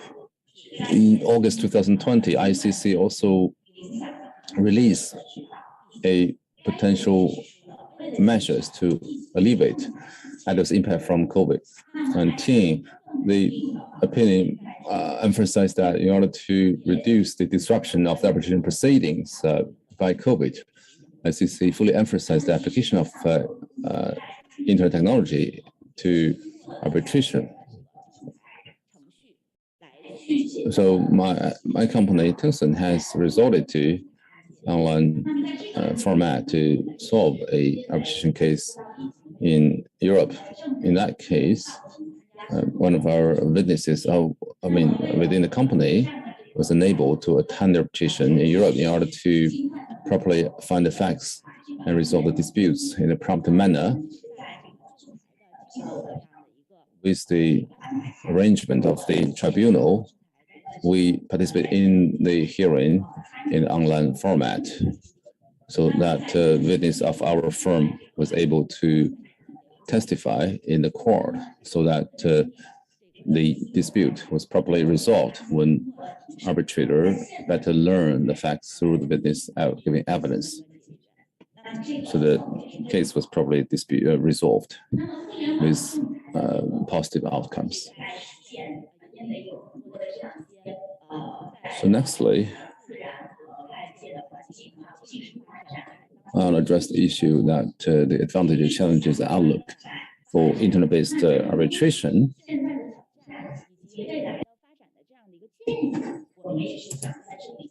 Which is the next topic I want to address at this point.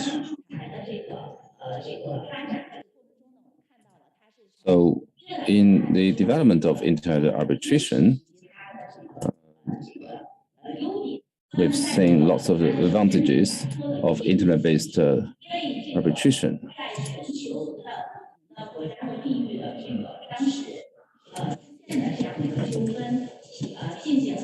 So when disputes arise, it has provided a possible solution in a very prompt, expedient manner, which allows parties and arbitrators at different geographical locations to be connected together using the internet, so that the geographical limitations can be overcome.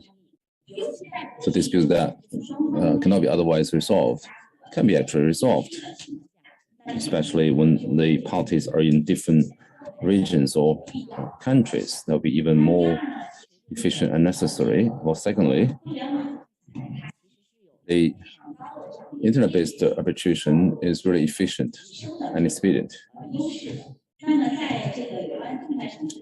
So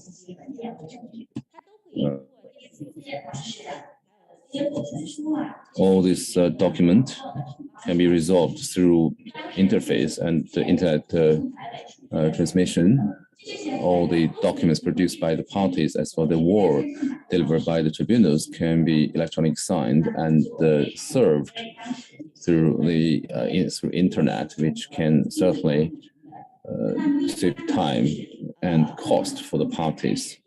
Or thirdly, online or internet-based arbitration can promote the application of technology through AI, big data, and the cloud storage or blockchain, etc. The security and the convenience of online arbitration can be significantly boosted. Also improve the further development of the technologies as well as applications in that process. We as parties, when participating in online arbitration, we have identified some problems or downside, as previous speakers mentioned. When it comes to security, there might be potential concerns also when it comes to confidentiality, there also might be potential weaknesses, might result in the leaking of confidential information of the parties. Also, when it comes to identity of the party participants, we might also have some obstacles and problems when it comes to electronic surveying. The effectiveness and promptness and accuracy might be compromised as well, or something outside the control of the parties. More fifthly, because it is something new, it's a new format of arbitration. It might be different from traditional in-person arbitration. So the rules governing the procedures might not be as sufficient or as full-fledged as a in-person arbitration. So the procedural integrity might be compromised to some extent. To overcome those problems, we have proposed the following 3 solutions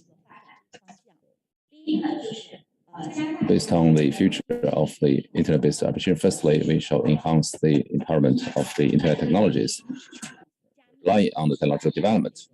For example, with the encryption and blockchain, as well as some other latest technologies, we can enhance the security and confidentiality of internet-based arbitration and reliability as well.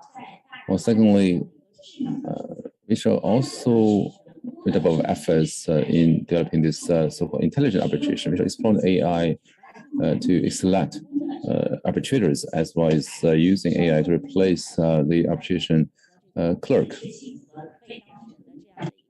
The arbitrator's selection can be more customized and accurate.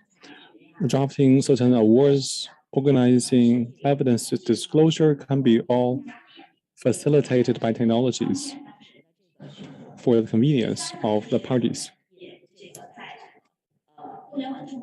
Thirdly, for online or internet arbitration, rules can be beefed up through the uniform internet arbitration rules. Attempts can be made to create international arbitration rules and norms so as to pursue improvement and increase the DR efficiency. That is the point I would like to contribute. Thank you.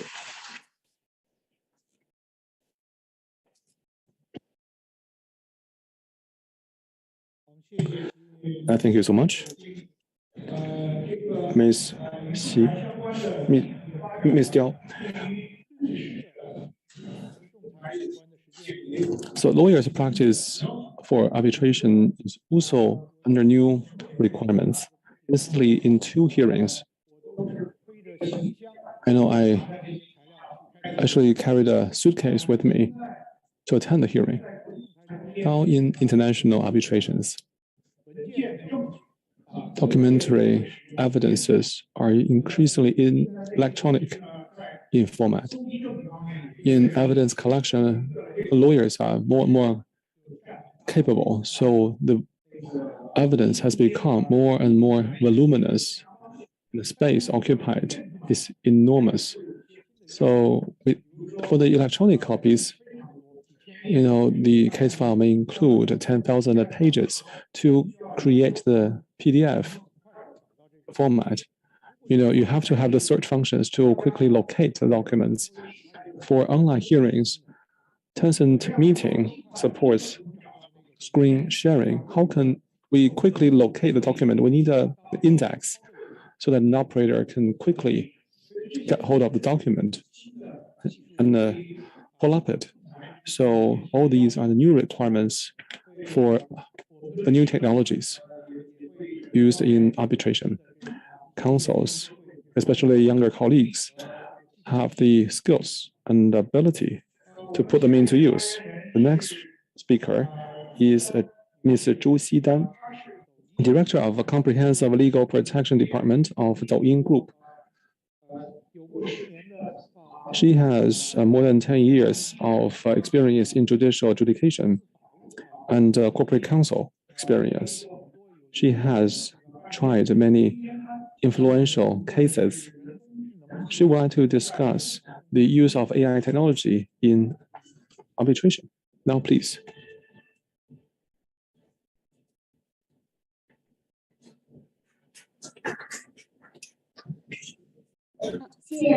Thank you. Distinguished leaders, guests, experts, good morning, good noon, good afternoon. I would like to thank CTAC very much for the invitation, which allows me to hear the expert views. I come from Douyin Group.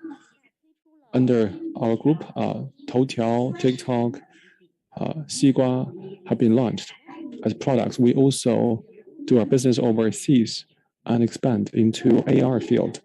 For industry coverage, the internet is a relatively new sector that is more and more inclined to resolve their disputes through arbitration. CTAC is rigorous and serious, authoritative, so it is a preferred choice. After discussing this, I would like to focus on my observation about the perspective. So I would like to first discuss the use of AI in arbitration. Second, I would like to offer industry perspective and discuss the new trends of international dispute resolution and arbitration by using some case studies. First, I would like to discuss the application of AI to arbitration practice. Usually people would believe that in certain domains, AI has reached, if not surpassed, the capability of a human being. But in some general domains, there's still a way to go. I would like to give you two more mature technologies. One is machine translation. So this is a different track versus human translation. Machine translation is thought to be rebuilding the Babel Tower to, destroy the language barrier. Initially, machine receives the pre-designed rules, and then statistical models will be designed. So, but nowadays, machine translation has shifted to the model, a neural network model enabled one, with more computing power and a better algorithm. Machine translation has taken strides and leave the Babel Tower and been accessible to the mass people. So for example, the Google AR translation lens is a typical example. Wearing these glasses, the users can see real time the translation copy, just like the subtitles that we would see while watching movies. In office applications, our 飞书 for office automation, document, message, and meeting translation have been offered. For arbitration, the use of machine translation will also affect the choice of languages, the convenience of arbitration, and inclusiveness of arbitration. We do have an expectation for that. The next one is a smart writing. This is the combination of machine learning, and it is often used to report sports games. So this is based on natural language processing and intelligence. So with the progression of the game, the robot can describe the complex match in a textual form. So this is auto writing of a news report. The whole process is actually done by the robot. However, technologies evolve. Arbitrators' profound analysis of legal matters is irreplaceable by machines. But for fact-finding, evidence consolidation, logic, reasoning, and some case studies, AI may have a role to play. It is like your assistant. I can truly empower business. In the operation of justice, some attempts or explorations have been made. Next, I would like to discuss the development and the challenges of international arbitration and dispute resolution. In the internet sector, in its course of development, new needs have been generated for international arbitration. I would like to give you two examples.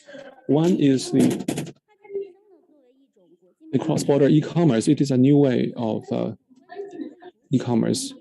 So that means parties in different territories do transactions for e-commerce. So a complete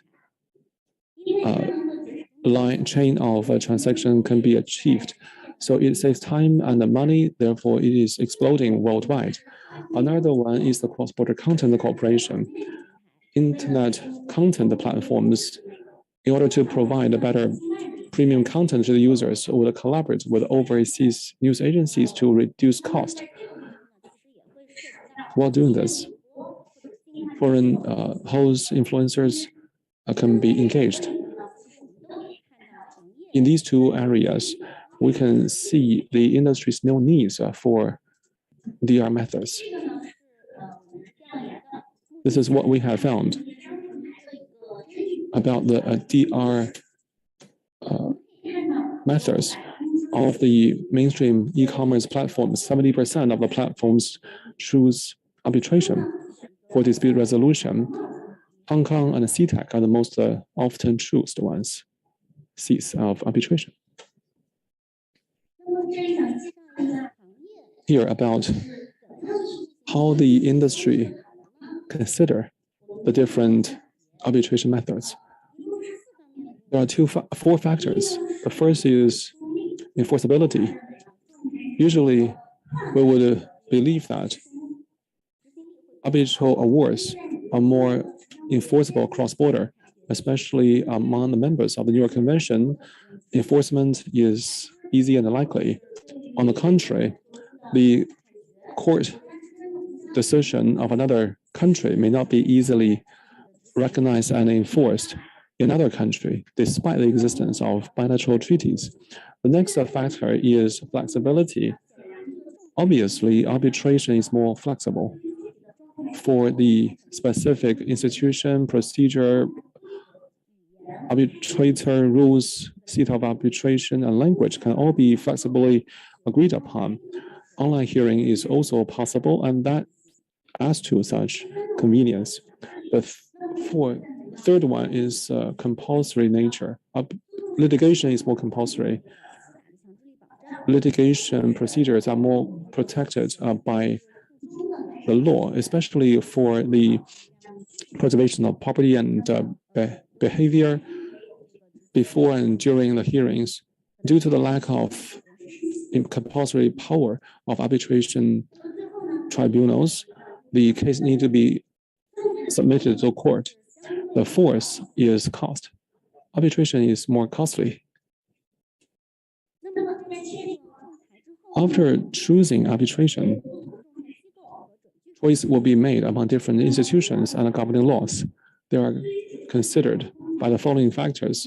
For governing law, you tend to use a more familiar or easy to find law or customary law like Singaporean and Hong Kong law, or the councils that know the law and the arbitrators that are familiar with the laws. For the choice of institutions, we would consider the reputation and characteristics of and location and cost structure of the institution, especially the convenience. For example, whether online hearing is available, and the roster and rules of the arbitrators there. Next, I would like to discuss issues that the industry care about. The industry is now following closely the effect of agreement in the internet sector. Products are online, so usually the terms are online through boilerplate agreements. Is such a DR clause effective? Is there any risk of invalidation? That is industry concern. The second one is about enforcement. As I said, if there is a pre-litigation injunction or a specific injunction during the litigation, can the injunction be granted or enforced? The third is online or virtual hearing. So we need to think about how to establish identity, facial recognition, or other powerful technologies for identity verification. And for the large platforms, data flow and protection and cross-border data mobility are the issues about data compliance, the fourth one. So these are my industry input. Thank you.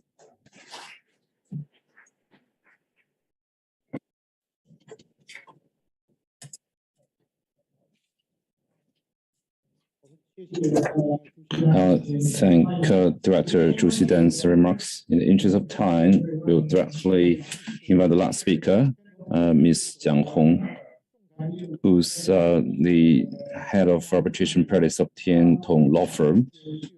She's also a CTEC arbitrator. She has long-term experience working in both CTEC and Maritime Arbitration Institution. She's quite familiar with arbitration practice representations as AI and internet technologies applications to arbitration, cyclicals, and prospect.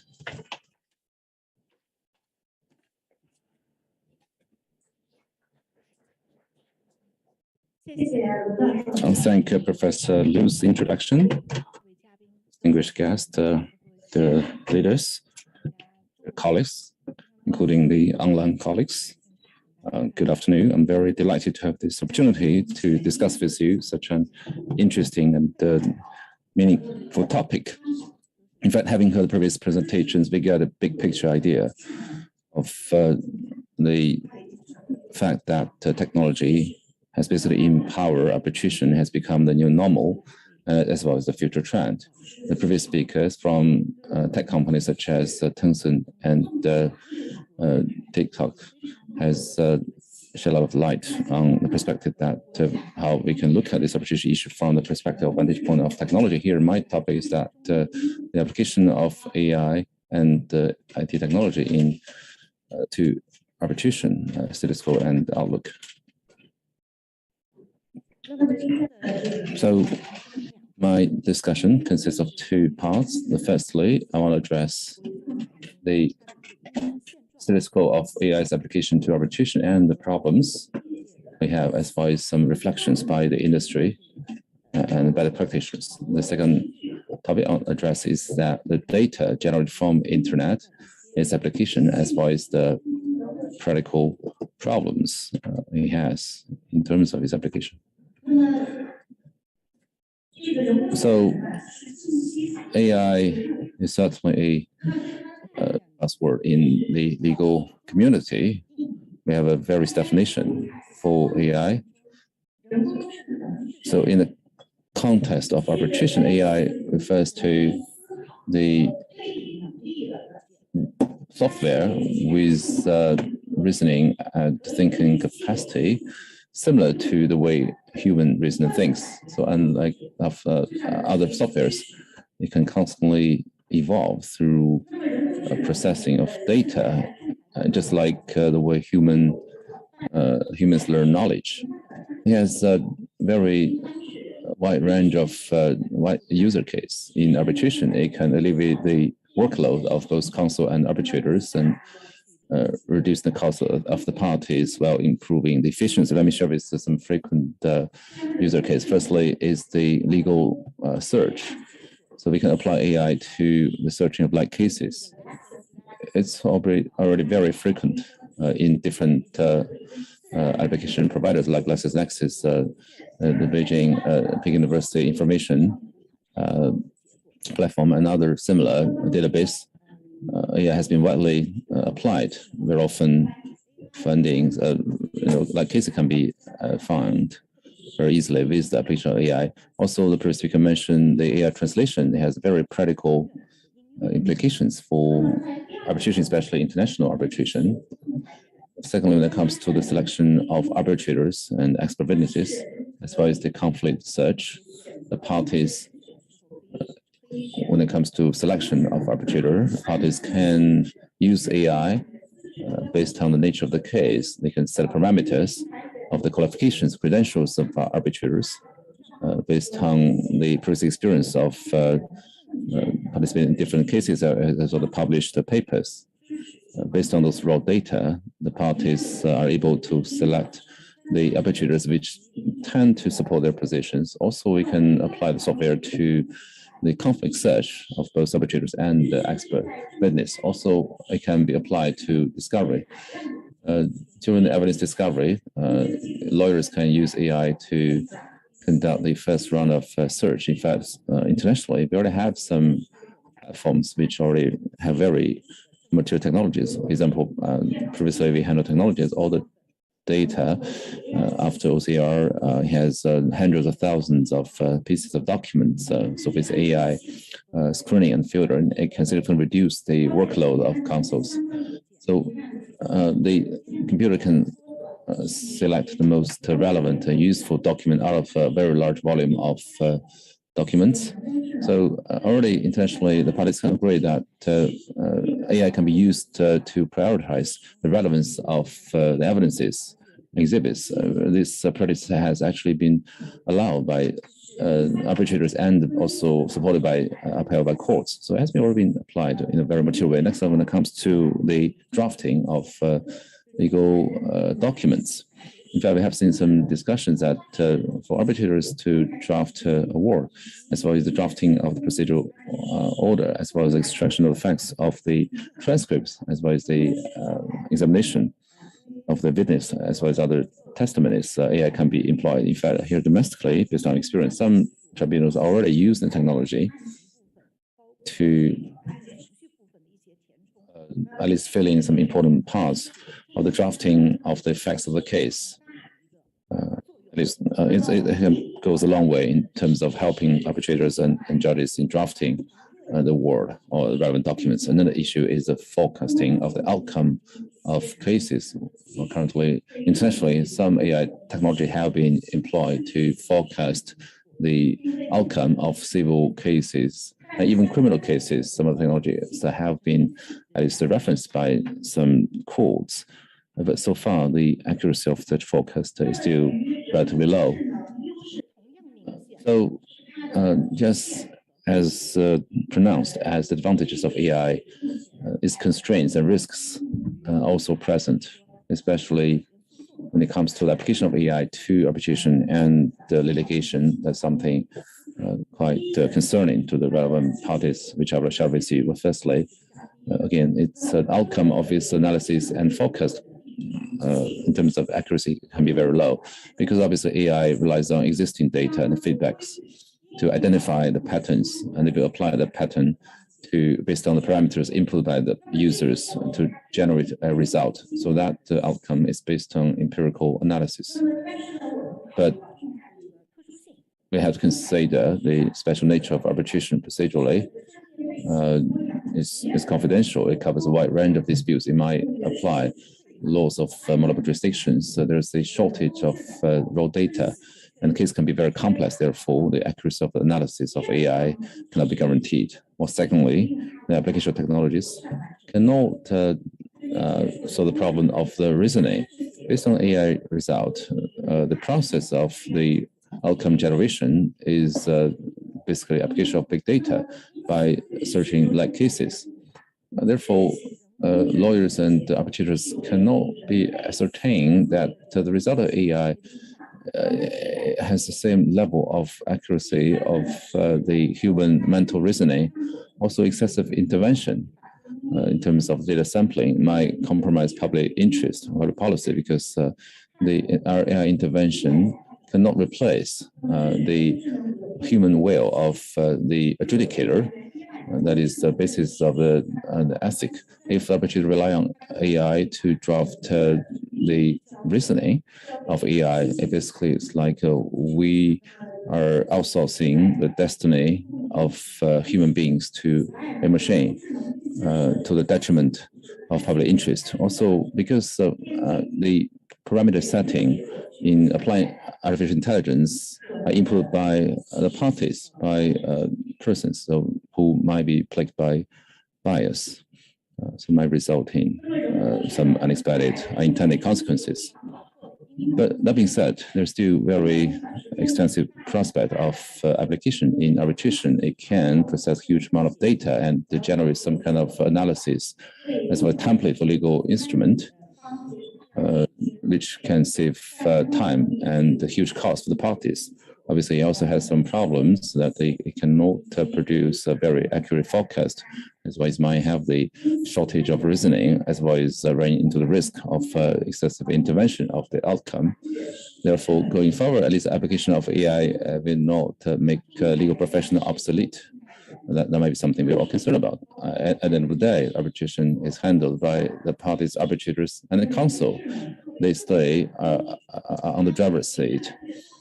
But as automation tools, it will be increasingly more used in, the supportive parts of arbitration procedures. But it will not, and it should not replace the human part of arbitration, the human mental thinking and process. For that kind of risky tools is quite necessary to draft very complete and uniform rules to make sure that it can be properly functioning. So lastly, I want to share with you the second part of my presentation, which is application of internet technologies to application along with the constant growth of internet. Yes, I find the more widespread application outbreak of COVID-19 has certainly accelerated the process. And there are roughly internal management, which is a typical user case of application, internet application. Also, we have the other case of the connection or communication between the tribunal and the parties. So again, the outbreak of the pandemic has exerted unprecedented, impact on commercial arbitration. So increasingly, the arbitration parties are increasingly relying upon internet to conduct hearing and the exchange documents as well as produce the final award. So typically, they rely on the online video conferencing, another means to have the communication. Before the pandemic, technology was mainly applied to internet cases and the small sum disputes. But currently, in practice, even the large traditional commercial disputes, even including some very complex cases, have been handled by online hearings, starting from the early times of the pandemic when people were not able to attend. But nowadays, many practitioners, including the parties and counsels, are using technologies or meeting online. Currently, even vast majority of the cases can be handled by online hearings. So as Professor Shan mentioned, very often people are in different geographical locations. We have the time differences. So we need to make sure that timing is convenient for everybody so that people can participate in the hearing simultaneously, but at least they can ensure the smooth operation of international arbitration in this special situation of ongoing pandemic. So although online hearing is effective measures to address the problem brought by pandemic, the issues relevant to online hearing, the relevant legal issues still merit further discussion. Firstly, we need to look at whether the arbitration clause of agreement provides for in-person hearing or the specific venue of arbitration. Also, we need to review the jurisdiction where the arbitration is held that has the ban of online hearing, or it provides for mandatory in-person arbitration. So currently, in most of the forums, law can recognize online hearing, but there are some exceptions. Also, for very complex cases involving multiple witnesses and expert witnesses, online hearing may compromise the integrity of the testimony as well as the rights and defense of the parties. I think Professor Lu also mentioned this issue. During his moderation, very often expert witnesses, as well as the evidence collection, all happen online. Technologically, we must make sure that the confidential process should be kept confidential. We must make sure that there's no one else during the process. So all institutions are doing everything they can technologically to make sure that happens. Also, despite the efforts of the arbitration institutions, we don't have a uniform operating procedures for online hearing, which again might adversely affect the effect of arbitration. So I think different arbitration institutions are crafting uniform rules for the parties and arbitrators to select. One thing which is worth mentioning is that in the beginning months of the COVID-19, CTEC already released the rules for online hearing, released the guidance. I think Professor Shen mentioned that. In fact, we have already applied those rules very often. It has been very convenient. It has guaranteed the proper operation of the arbitration over the past more than 2 years, especially first half this year, has significantly increased the efficiency of arbitration.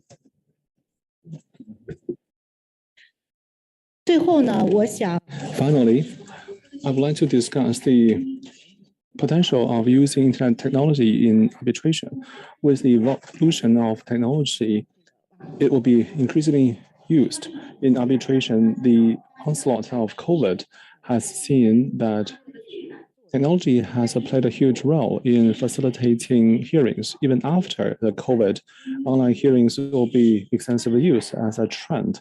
But on the other side, after the COVID, for complex cases, are we returning to the physical hearing? We are going to keep monitoring that. Secondly, for the electronic servicing, it has become a key trend. Will electronic servicing replace completely the hard copy servicing? ICIA, LCIA is the most advanced, progressive. In its Rule 2020, it has been made clear that all the correspondence can be electronic. There's no requirement of paper-based servicing. And the case management platforms will be also increasingly used, like the intelligent platform of CTEC will be followed by many others, similar ones in other institutions. So the documents can be submitted, awards can be promulgated online, and more systematic, reliable, and secure file exchange methods can be provided to the users. All in all, when we face such a topic, it is my keen feeling that the future is today. But we can also expect a lot for the future. That concludes my speech. Thank you for listening.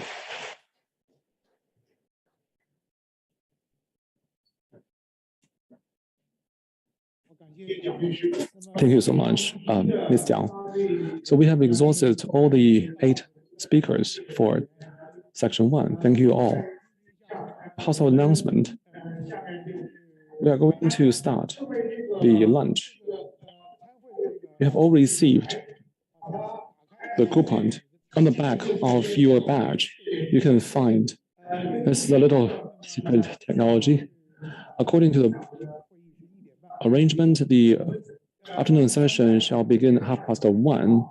The lunch is served on the 2nd floor. See you in the afternoon.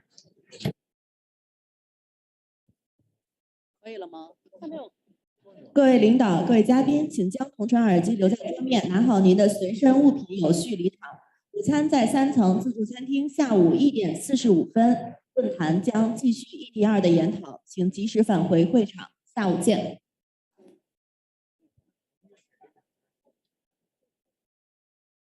午餐在3层自助餐厅，下午1点45分，论坛将继续。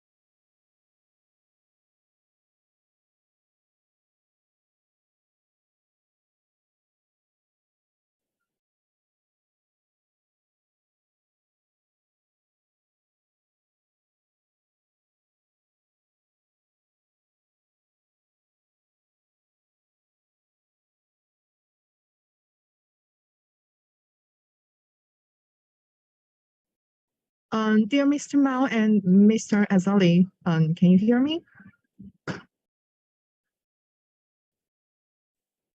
Yes, I can hear you. Okay, because there's some postpone in the morning session of the summit, so the afternoon session will start at 1:45 this afternoon. So you can get connected with us at 1:20 p.m. Okay, I understand. Thank you. Thank you. Okay, thank you.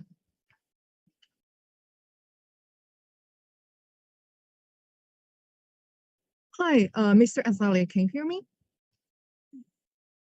I think you mute yourself. Okay, Yes, I right. can hear you. I just informed the Morning. speaker that there will be a postpone of the afternoon session. So you may get connected with us maybe 10 minutes later, as the afternoon session will get started with 1:45 this afternoon. No problem. I'm here. Okay.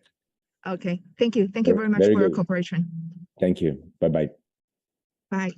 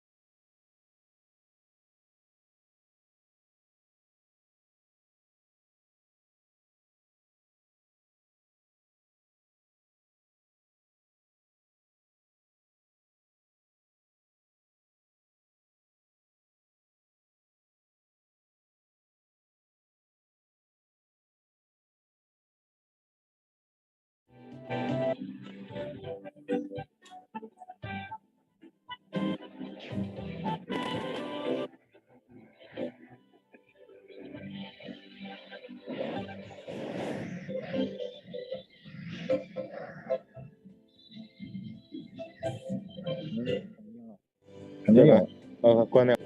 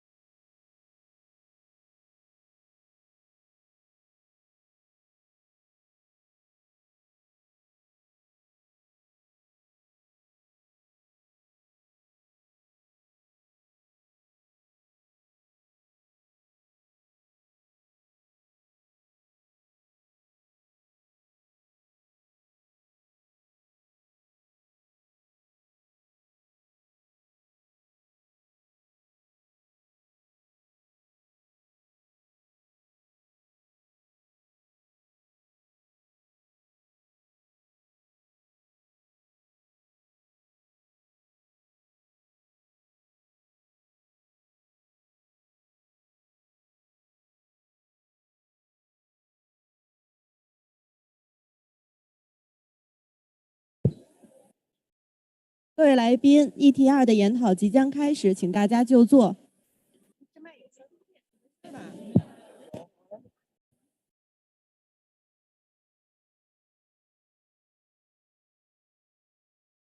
各位来宾，议题2的研讨即将开始，请大家就座。有声吗？因为我戴怎么说？请大家，请各位来宾尽量靠前就座。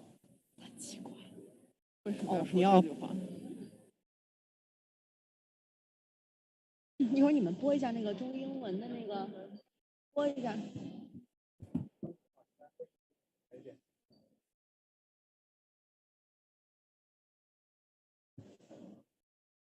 我一会儿等那个央视导演的信号，他在哪里？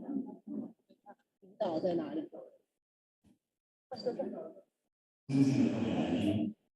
我等他的信号，再请曹老师上台。Distinguished guests, our summit is about to resume immediately. Please be seated and turn off your cell phone or switch it to silence.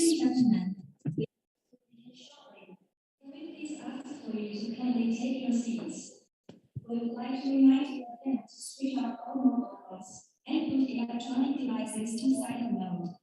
Thank you for your cooperation.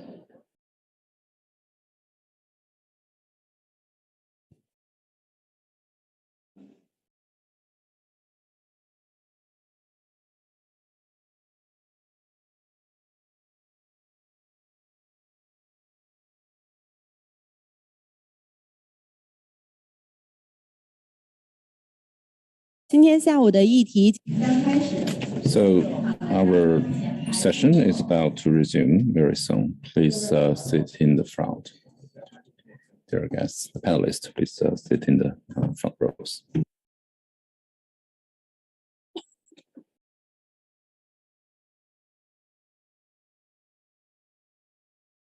No.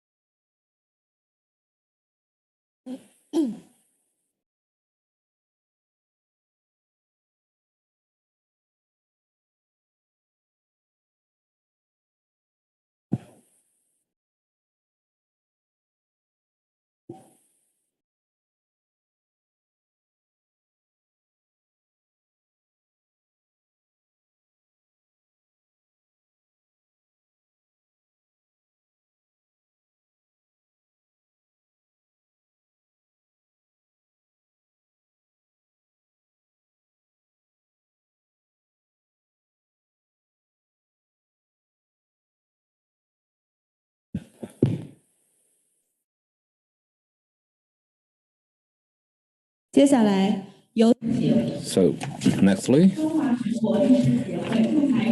we shall give the floor to Secretary General of Arbitration and Lawyer Mediation Committee of All China Lawyer Association, co-head of Zhonglun Law Firm Dispute Resolution and CITEC arbitrator, Mr. Cao Lijun, to moderate session 2 of the summit. Distinguished colleagues, guests, and official leaders, good afternoon, everyone. I'm very delighted to moderate session 2 of this forum. Consistent with previous practice, because we have both domestic participants and international delegates. So I'll speak English for the benefit of international delegates, where I speak Chinese for domestic guests. We have heard from the last session how new technologies, including internet technologies, artificial intelligence, etc., are applied to international arbitration. With this in mind, let's examine how efficiency and justice, which are the basic values of any legal procedure, including arbitration procedure, are to be achieved in a balanced manner now that new technologies are applied to international arbitration. With me today are 8 prominent experts on arbitration, 4 from China and 4 from overseas. Due to the time difference and the travel restrictions, some of them have to participate online, some have to pre-record their speeches. I will give each speaker a short introduction before he or she delivers the speech. Our first speaker will be Dr. Zhang Song Li, who is a senior legal officer at the International Trade Law Division of the United Nations Office of Legal Affairs, which functions as a secretariat for UNCITRAL, which is the United Nations Commission on International Trade Law. Dr. Li currently functions as a secretary of Working Group 2 and 3. As you may know, Working Group 2 works on dispute settlement, and Working Group 3 works on ISDS, Investor State Dispute Settlement Reform. Dr. Li is a Korean national, and he holds law degrees from law schools of Korea and the United States. Before joining the United Nations in 2007, he served in the Korean Ministry of Foreign Affairs.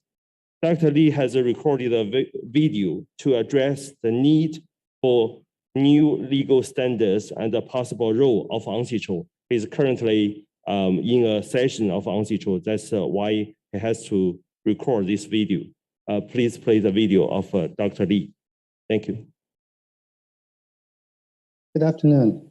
As introduced, my name is Jae Song Lee. and I currently function as the Secretary of UNCITRAL's Working Group 2 on Dispute Settlement and Working Group 3 on Investor-State Dispute Settlement Reform. While it would have been a great pleasure to participate in the 2022 China Arbitration Summit and the second CTAC Global Arbitrators Forum live and in person, I can only send you a video message as the event coincides with the Working Group 3 session, which is currently being held in Vienna, Austria. The theme of the forum, towards intelligent and interconnected international arbitration, and the theme of this session, change and challenge, balancing efficiency and justice in arbitration under the new trend, coincide neatly with the ongoing discussions at UNCITRAL, which is also looking into new legal standards that need to accompany the technological developments.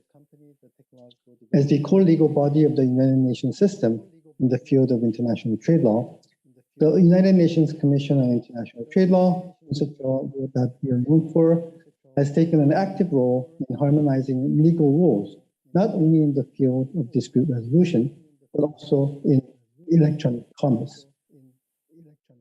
The UNCITRAL arbitration rules was one of the first texts formulated by the Commission in 1976.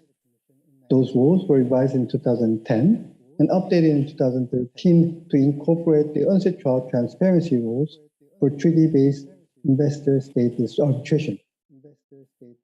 And in September 2021, the UNCITRAL expedited arbitration rules, which I will refer to as the expedited rules, entered into force.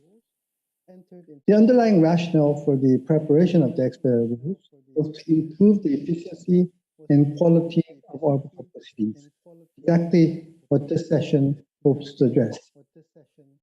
Member states of UNCITRAL recognize the value of expedited arbitration and its increased usage as a streamlined and simplified procedure for settling international commercial disputes within a short time frame. Work to prepare the expedited rules took about 2 years amidst the COVID pandemic, and in July 2021, the Commission adopted the expedited rules as an appendix to the UNCITRAL arbitration rules, and the expedited rules is accompanied by the article explanatory note. Consisting of 16 articles, the expedited rules provide a set of rules to which parties may agree for the conduct of expedited arbitration. It makes it possible for them to resolve a dispute in a cost-effective and timely manner. They also balance, on the one hand, the efficiency of the arbitral proceedings, and on the other, the need to preserve due process and fair treatment of the parties. And at the same time, parties retain the flexibility to tailor the rules to their proceedings. A large number of states, including the People's Republic of China, participated in the deliberations, as well as a number of observer organizations. This included CTAC and a number of this event's organizing or supporting organizations, as well as other arbitral institutions that have prepared rules on expedited arbitration or administered similar proceedings. I just wanted to mention some key features of the expedited rules. The expedited rules provided that an arbitral tribunal should be composed of a single arbitrator who is to be appointed only by the parties. However, as this may be practically difficult or take time, a mechanism is provided whereby a party may request the appointing authority to engage 15 days after the notice of arbitration. Considering the significant role of an appointing authority in expediting the arbitral proceedings, parties are urged to agree on an appointing authority, and in case they have not, the claimant is required to propose an appointing authority in its notice of arbitration. If there is no agreement within 15 days following that proposal, the party may request the Secretary General of the PCA to designate the appointing authority or to serve as one. This simplifies the two-stage process that existed in the UNCITRAL arbitration rules. As in any arbitration, tribunals shall conduct the proceedings to avoid unnecessary delays and expenses. An element that clearly distinguishes the expedited rules from the UNCITRAL arbitration rules is that the tribunal is required to render the award, the final award, within 6 months of its constitution. Of course, parties are free to agree on a time frame different from 6 months, depending on their needs. And if more time is necessary, the tribunal is authorized to extend the time frame, but only in exceptional circumstances and after inviting the parties to express their views. Maximum overall time frame, including an extended period, should not exceed 9 months from the date of the constitution of the tribunal. 9 months from the response to the expectations of the parties that an award would be rendered in a short period, and that extensions do not result in an indefinite postponement of the final award. Parties also have a role to play in expediting the proceedings, and a number of provisions require the parties to abide by a number of timeframes, including for the statements of claim and defense, counterclaims, as well as amendments The working group also considered that consultations between the tribunal and the parties, possibly through a case conference, at an early stage of the case was a key to an efficient and fair organization of expedited arbitration. As such, the tribunal is required to consult the parties on how to organize the proceedings promptly after and within 15 days of its constitution. This also conveys the message that the tribunal shall engage actively with the parties rather than simply inviting them to express their views. A number of the articles in the expedited rules provide the tribunal with robust grounds to act decisively in ensuring an effective proceedings. This relates to shorter timeframes, a decision not to hold hearings, pending written statements and evidence. Also, the tribunal is allowed to make use of technological development.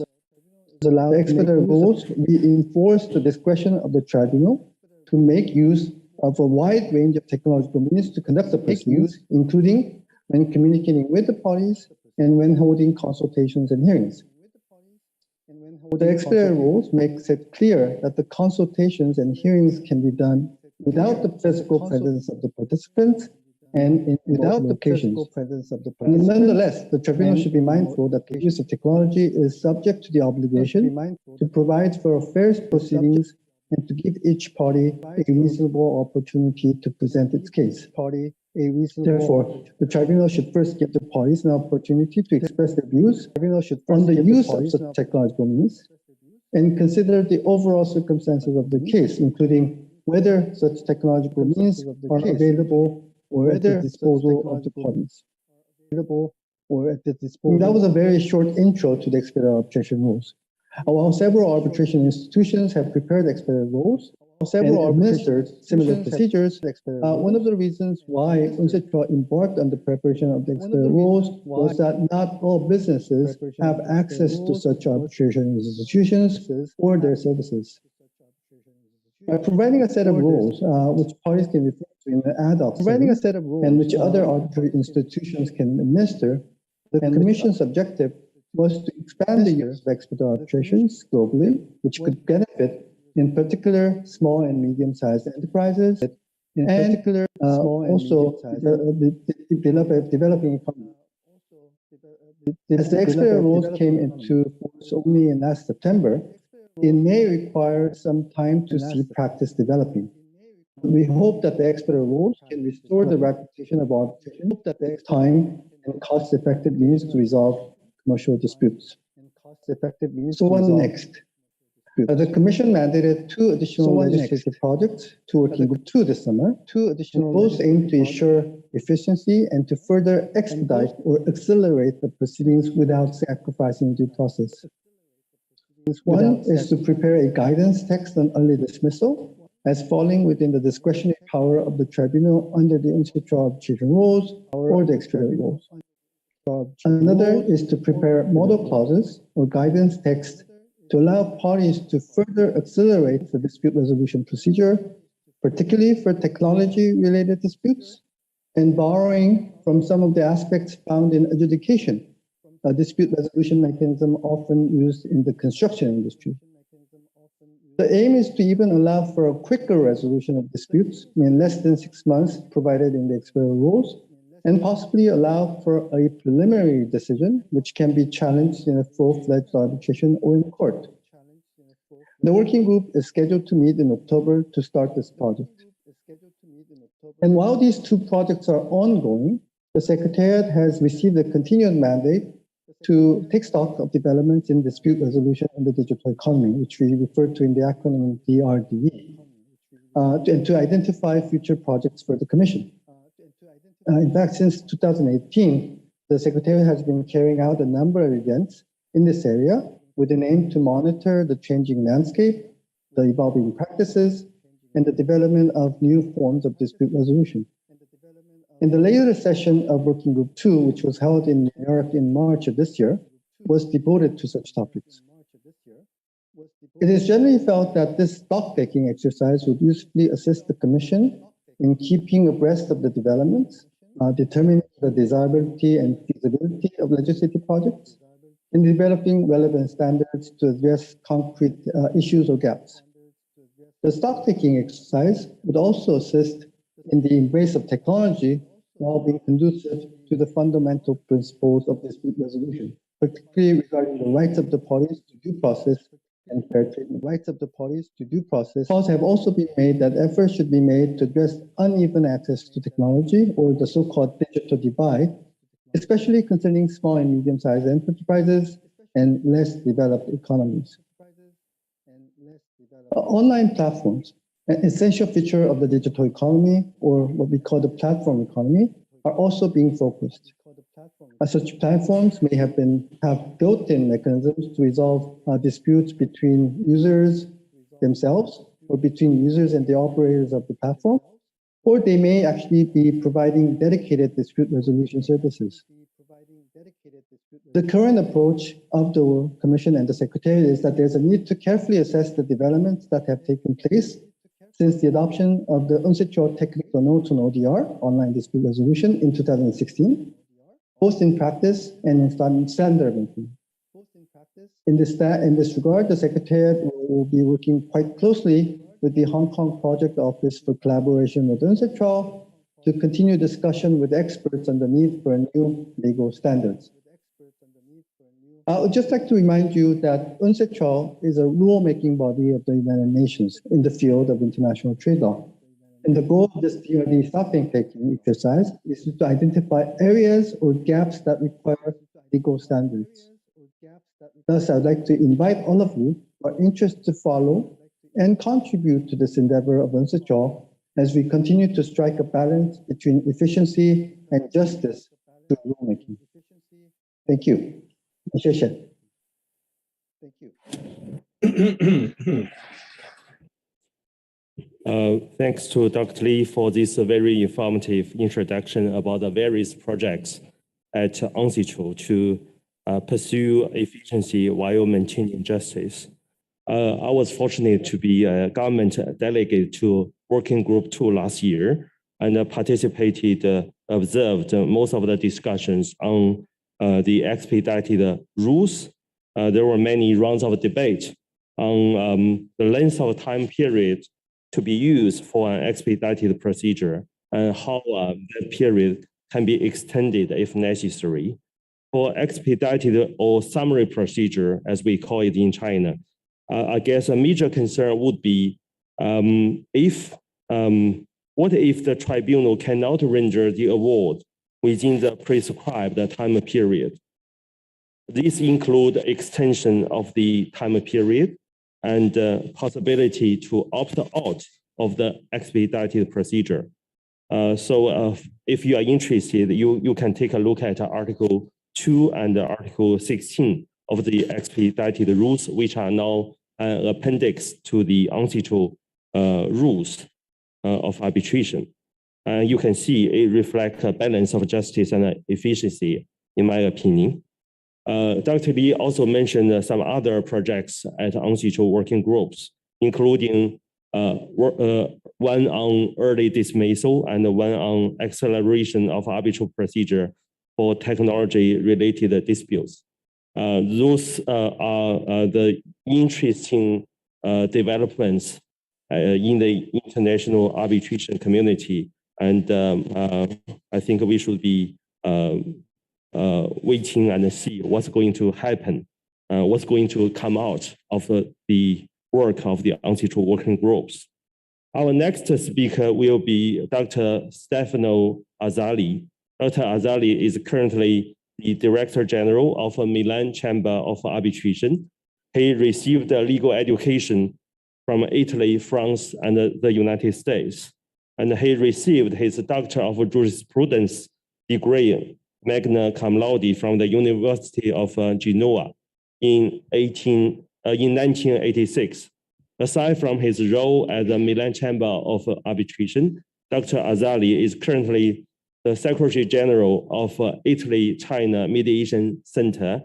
He has also served as a member of the Council of International Federation of Commercial Arbitration Institutions, IFCAI, since 2005, including as president from 2017 to this year.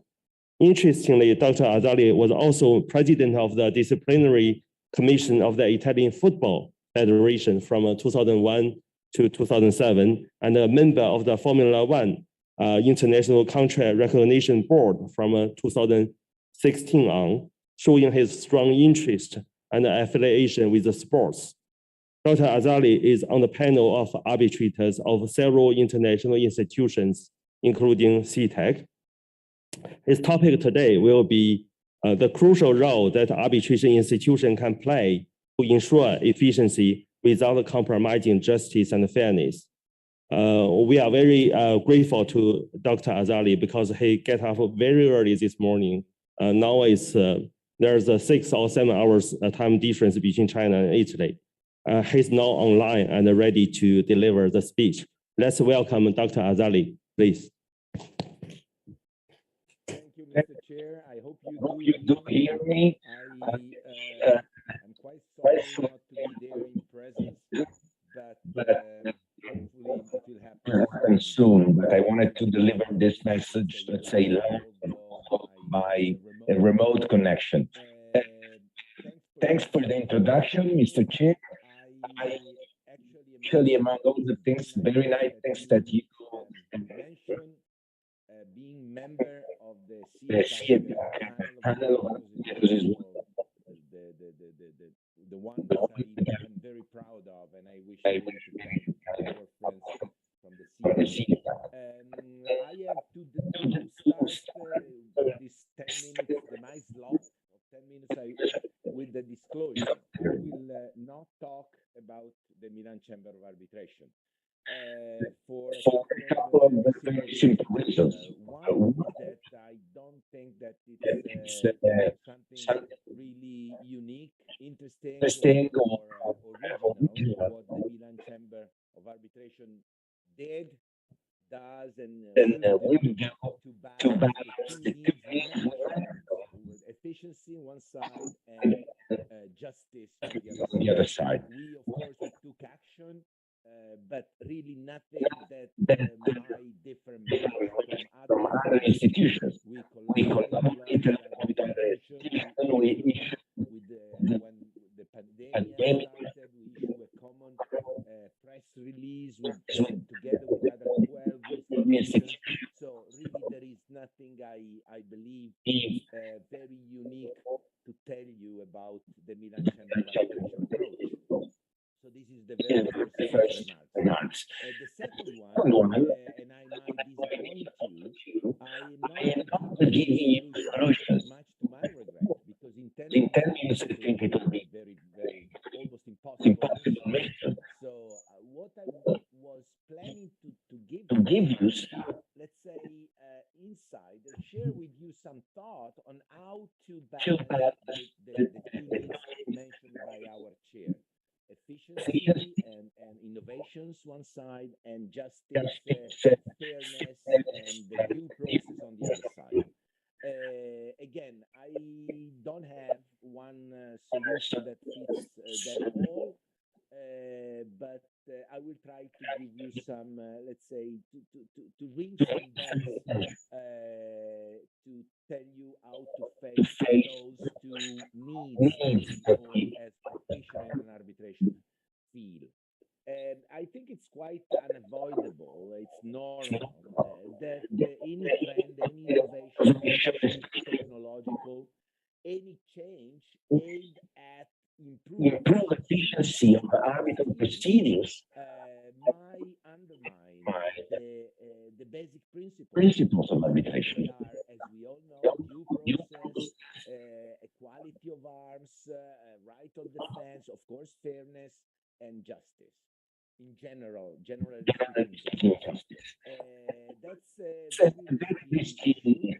Also, if it would happen, if those principles would be violated, ultimately, the result, the damage will be very high. We might face award, null and void. Those violations might lead to the knowledge of the award, so you don't do anything with the decision, or you might have serious problems enforcing the road according to the So the risk is very high, and if it happens, then we are really in trouble.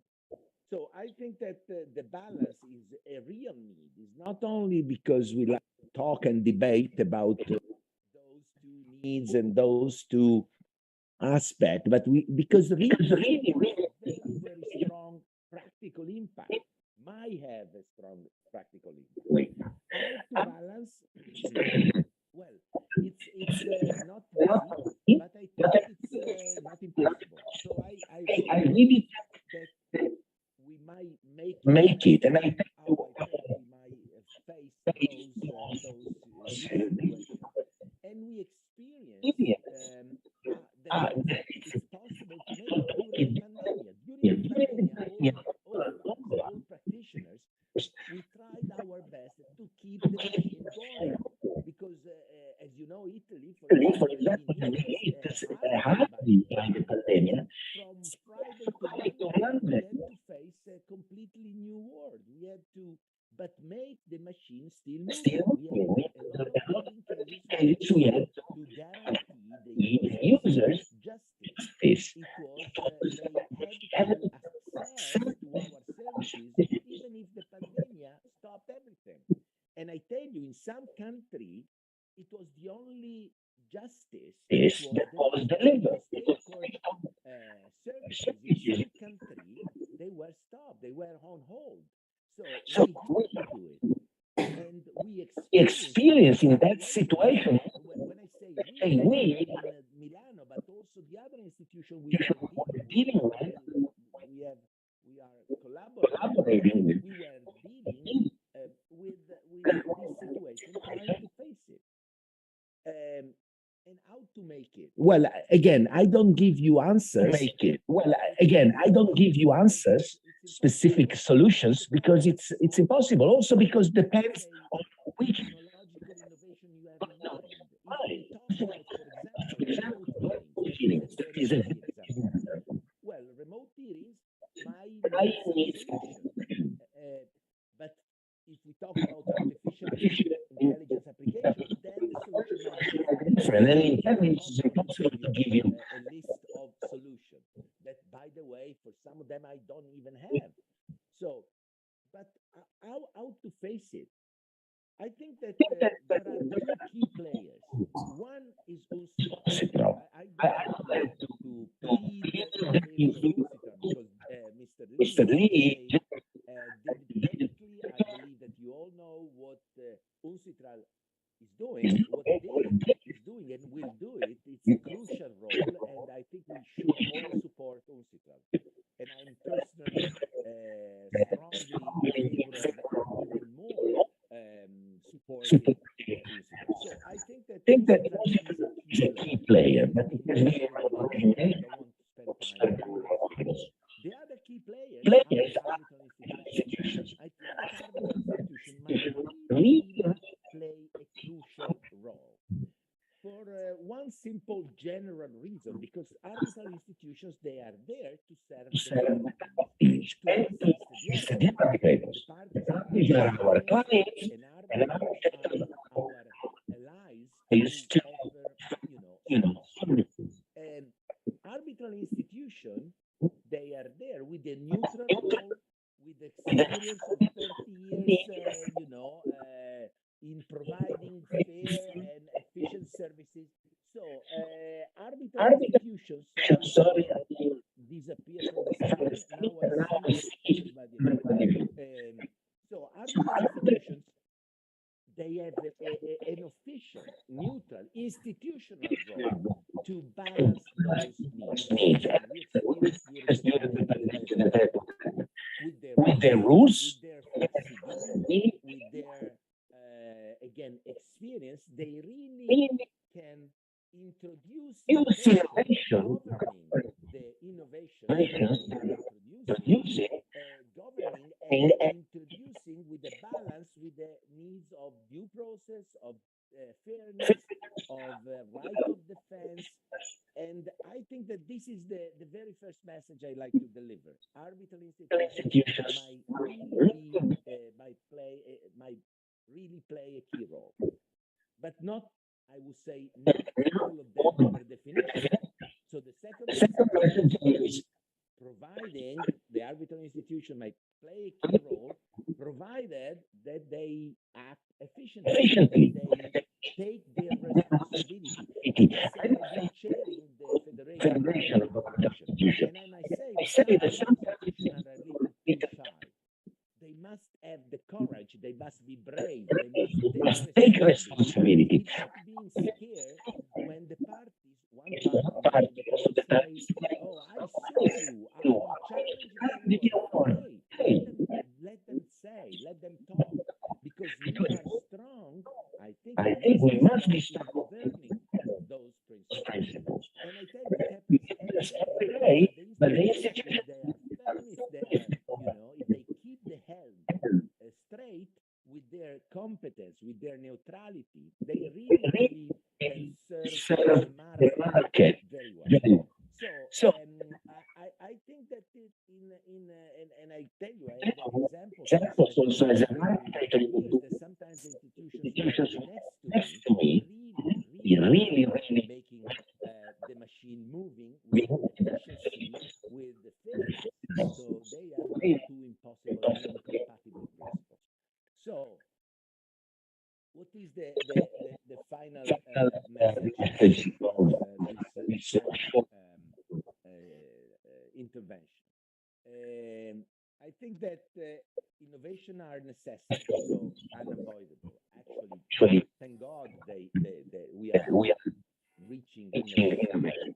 They must be introduced cautiously. We have to respect basic principles. Number two, it can be done. The two can be balanced. Third message. It can be done more efficiently and with higher level of guarantee through the arbitral institutions intervention under the, let's say, the umbrella of a worldwide institution like but provided that the institutions, they do their job with responsibility, with competence. If all this would happen, I think that the future would be bright. And I think that the new arbitration, maybe because the 2.0 was during the pandemic, the next will be even more efficient and more user-friendly, and I think very helpful to companies. Mr. Chair, I don't want to abuse of your hospitality, and I think that my 10 minutes is too long, and I wish to thank all. Thank you, Dr. Azali. Dr. Azali, view from the perspective not of his own institution, Milan Chamber, but from the perspective of arbitration institutions generally or globally.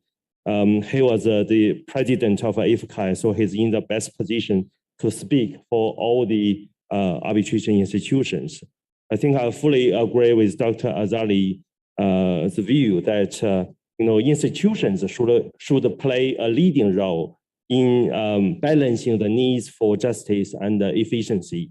For justice, he mentioned parties' access to justice during the pandemic or pandemia, in his words, time. And for efficiency, I think the institutions should do a few things. On the one hand, for those institutions whose rules appear to limit the conduct of online proceedings, they have to change the rules. A well-known example would be ICC, because previously ICC rules seems to indicate there should be in-person hearing, which is translated to be meaning physical hearing, and that was that provision was deleted in their revision of rules in 2021.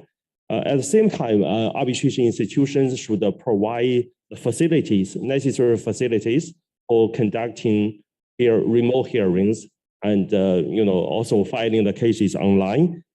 Also, the arbitration institution may need to propose a standard protocol for remote hearing or virtual hearings. And sometime, I think that's something CTAC has been doing. Need to convince the parties to accept remote hearings, and also need to convince the supervisory court to accept conducting arbitration by way of remote hearing, so that the award rendered through such arbitral procedure will not be denied enforcement or will not be set aside. 转成中文，下一个发言人是潘。The next speaker is Professor Pan Jianfeng. As we know, he's the Dean of Peking University Law School. He's also the Professor of Civil Procedural Law as well as PhD advisor. Professor Pan himself is a graduate of Peking University Law School, or during his time, the Department of Law. He also has been a visiting scholar in Japan and a couple of other international law schools. He was also working for the Supreme People's Procuratorate, as well as the standing director of China Law Society, as well as from the Legal Education Steering Committee of Ministry of Education and the Vice President of China Civil Procedural Law Association. He's also an arbitrator list of multiple arbitration institutions, including CTAC. He has participated in the revision of civil procedural law of PRSA, arbitration law, as well as the drafting and revision of relevant judicial interpretations of Supreme People's Court, especially civil procedural law. Professor Pan's presentation is similar to the previous speaking to his title, which is the online arbitration's impact on the justice and the efficiency of arbitration. Thank you, Professor Pan.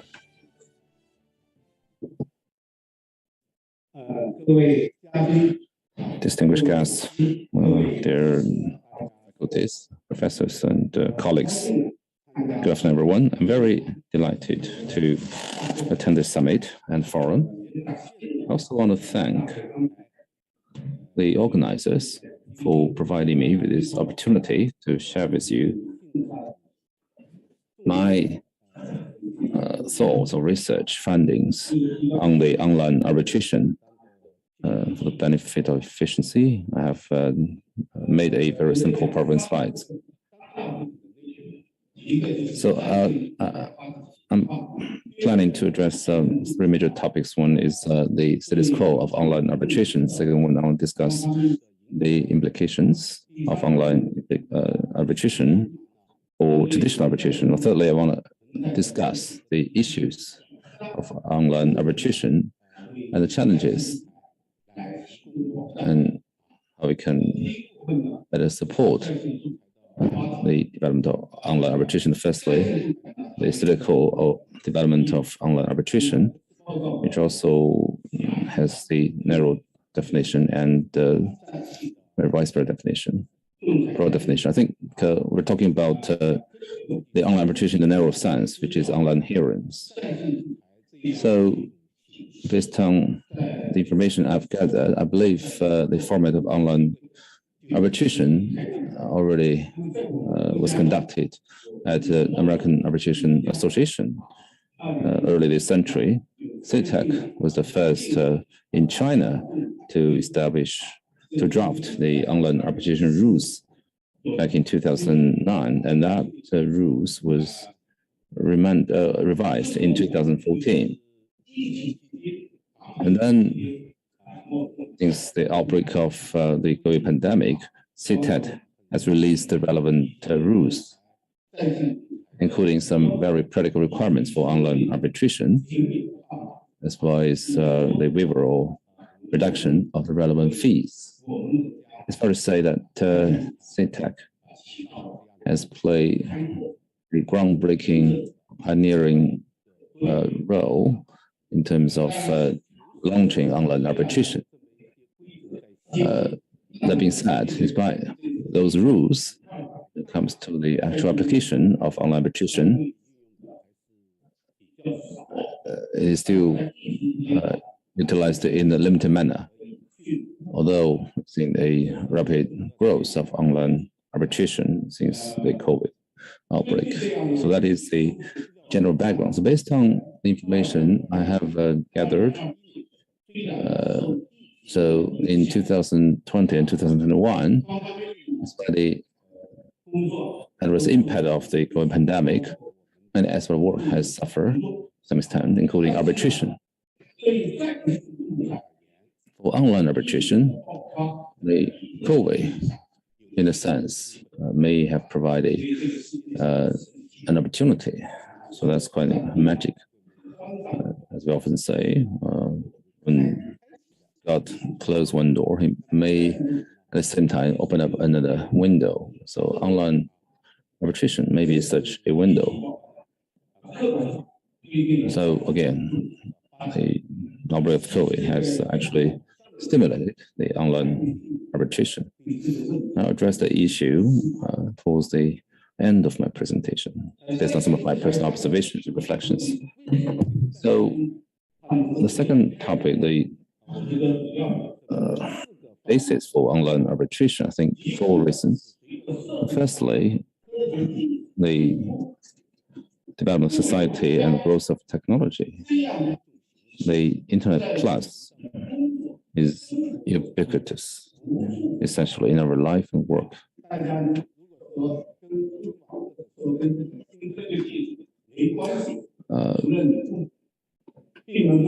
Unless you stay at home, especially during pandemic.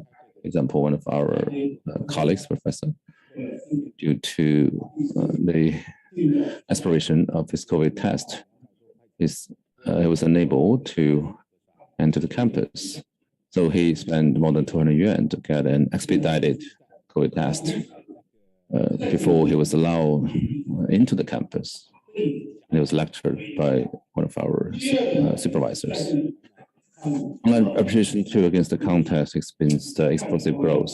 But secondly, online arbitration certainly possesses a lot of advantages, the efficiency and the expediency.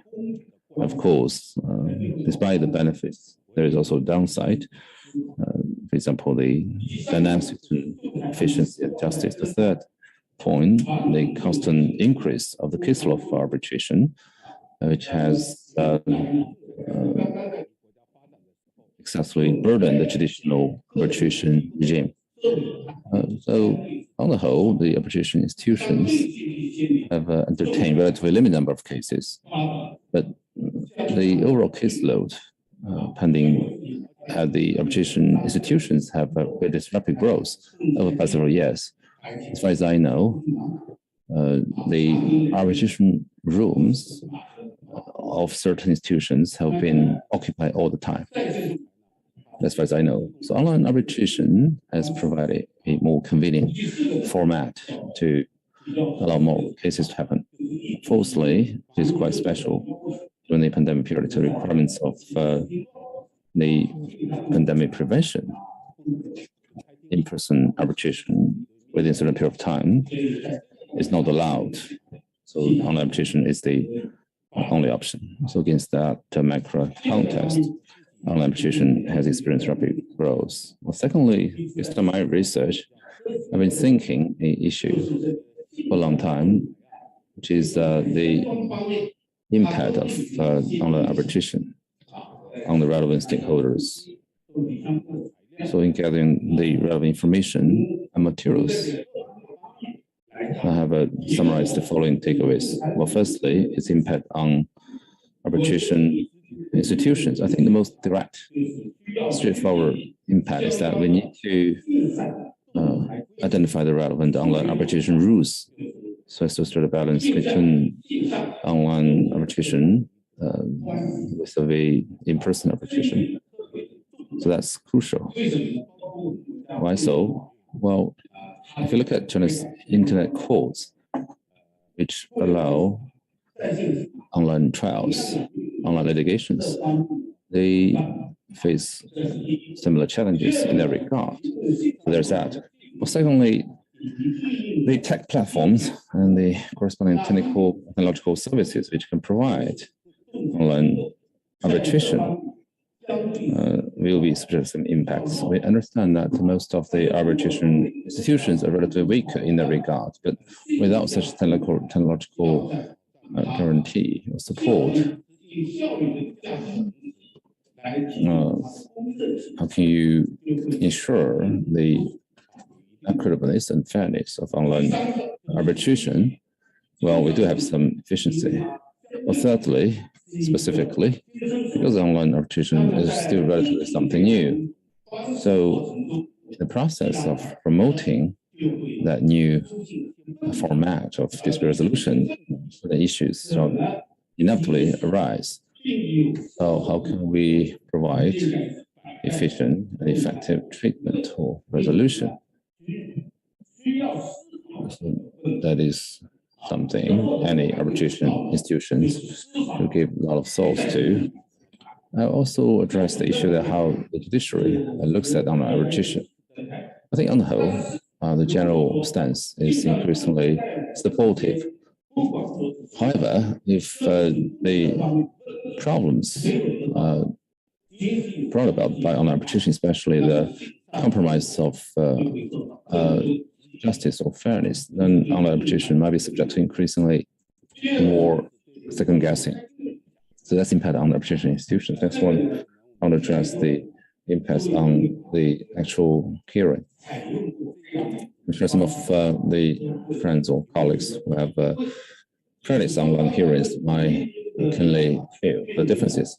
So basically, the face-to-face confrontation is converted into online confrontation. I'm sure you're in the position to judge whether the two are the same. I'm sure there's some differences, just like the online education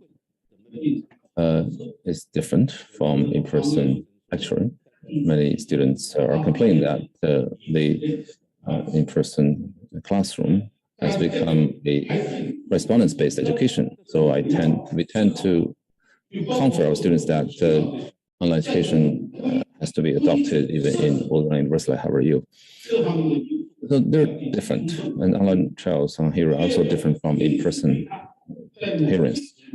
Also, even if the confrontation might become asynchronized confrontation, asynchronized hearing education. As far as I know, most arbitration institutions have not adopted that, which means that the parties do not have to submit their arguments, discussions at the same time. So in fact, the courts are more receptive to asynchronized trials. As far as I know, some arbitration institutions in southern part of China, especially at relatively more lower tier cities, they're exploring the possibility of an asynchronized trials like the arbitration institution at Juzhou, Zhejiang province, and Nanping arbitration institution in Nanping city. But only a small number of cases are handled that way. Basically, single-digit number of isolated cases are arbitrated in an asynchronized manner. Therefore, we are unable to summarize the experience based on this limited number of cases. The bigger problem is the evidence examination also happen online, different from the original copy review, which can happen in person. So what kind of difference will that be generated? So especially when it comes to judicial review, support of arbitration by the courts, as far as I know, in the case whereby some courts have set aside the arbitration awards, core reasons, grounds for such cancellation would be the unlawful process or procedure. More specifically, the examination and review of the original copy of the evidences, especially the evidences pertaining to the basic facts. There are some problems. So that is the impact on online hearing. Lastly, the impacts on the arbitration tribunal and arbitrators. one of which said that there might be some risks of selecting online arbitration. So, most notably, if one party is opposed to online arbitration,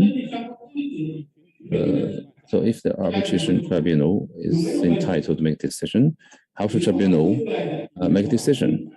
And there are some risks. So there's a rule that the tribunal can make a decision, but the kind of higher level law of the rules has not provided for such discretion for the tribunal. So if the opposing party requests the court to review the work, there might be some risks. Next one is the mastery and utilization of the online technology. So personally, I'm not tech savvy. Sometimes I'm very anxious in using the technology. So it certainly has affected the efficiency, and to some extent, it might also compromise the fairness. Next one is the qualification review, examination of the participants in online arbitration. So I've seen some problems, but not that serious. For the in-person arbitration, it can be easier. They can verify the relevant legal document to review the identity of one particular participant. But when it happens online,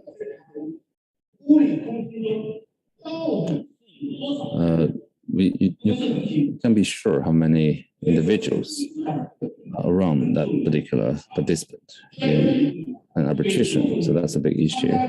Also, the understanding of the environment whereby the participant has a potential cheating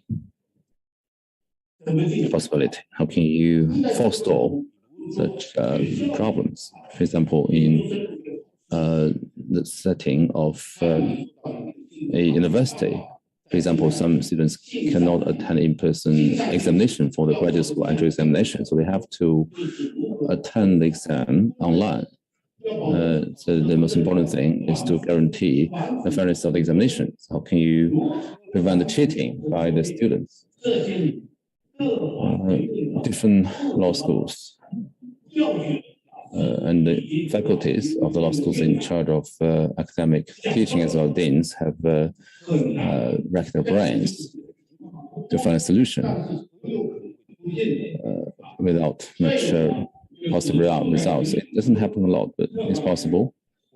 Lastly, the difficulty of arbitration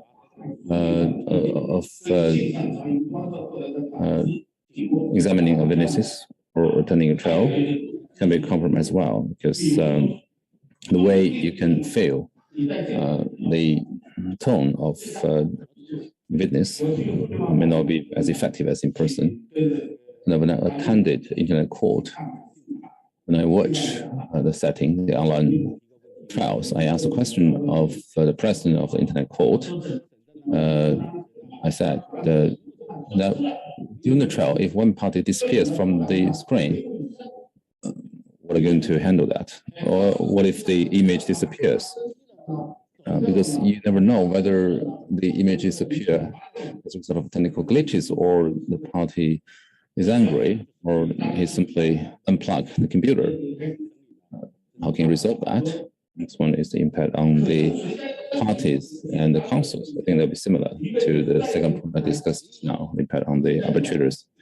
So another potential issues undiscussed is the validity of the online arbitration agreement and online arbitration clause. So if we have such clauses, whether those clauses are valid. Next one is the equality of electronic servicing. Next one is the procedural guarantee for online trials, online hearings, including the right to debate, right to confront, right to examination, right to question witness, etc. Next one is what parties are really concerned about is the confidentiality and data protection, as well as other technological issues.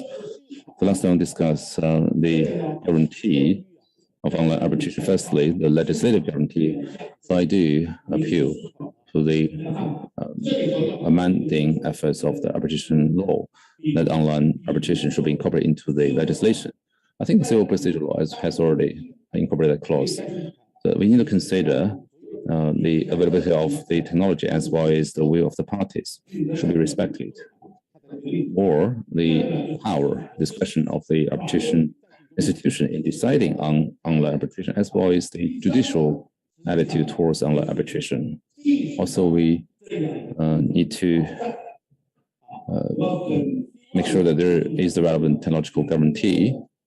I do hope that the arbitration institutions can, through its efforts, design a technological platform specialized in the service for CTAC instead of a general platform that will increase the confidentiality as well promote the technological development.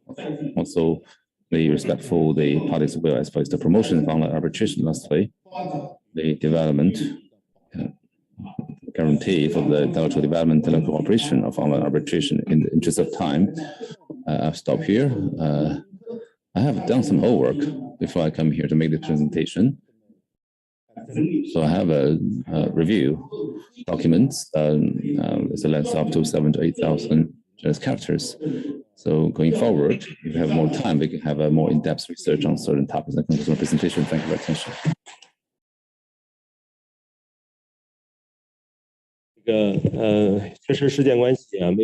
Indeed, time is not enough.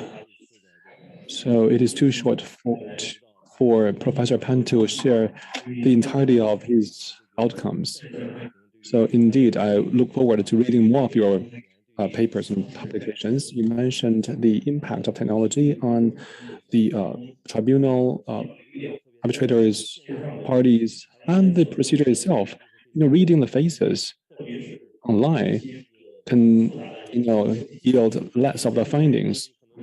Some hearings involve, complicated technologies, but you may not be able to do as offline, where you can actually expand your analysis and presentation. Once you, find on his face that the arbitrator fails to understand you very well. Online, you will not notice such nuanced facial expressions, but you may not know that the CTAC has an online hearing system, which is not which is very safe for online security. So we have been using it as a council. I use it a lot. So you can rest assured with the cybersecurity. Next, I would like to introduce Ms. Xie Chang. She is now the Vice President of the CTAC Arbitration Court. She has 30 years of experience in professional commercial dispute resolution as either as assistant to tribunals and presiding arbitrator or as the vice president of CTAC Arbitration Court since 2021. She has also been the Secretary General of CTAC and the CMAC Tianjin Subcommittee and Vice Secretary General of CMAC for many years. She would like to talk about the practice and the thinking on the arbitration efficiency and fairness in CTAC under new situations and trends.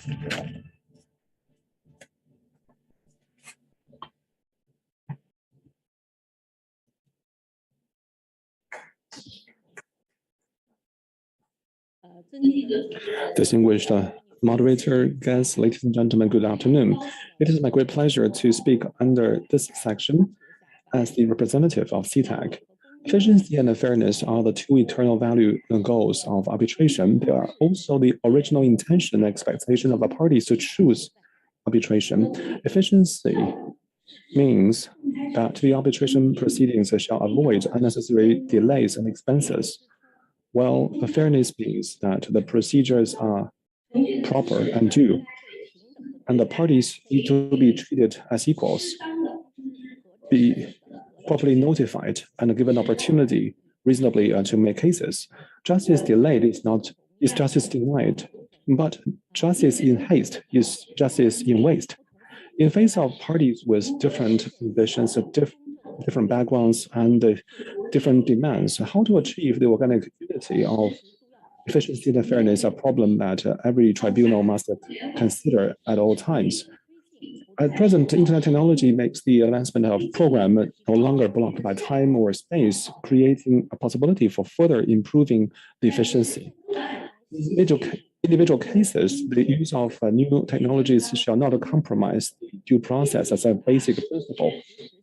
Thus, electronic servicing actually achieve the effective servicing to the parties, and thus the parties concerned have the same technical equipment and the corresponding basic internet literacy. How to protect the rights of the parties to check the originals of the evidence and reduce the lack of the on-site cessation on the effect of the parties' statements in video hearings. They are all issues that need to be carefully observed and carefully evaluated in international arbitration based on the specific circumstances of each case. Apart from that, another issue I've been thinking is that at present, economic globalization and a turbulent trade and investment environment have brought more and more parties from different regions and jurisdictions to the same international arbitration arena. China, on the other hand, is a country that is very different in language, culture, legal tradition with other countries. Imagine if a foreign counsel with a common law background demand extensive disclosure using English language in an adversarial hearing and the genuine witness cross-examination, and the Chinese party firmly oppose that. And if the Chinese arbitrators, disregard the will of the foreign party at all and adopt the Chinese style of hearing, of course, I believe the efficiency can be ensured. But if the foreign party loses his case, he must think that he is right to make a full presentation of his case, as been disrespected in China. Similarly, in an international arbitration with completely, in a common law jurisdiction, the Chinese side will feel that he has been losing his control in a non-native language context, and he has to incur more costs in terms of time and translation fees and arbitration fees. On the surface, these are about the competition of different legal systems, but actually underlying is the competition between fairness and efficiency. All these legal traditions have been formed on their respective soils throughout the history. They have their own unique values. But when they all demand to appear as equals in international arbitration, they will have different expectations and understanding of procedural efficiency and justice. Under such a new trend, how to more actively respond to the different needs of diversified parties and better achieve the harmony of fairness and efficiency is an issue worthy of attention in the international arbitration community. Attaching importance to both efficiency and fairness is the goal of CTAC over the past 60 years. Under the new trend, the CTAC has been adapting its systems and practice and achieve the balance between efficiency and fairness in multiple ways and angles. I would like to make 4 points about that. First, at the level of rules, the current CTAC rules incorporate the latest developments, experiences in international arbitration and keep the Chinese characteristics. For example, with respect to time limit, as early as the 1994 edition, there's a distinction between summary and ordinary procedures, which enable small cases to be resolved in a more expeditious and economical way for a shorter period of time. Since the 2000 edition, CTAC rules introduces the distinction between the domestic and foreign-related procedures, with the latter given more time to accommodate for the needs of the foreign parties to look for translators, counsels, legal experts, and different trial modes. With respect to the arbitration fees, CTAC mainly collect fees based on the amount in dispute. Parties do not need to worry about the additional arbitration fees due to the complexity and extended timeline. And they will know from the outset what the fee will be and keep control on it. This year, in face of the impact of COVID, CTAC announced the special arrangement of arbitration fee reduction to global users to alleviate the cost burden of the parties involved in dispute resolution. As another example, the provision on jurisdictional decisions are also very Chinese. On one hand, the institution makes a decision on the basis of prima facie evidence and the proceeding can continue. This resolves the issue of the jurisdictional objection that often lead to the stagnation and uncertainty in the proceedings before the tribunal is established and a decision is made. And having said that, the decision of the institution shall not prevent the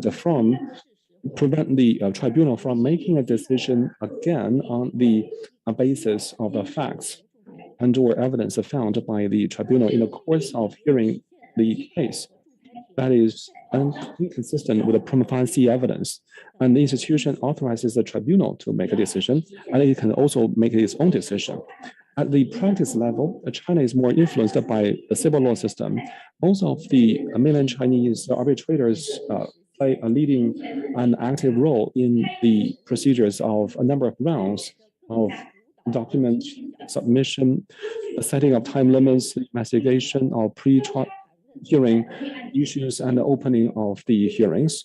But at the same time, with the foreign international exposure, cross-examination is appearing, and CTAC is also very attentive to the needs of foreign parties for the inclusive and flexible Chinese procedures, and their needs, which is different for the efficiency and fairness.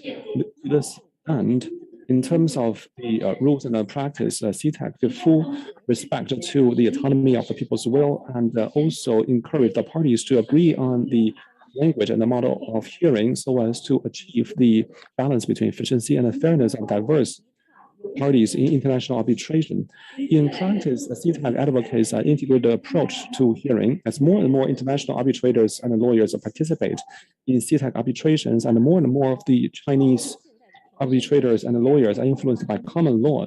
The CTAC's current model has been also quietly changing. It is not just categorically adversarial or inquisitorial, and hybrid models have been phased in. Data have shown that the integrated hybrid model is much obviously advantageous in terms of efficiency and economy. So this is very much in line with the trend of international arbitration. In addition, the procedure of combining arbitration and mediation, which is often applied in CTAC arbitration, is a wonderful display of CTACs that combines efficiency and fairness. So 559 cases have been settled in this way in 2000. When the parties finally shook hands and made peace under mediation, I believe that all the questions about the legitimacy of this procedure based on different legal traditions will be eclipsed at that moment. In the future, CTAC is willing to continue to work with the International Arbitration Committee not to stick to the barriers of different traditional thinking and to learn from each other and narrow the differences in thinking and achieve the mutual learning and explore a new model of international arbitration more suitable to the needs of the diverse parties. Third, management of institution. A major feature of a CTAC arbitration is the management of the institutions. The secretariat is not only an able assistant, but also a good manager. It has formulated many management rules, such as the guideline for presiding arbitrator and the measures of case supervision and the case of further improving the efficiency. The secretariat can also issue inquiry letter, letter of recommendation, or even warning letter to move forward the proceeding. When the case exceeds the caseload exceeds the prescribed number of cases, the secretariat will suspend the motion of the arbitrator to be a candidate of future cases. Fourth, the application of new technologies. The CTAC has accelerated the application of updated new technologies, online case filing, video hearing, electronic service, electronic document exchange platform, electronic signatures, and electronic seals have been applied. CTAC has also a network of more than a dozen branches at home and abroad have signed MOU with major institutions worldwide to assist in hearing. So arbitrators, parties, and councils can participate hearing in places nearby and simultaneously realize cross-regional, cross-time zone, cross-continental online hearings. CTAC also attaches great importance to examination assessment of the specific situation of the case to ensure both technical communication and due process. In 2021, CTAC filed 870 cases online and flexibly used 433 online hearings.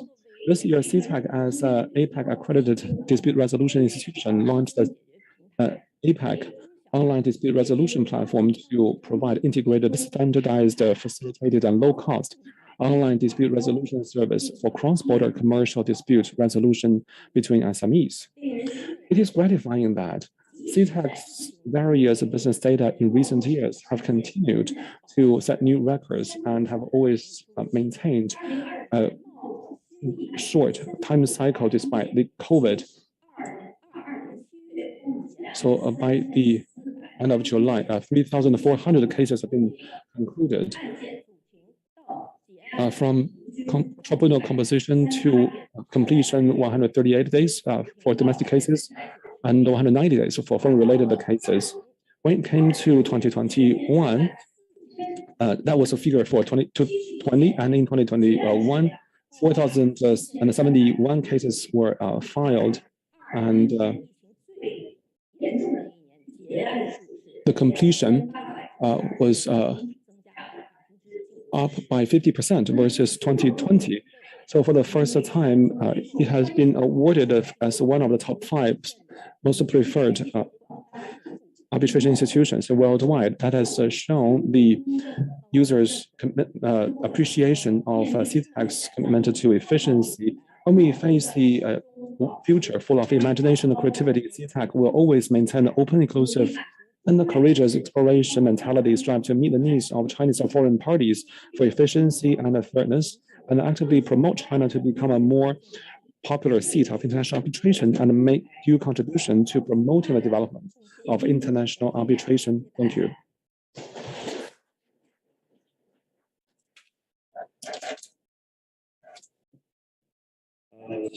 Thank you, Vice President Xie.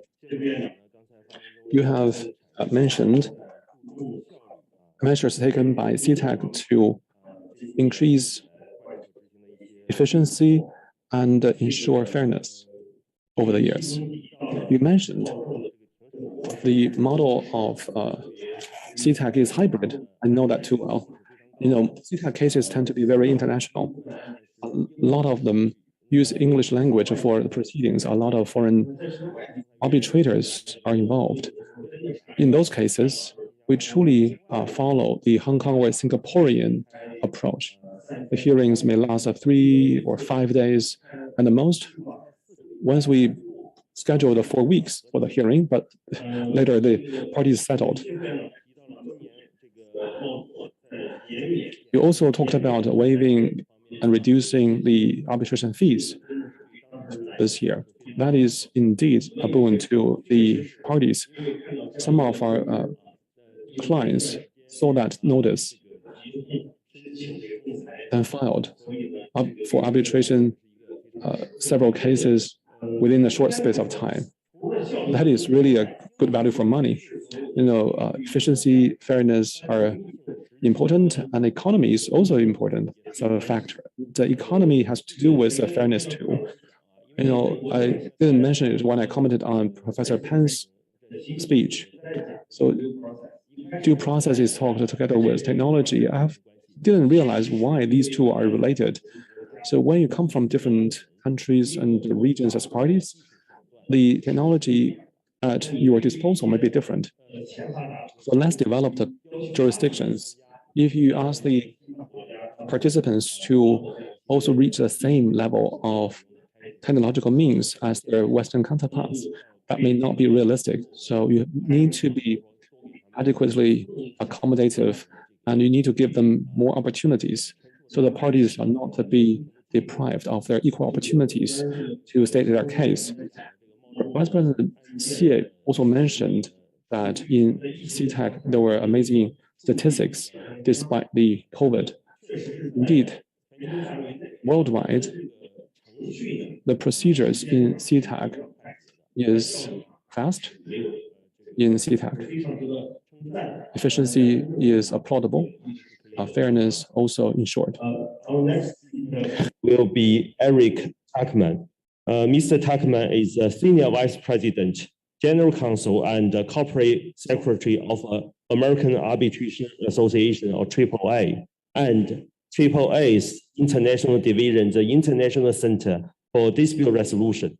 In that capacity, Mr. Tuckman oversees the operations, strategy, and policy making of ICDR. He frequently speaks on international arbitration and mediation related topics. Due to time difference, Mr. Tuckman has recorded a speech on the AAA ICDR's recent experiences regarding improvements and threats to efficiency and fairness in international arbitration. Let's play Mr. Tuckman's video. Good afternoon. I'm Eric Tuckman, Senior Vice President, General Counsel, and Corporate Secretary at the American Arbitration Association and our international division, the International Center for Dispute Resolution. I'm joining you from Singapore at our Asia Case Management Center. And this is where we administer all of our cases involving a party from Asia, including China. I wish I could be with all of you today, and I've enjoyed my time joining prior arbitration summits in previous years. I hope that before too long, we'll be together again in person as well. During this discussion, we are focusing on an important topic: how all of us in the field of international arbitration can work towards ensuring efficiency and speed in the arbitration process without compromising justice and fairness. This is an enduring question, but it's an important one to revisit time and time again, particularly in the current environment, with all the changes that have taken place with respect to how international arbitrations are carried out and conducted as a result of COVID. First, an important step in addressing justice and fairness is by increasing transparency. Transparency in the process. As an institution, we think about this with great frequency. How can we allow parties to better understand how we as an institution make decisions, how we advise arbitrators on issues of ethics and the like. And we consider these issues with great care during our recent amendments of our international arbitration rules. The process of amending a set of rules is something that's not done lightly. Great care is taken into consideration. We've got to ensure that the rules and the amendments that they contain are universally accepted, no matter where in the world they might be used, and no matter where in the world there might be an enforcement proceeding or a proceeding to challenge an award or any other court-related matter that connects the arbitration. And in fact, our committee, our rule amendment drafting committee, was represented by an individual from China. We feel as though that was an important addition to our group. They're quite active.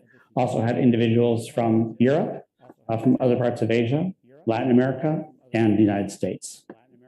So they truly are an international set of rules and continue to maintain that character.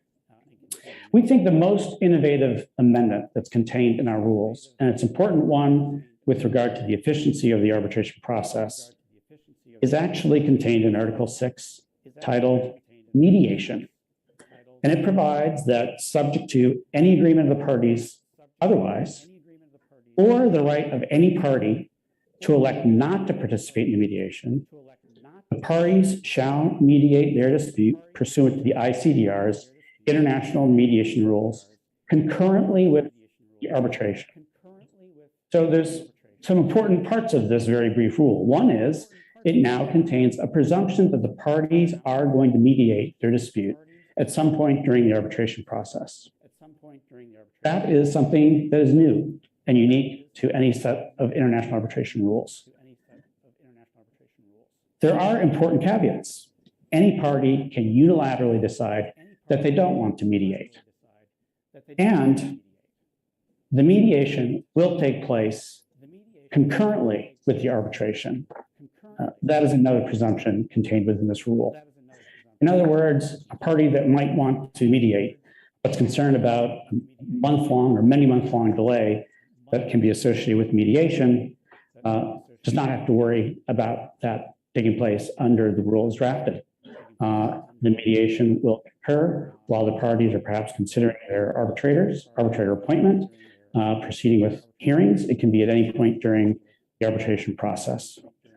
We think that the incorporation of a mediation rule in a set of arbitration rules is an important step in increasing the use of mediation, which when utilized is quite successful in resolving disputes, and also helping parties gain a greater appreciation for the process.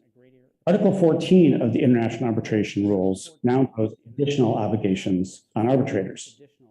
Those obligations include the need to maintain the standards of impartiality and independence that have become widely accepted as appropriate in international arbitrations, to know and act in accordance with ICDR rules and the terms of the notice of appointment provided by the ICDR, and to act in accordance with the Code of Ethics for arbitrators in commercial disputes.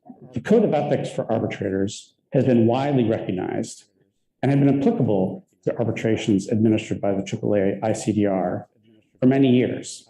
But what's new in the most recent amendments is explicit reference to the Code of Ethics in the rules themselves to make clear of their applicability and to provide transparency about the standards that arbitrators are expected to hold themselves up to. A related issue to arbitrator disclosure and independence of the arbitrator actually exists in a new addition in the rules that relates to third-party funding, also addressed in Article 14. And it provides that on the application of a party or on its own initiative, after consulting with the parties, a tribunal can require the parties to disclose whether a non-party, a third-party funder, or perhaps an insurer, has undertaken to pay or to contribute to the cost of the arbitration, and to identify the person or entity concerned, and to describe the nature of the undertaking.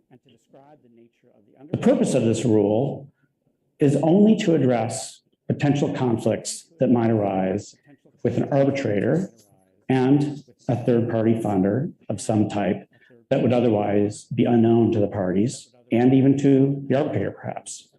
So where an arbitrator or their firm may have an ongoing relationship with a third-party funder, it may be appropriate for conflicts purposes for that information to come out. The ICDR's approach, however, has been to allow a case-by-case analysis by the tribunal as to whether that disclosure is necessary.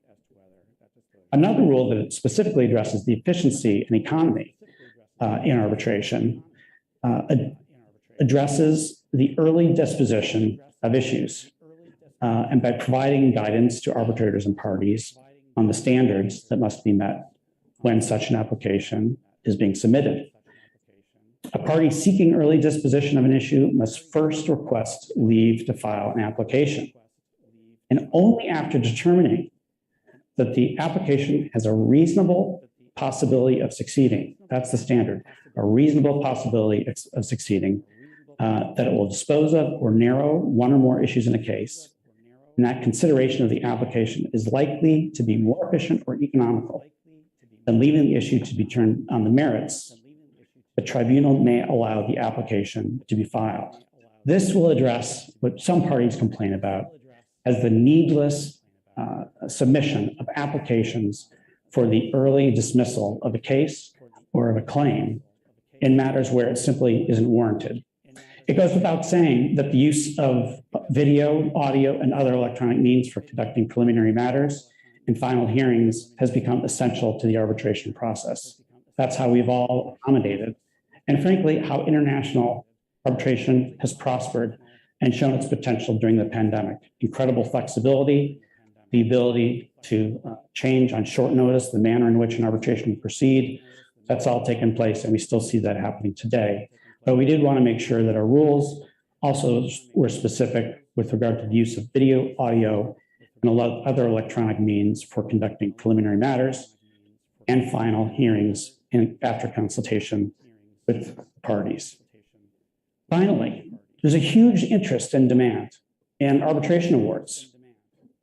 Parties, practitioners, academics, and also policymakers want arbitration awards to better understand how the process works, the types of issues that are being decided, and how parties, large or small, regardless of their character, might be impacted. We've made an incremental step towards the publication of additional awards because we feel there is some value where the parties consent to having a larger number of awards being made available.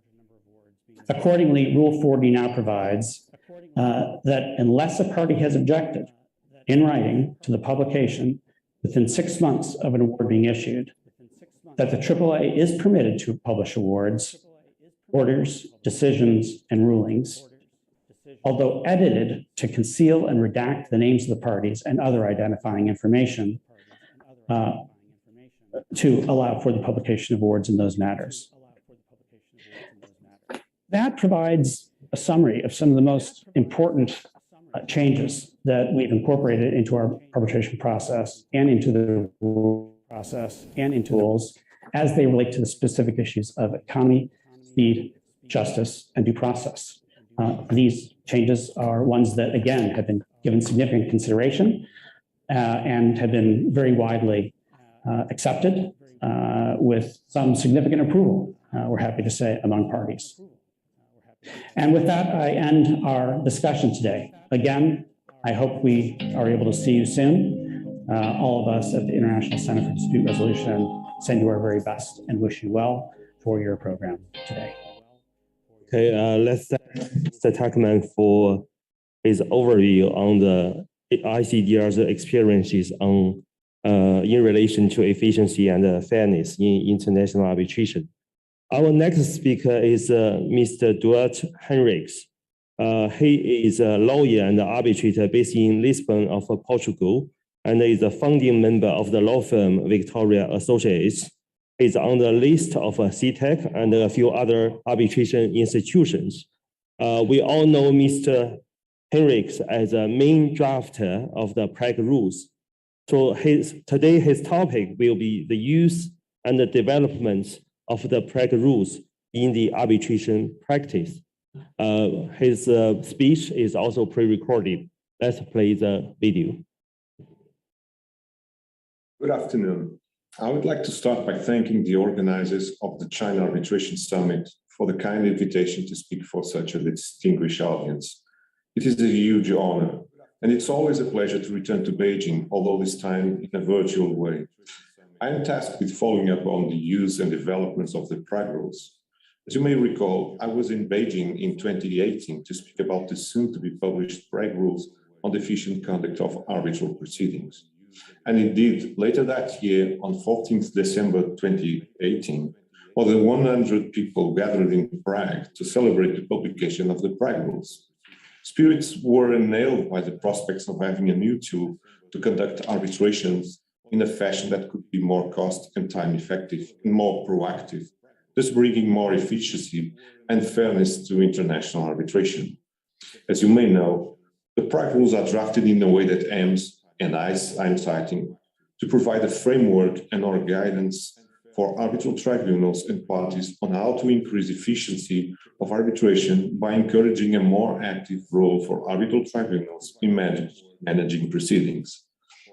In that context, the core features of the Prague rules are a toolkit to invite and encourage the tribunal to provide guidance to the parties in crucial issues, adopt a proactive role, assist the parties in amicable settlements, and apply iure non curie when admissible. As a materialization of these basic tenets, under the Prague rules, arbitral tribunals are encouraged to clarify if the parties to the relief sought, the facts in dispute or not in dispute, and the legal grounds. They are also encouraged to indicate to the parties, as to the disputed facts, evidences needed, actions of the parties, tribunal to ascertain the facts, preliminary views on the burden of proof, its understanding of the grounds on which the parties base their position. Arbitral tribunals may order the production of evidence like documents, witnesses, expert witnesses, and site inspections. Tribunals may also consider certain issues of fact or law as preliminary matters. They may limit the number and length of submissions, fix a procedural timetable, and establish facts without releasing the parties from the burden of proof. Having in mind at all times the procedural judgment rule coined by the Professor Klaus Berger, tribunals are invited to use their discretion in the conduct of proceedings, making use of procedural tools such as the case management conference and procedural orders, also having in mind the principles of equal treatment and fair opportunity to present their case. As I said back in 2018, the Prague rules are intended to achieve certain goals, such as equally protecting rights and interests, creating a fair and just business environment, engaging in sports and dispute resolution from all over the world, upholding the principles of justice and efficiency, and promote widely accepted mechanisms. These principles in the conduct of proceedings that inspire and guide the use of the Prague rules are of course very close to the heart of the civilian law practitioners, who are well familiar with them, but they also reflect a trend in international arbitration. But how have been the Prague rules received in the international arbitration community? Well, as said in its manifest, the Prague rules are not intended to replace the arbitration rules provided by various institutions, and are designed to supplement the procedure to be agreed by the parties or otherwise applied by arbitral tribunals in a particular dispute.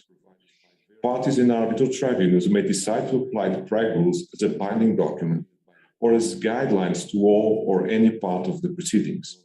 They may also exclude the application of any part of the Prague rules or decide to apply only part of them. Yet, some reacted to the Prague rules as if they were a step back in the standardization process of the international practice. Notwithstanding, the Prague rules are making its way through.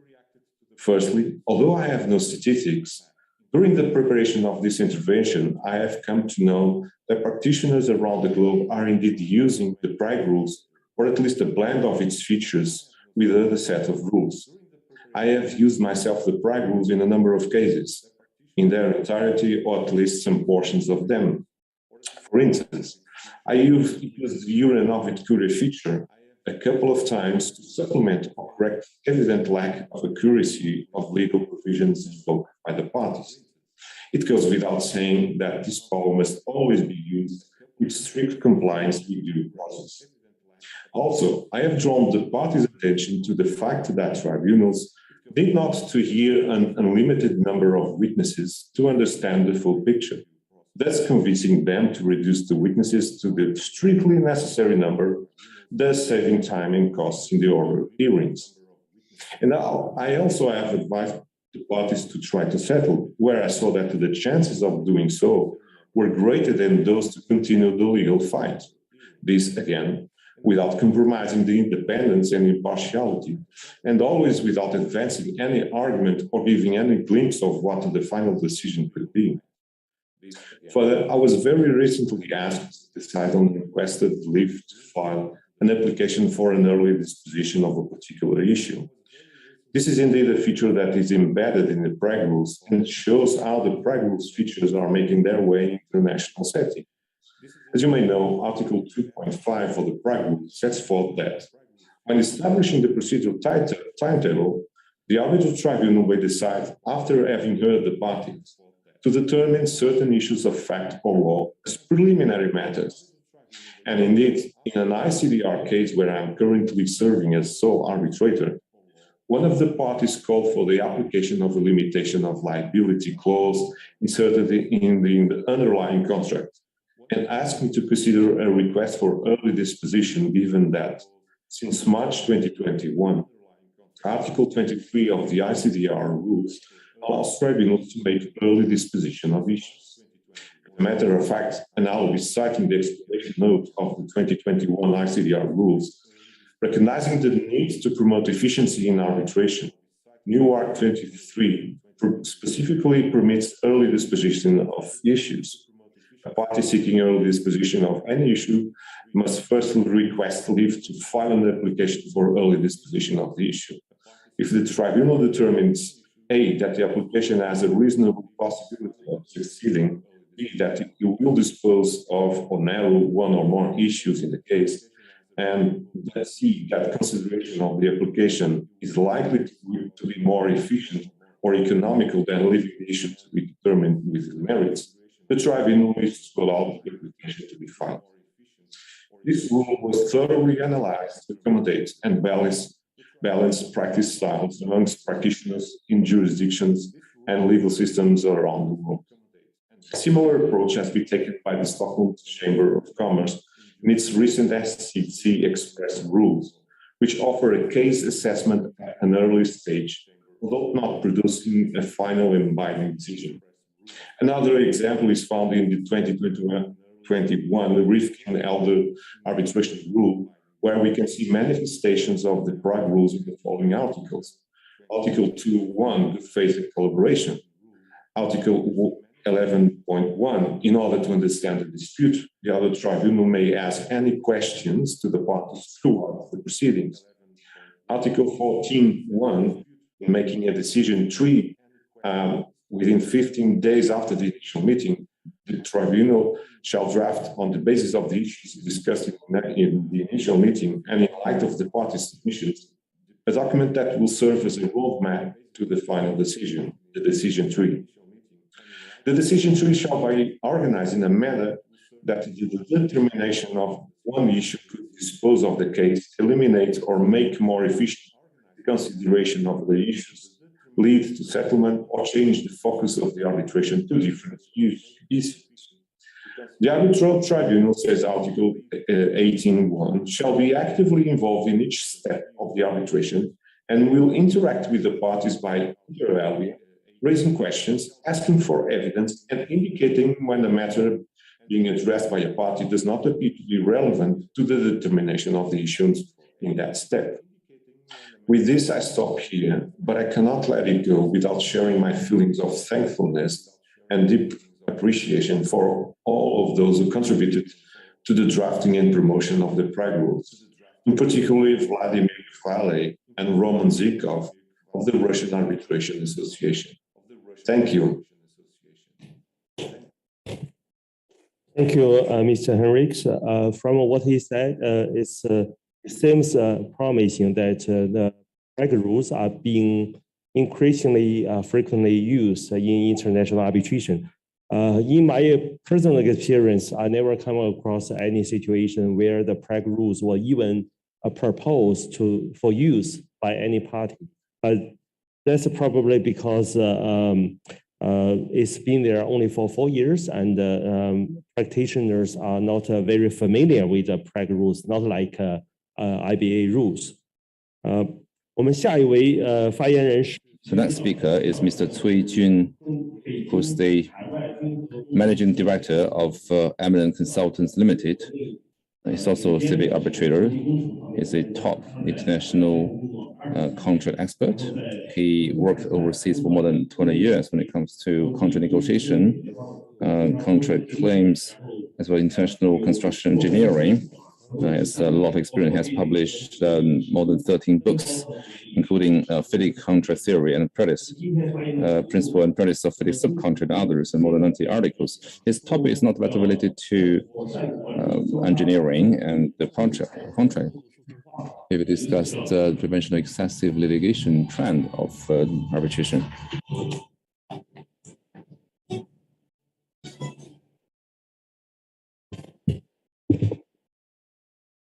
各位领导 Distinguished leaders, guests, ladies and gentlemen, it is my privilege to attend this event and speak under Session 2 on the proper management across management and avoid the litigationization of arbitration. As you know, in modern sense, arbitration started in mid-19th century. In the 20th century, with improvement of arbitration legislations in national laws, the establishment of arbitration institutions and the UN arbitration model law and international conventions and the treaties represented by New York Convention, arbitration has been thriving worldwide in the late 20th century and in the new century.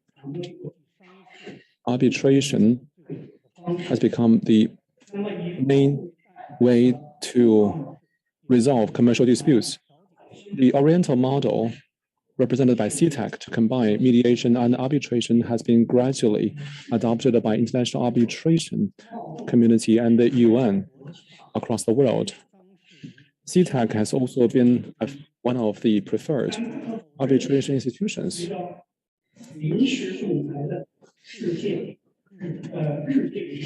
With the waning of ad hoc arbitration, institutional arbitration is mainstreaming, and the standardization of arbitration proceedings is also causing some adverse impact on arbitration, which we would not be happy to see, including the litigationization of arbitration and lawyerization of arbitration and the high cost of arbitration. In the proceedings under common law, the cross-examination has become the icon of the litigationization of arbitration. We connect these dots because in actual arbitration proceedings for 2 hours, the two parties would make opening statements, and then 4 of the 5 days would be devoted to the cross-examination for factual issues, and 1 to the cross-examination of expert witnesses. That would trigger 2 aspects of issues. First is the witness evidence in terms of the use of cross-examination and the litigationization of the arbitration. In terms of the witness evidence, by IBA rule of evidence, in Article 4.5b of the 2020 rule, the complete factual statements and the source of such facts and information shall suffice to provide witness testimony on the disputed matters. And the parties shall also provide what is relied upon by the witness but fails to be submitted. This is the IBA rule on evidence. Per CTAC arbitration rules, basically the same requirement is adopted. The parties can provide documentary evidence and witness testimony. There is latitude in providing these 2 kinds of evidence. The current 2025 CTAC rules have adopted an open attitude to the 2 models of hearings. One is the inquisitorial model under civil law. The other is the adversarial model under common law, represented by cross-examination. An open set of rules and attitude have been adopted, and the tribunal has the power to decision which model shall be used to find facts and hear the evidence from witnesses. We have to say that even under common law, for the witness evidence and cross-examination, criticism has never stopped. In terms of low level of credibility, overemphasis on lawyers, cumbersome process, and time-consuming procedure. That means that for a whole week, 4 days are devoted to the cross-examination of factual witnesses and 1 to experts. That means for 8 weeks, 8 days on factual witness and 1 day on experts. That means the parties are left about 2 hours to the claimant and 2 hours respondent. So we have to see that the problem that results from this is that in commercial arbitration, cross-examination is the most time-consuming process, and the value of witness evidence as value is the lowest. That means the most time is spent on the least valuable evidence. Therefore, the ICC 2021 rule in Appendix 6 of the emergency arbitration rules has given the tribunal the power to limit the repetitive and continued submission and require the parties to focus on the key disputes. And the Prague rules also require that the tribunal shall, during the hearing, check or examine the witness statements. April the 6th, 2021, the Commercial and Property Law of England promulgated one important guideline.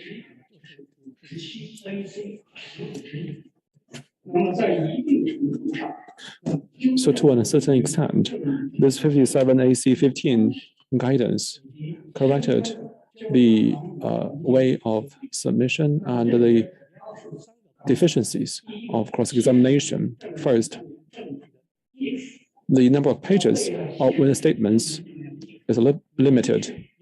It is clearly required that in witness statements, extensive quotation of evidences shall not be made in support of the witness statement. Second, lawyerization shall be avoided. So mostly the parties themselves need to prepare the witness statements with a focus placed on facts rather than legal arguments, claims, or defenses. Thirdly, most importantly, in case of contravention with such guidance, the relevant counsels shall be penalized to a certain extent. So this 57 AC 15 guidance applies to the commercial arbitration in London. We forecast that such an impact will be also exerted on international commercial arbitration. According to the CTAG rules, tribunal is granted certain authority to manage these issues. For the tribunal, during the hearing, in case of cross-examination, several things can be done to properly manage the cross-examination process. First, for witness testimony or witness statements, the number of pages shall be clear. No more than 30 pages or 40 pages in English, and in Chinese, even 25 or 30, 5 or 6 pages less. They shall not be more than 100 pages, if not hundreds of pages, if the evidences are exhibited or annexed. For a contractual or engineering case, the big pile of the statement of one witness would be that. So that would be 20G in electronic copy. So then witness statements plus evidence will reach 30G. We don't object to that if we are paid by hours. Otherwise, the arbitrators' fees can hardly embody the value of their work. In order to avoid the loss of control on the page count, the witnesses are required to avoid extensive quotation of the evidences, and evidences shall not be repetitively submitted. Also, for the hearing time management shall be kept so that the counsels will know clearly the exam. If 3 days is devoted to one witness, to the other 5, only 1 day is left. And in that way, the time will be properly managed. So the hearing will be focused on the core issues instead of everything. So on negligible issues, we should avoid spending too much time. As arbitrators, we like cross-examinations because we can just sit there and listen to them talking. I like that very much, but as a counsel, I hate that approach because I have to exhaust all ways and means to entrap the factual witness of the other party. So I need to close all but one doors. So that approach is what I dislike. So for court hearings, we need to focus on the core issues, disputed matters, and avoid waste of time. All in all, the CTAC rules grants the parties and a tribunal adequate rights, powers, and freedom.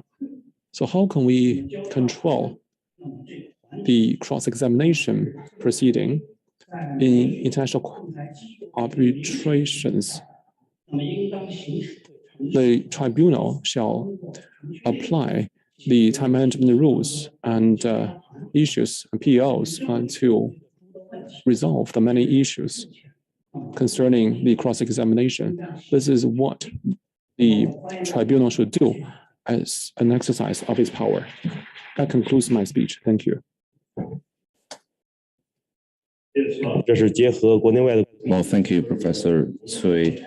Based on the domestic and international best practice and his personal experience, he has proposed some of his very insightful thinking and suggestions with regard to cross-examinations. Next speaker is Mr. Mao Huigang. He's an old friend of mine. He's the managing partner of Shanghai Jinmao Law Firm. He's also the chairman of Arbitration Committee of Shanghai Bar Association. He's also a CTAC arbitrator. His major practice is financial law. He also has extensive experience of both domestic and international dispute resolution. He has represented more than hundreds of cases in front of courts and arbitration tribunals. His presentation title is 8 Practical Issues of Online Arbitration because he's based in Shanghai. He speaks online. Welcome, Professor Mao. Mr. Mao, I want to thank Mr. Moderator for the introduction, honorable government officials, distinguished guests. I'm very honored to attend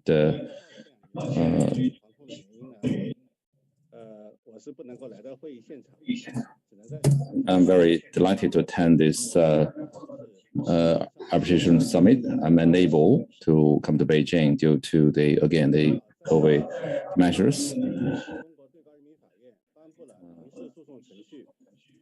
So we know that the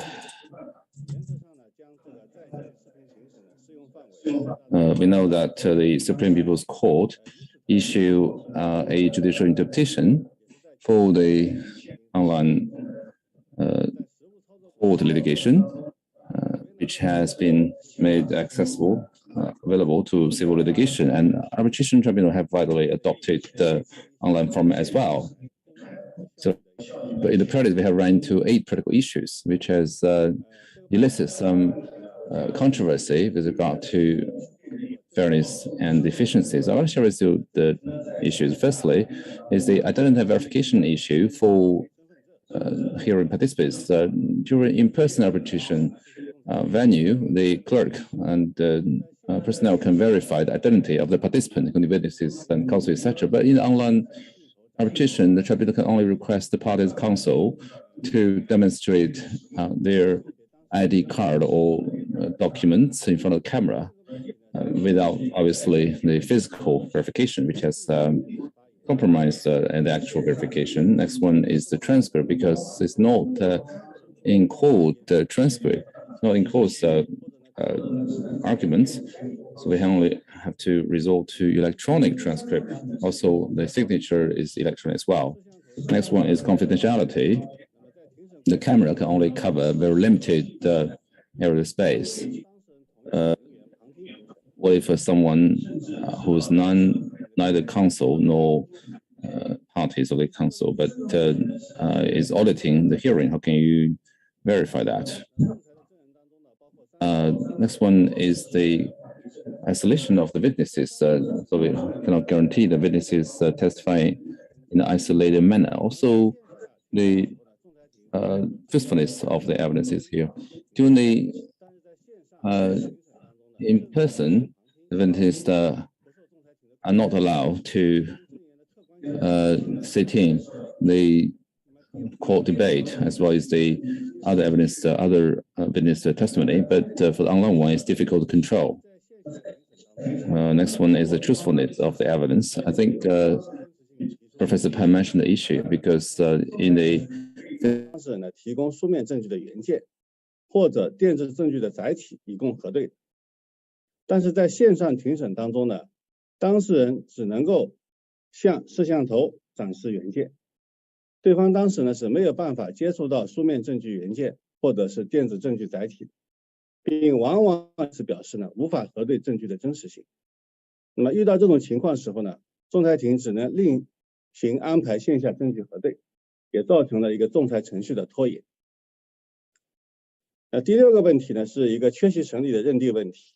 如果当事人未按时参加线上庭审，或者是在庭审当中呢故意离开这个摄像头，同时呢又主张是这个网络故障原因，那么一般来说呢，仲裁庭很难以申请人不到庭，或者是中途退庭，认定撤回仲裁申请，或者呢以被申请人不到庭或者中途退庭呢做出缺席裁决。那么第七个问题呢是这个庭审效果的问题。那么大家都知道，直接言辞原则的好处呢，就是在激烈快速的言语辩论当中呢，事实真相呢往往可以快速获取。但是从面对面的这个线下庭审转上这个平对平的线上庭审会导致对抗性辩论的氛围淡化，当事人辩论的欲望的降低。各方当事人呢往往会按照庭审前准备的进行照本宣科的事实陈述和辩论，缺乏一个针对性。第八个问题呢是不利于调解的问题。那么大家也知道，人类的语言除了这个口头和书面表达呢，还有这个肢体语言、语气语态和这个面部的表情。那么有经验的仲裁庭呢，可以从当事人的这些细微动作当中呢，大致判断出当事人的真实心理，抓住时机促成调解。因为有的时候调解是否成功呢，可能就在于他1-2分钟的时间之内。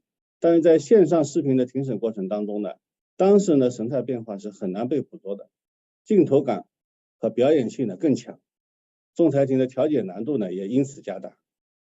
那当然，在这个近年来的这个线上视频庭审的探索过程当中呢，一些法院仲裁机构互联网企业呢，也摸索出了一些可能有助于解决以上问题的途径。我在这里呢，也尝试为大家做一些总结和归纳。那么关于出庭人员包括证人身份核对的问题的，在近年来的这个互联网银行登录网上支付线上学习、线上考试等等场景中呢，人脸识别技术呢已经被应用到人们日常生活的诸多方面。那么在线上考试的场景下呢，人脸识别技术呢已经能够做到将身份证照片和真人照片呢进行比对、进行识别。那么在目前的仲裁线上庭审当中呢，还很少用到人脸识别技术来核对仲裁员的这个出庭人员的身份。我认为呢，这也是一个可以考虑的一个选项。当然呢，采用人脸识别技术呢，还涉及到个人信息保护方面的一些严格的法律规定。是否要在仲裁实务当中采用这项技术呢？可能还需要一个法律的评估。那么第二个是关于这个在线庭审记录的问题。那我也聆听了今天上午最高人民法院民事庭王淑梅庭长在主旨发言当中呢，对近年来中国法院在审判实践当中呢，运用智能互联技术的全面的介绍。那么在这个在线庭审记录方面呢，人民法院的一些成功的经验呢，确实也值得这个仲裁行业的借鉴。我在这边呢举了2个例子，一个呢是在上海的浦东新区人民法院，那么线上开庭审理呢，在这个知识产权案件当中呢，已经开始探索使用庭审录音录像替代庭审笔录，也就是没有一个纸质的庭审记录的，都是做成了录音录像。那么进行了光盘的刻录归档。那么庭后如果当事人或者代理人要查阅的话呢，法院是提供一个光盘给当事人作为这个调阅的这个案件。那另外一个例子呢，就在上海的这个第二中级人民法院，二中院是开发了一个智能交互的庭审系统，它已经实现了这个庭审发言的及时的音质转换和屏幕呈现，也就是法官和当事人代理人在说话的时候呢，就转换成文字。那么在庭审结束以后呢，经书记员进行这个错别字校对以后呢，就可以供当事人签署。那么我们的仲裁线上庭审是不是有必要引入这个音质转换软件？尤其是在采用中文以外语言进行的线上庭审呢，有没有必要引入音质转换软件呢？我认为也是值得考虑的。那关于仲裁保密性的问题呢，这个刚才也好几位专家也都提到这个问题。那么这个问题在一些境外仲裁机构的庭审过程当中呢，已经有了实践的应对，包括这个360度的镜头啊，或者是在开庭前啊绕着这个开庭室转一圈，给仲裁庭过目啊等等。其实呢，国内的线上考试其实已经有了解决这个问题的方案。因为考试确实也需要解决作弊的问题，就像潘院长刚才提到的。那么市场上呢，有一些专业从事线上考试的这个服务商啊，像这个基金从业人员考试这样的全国性考试呢，都是有这些服务商来提供服务的。比较主流的方式呢，是在考生背后放上一个摄像头，监考人员呢可以随时看到房间的全景，同时也可以看到呢考生前方的画面，比较有效的解决了一个作弊的问题。那么如果仲裁采用这种方式的话呢，相信可以在一定程度上有效解决无授权人员旁听庭审或者指导当事人回答仲裁庭提问的问题。关于证人隔离作证的问题呢，在目前的在线视频庭审当中呢，一般是采用证人专用端口的方式来解决证人隔离作证的问题。证人呢，并不是一个全程的参与，而是在仲裁庭准许的时候呢上线和下线。目前中国冒众的庭审系统呢，已经能够做到这一点。去年我本人承办的一个冒众的案件呢，也是通过这个系统完成了外国法律专家证人的一个作证。那么当然在境外仲裁当中呢，也还有一种解决方案是呢，在一方当事人作证的房间呢，由另外一方当事人派一名观察员呢进行现场的监督。当然更好的解决方案是为了防止证人这个旁听庭审，可以在事实调查阶段也就安排证人出庭作证，也就是证人先说，说完下线，再开始当事人的陈述。当然这样安排呢，对仲裁庭的庭审把控能力呢有更高的一个要求。关于证据真实性的核对啊，这个问题可能是线上视频庭审最难解决的一个问题。那么有些当事人是采取了一个公证的方式，也就是对证据原件和复印件的一致性进行公证，对电子邮件及微信聊天提取以后公证，然后向仲裁庭提供公证书。那这个方式呢，所花的成本和费用比较大。那我在线上视频庭审解决这个问题的时候呢，还是通过另行安排现场证据核对的方式来解决。当当事人处于不同的地域和范围的时候呢，冒众遍布各地的一个分支机构呢，确实能体现它的一个优越性。一般来说呢，我会请办案秘书呢，将 A 地当事人提供的证据原件呢，寄到 B 地的冒众机构，请 B 地冒众机构的秘书呢，组织 B 地的当事人进行证据核对。还有一个选项呢，是请 B 地的当事人呢，另行委托一位在 I 地的代理人。仲裁呢，因为对代理人的人数没有限制嘛，所以呢，也可以通过这种方式委托一位在 I 地的这个代理人呢，进行核对。代理权呢，仅限于证据真实性，也可以解决这个问题。当然呢，随着这个网络经济的发展呢，交易的无纸化呢，也在迅速的推进，区块链的经济呢，也在迅速的发展。如果仲裁机构将来能够成为区块链的一环的话呢，那么所有的交易文件在仲裁机构都有存证，相信证据真实性问题呢，到时也不会成为一个问题。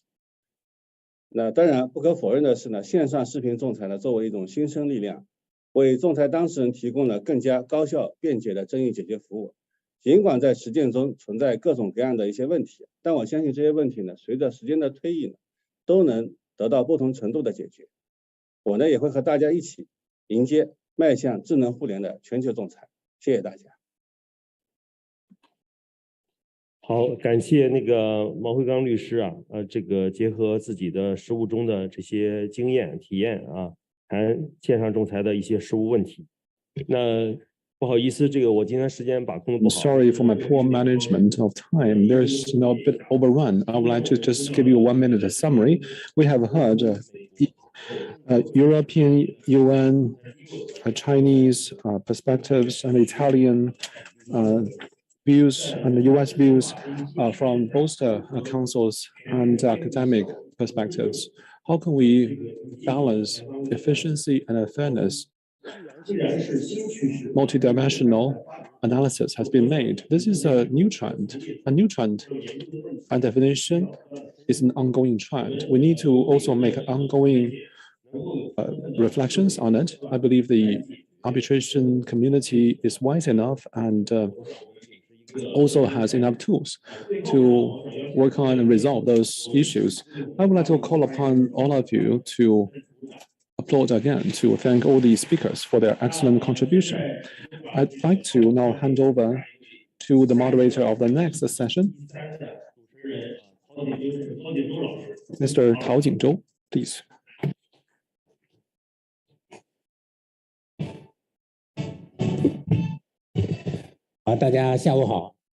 Good afternoon.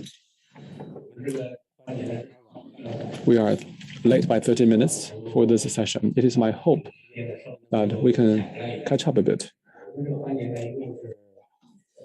We have arranged 7 speakers for this session. Among them, 4 would speak English, 3 in Chinese. I'm the moderator, so I will speak Chinese, so it'll be 4-4.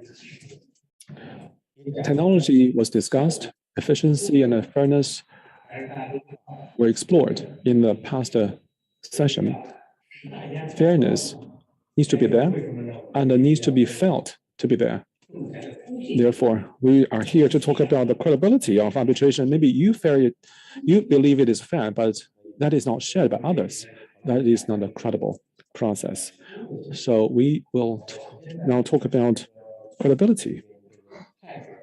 I would like to first invite Pasit Asawatthama from Thailand. You know, the Thais really have long surnames, so I would like to indulge myself by just calling him by Pasit, Mr. Pasit. He is the president of Asia Pacific Regional Arbitration Group and managing director of a Thailand Arbitration Center. He was the deputy director of the Bureau of Investigation of the Thai Ministry of Justice. Apart from the legal education in Thailand, he also worked in UPenn and Harvard and obtained LLM degree, and also in Wharton Business School, a very famous school. He got the certificate of advanced management program. He will speak by video. Now let me invite the staff to play it. Good afternoon, ladies and gentlemen. It is my great pleasure to be here. And first of all, I would like to thank the organizer who invited me to this important event. Everyone in our arbitration world knows that China Arbitration Summit is one of the most important events in the arbitration world. And today, I come here on behalf of the APLAC. So before we going down to the detail of the topics I was assigned to speak today, I would like to give some information very briefly about the APLAC. The APLAC is a regional and federation of arbitration association aiming to improve standards and knowledge of international arbitration, and will make submissions on behalf of the region to national and international. The APLAC was growing up, and the membership of APLAC right now has grown to 51 members. We have a lot of activities, mostly sharing the knowledge and developing our center by giving technical assistance. In this year, on my presidency, I built in the newest knowledge distribution, which is e-journal, which all of you can find the e-journal in our APAC website. Anyway, we will have more events in 2023, and in the next meeting, we will have Beijing International Arbitration Center as the host of the next event, and I wish you all can join that event too. Okay, let's move to our topic today. We're talking about collaboration and communication to make more credibility to the arbitration as a whole.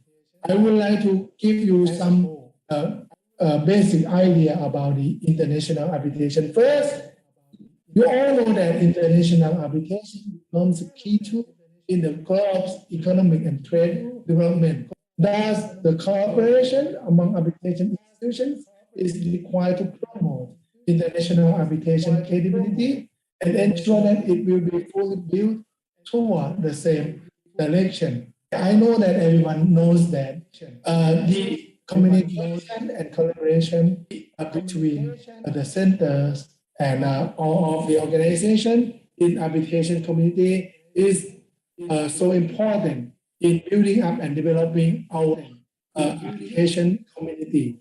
And even though all of our centers are, I could say that we are in the mode of competitive, but everyone knows that to collaborate will be more fruitful to all of us than only competition to all of our centers.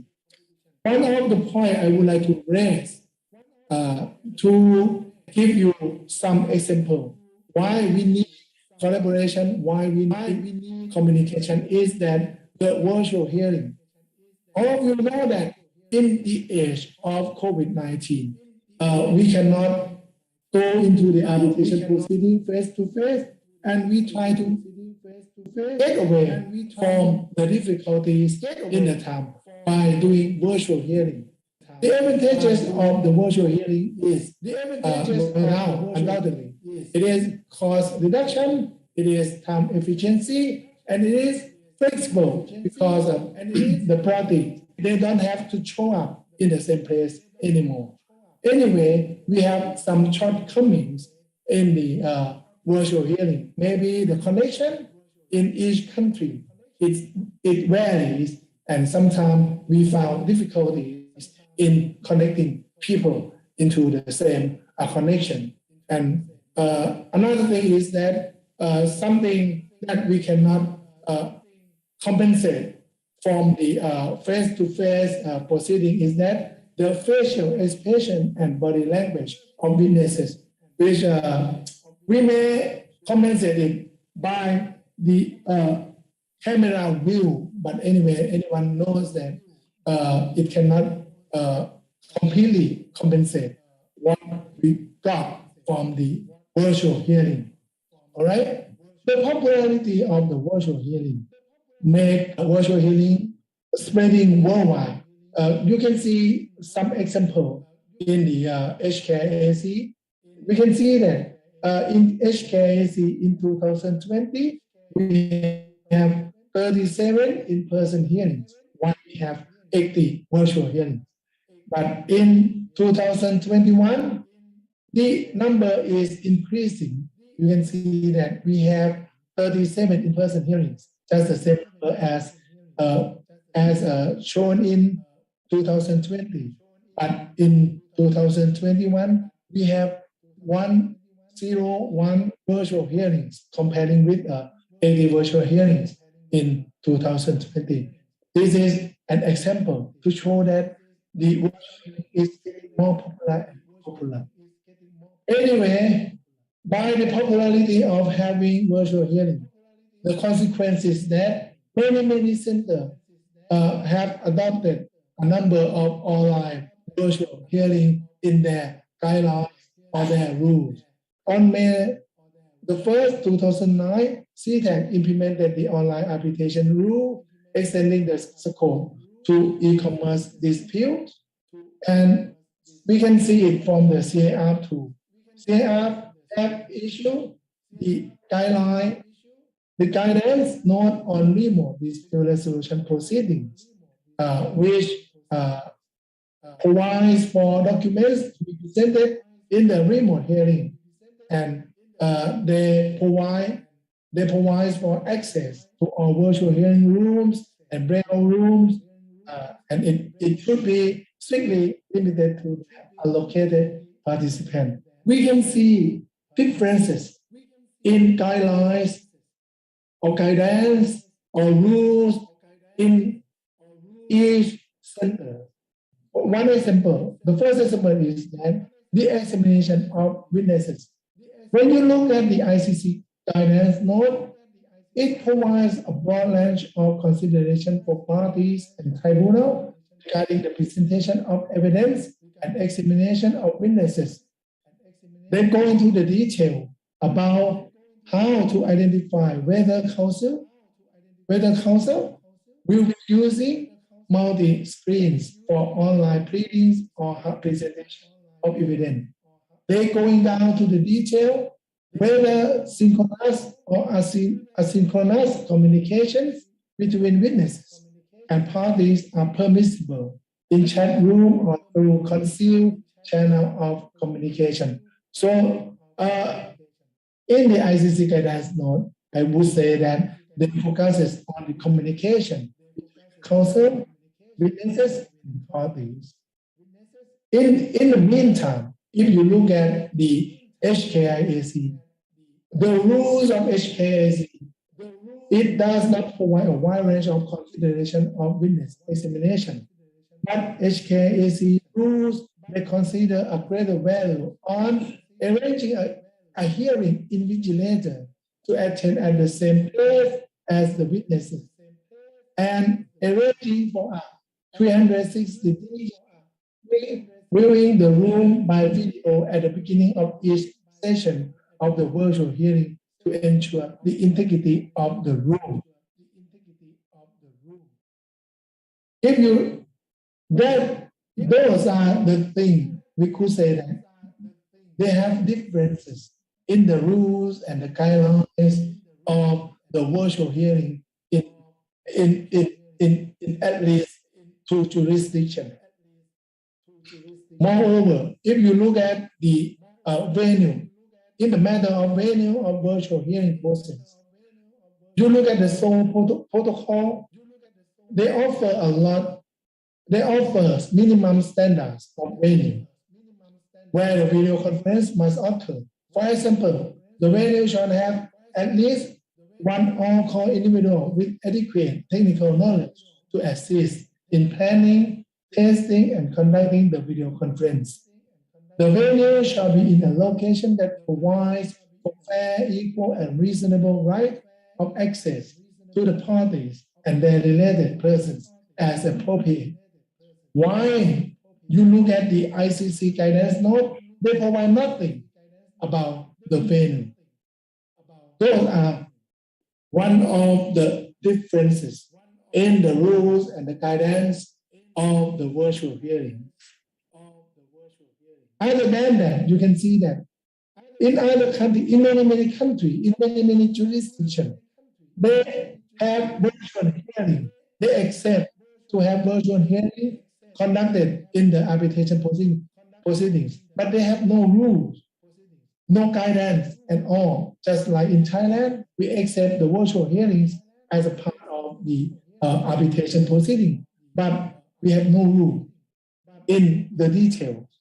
Indonesia also and Japan also. Those are the difference. We have from one thing, the country, the jurisdiction who has a very strict rule in the virtual hearing. Why? On the other hand, we have many jurisdictions where they accept the virtual hearings, but they don't have any rules or the guidance in the detail. You can see a variation all along the line. And those are the things that I think that we should have some communication and collaboration in developing and improving the virtual hearing around the world in order to make sure that all the people, all the parties in the arbitration proceeding, they have minimum standards or they have the same direction in conducting the virtual hearings in different arbitration centers, which I think it would be one of the most important things to make our arbitration community more credible. So this is the way I think I would like to propose that we should have some joint virtual hearing protocol between centers. Centers should have some venue, some forum to sit down and talk about how to improve, how to develop the virtual hearing in the same direction, in the same way, or harmonize all the guidance or the rules, right? And then other than that, maybe we can have some rule or some guidance about the witness coaching so that they can have some more knowledge about how to examine the witness in the virtual hearing. Those are the things that we should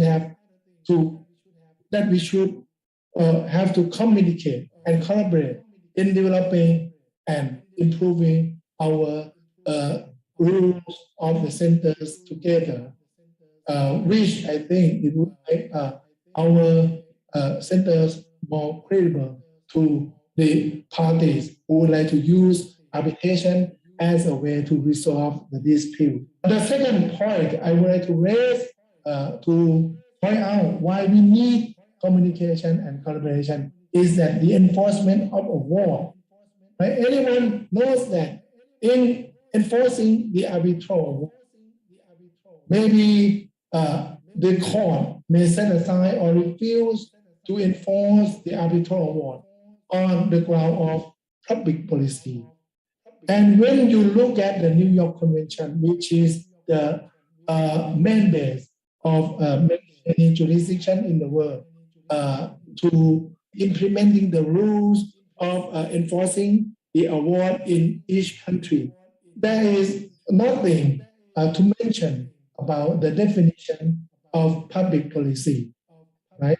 In antitrust model law, also, they don't have the public policy definition as well. So the definition of public policy will be interpreted by the court in different ways in each country, in each jurisdiction. Those are the things that I would like to raise under the topic of collaboration and communication. And thank you so much for everyone paying attention to my presentation. Thank you.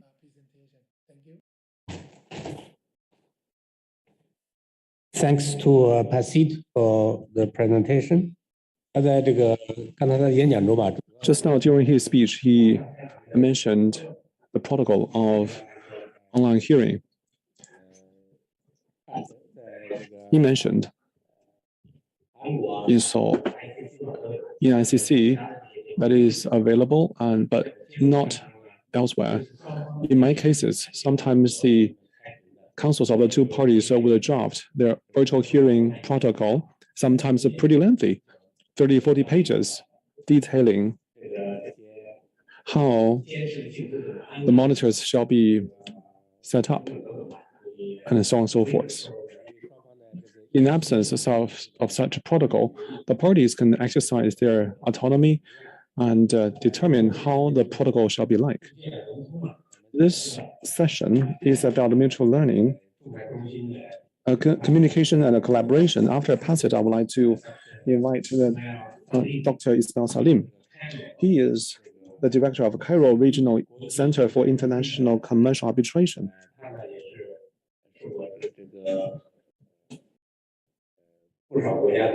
He has been educated in many countries for legal education, especially He was educated in Ina in France, and also a very famous place, Morgandi University. If you love wine, you will know that place, Morgandi. He obtained a doctoral degree in international commercial arbitration.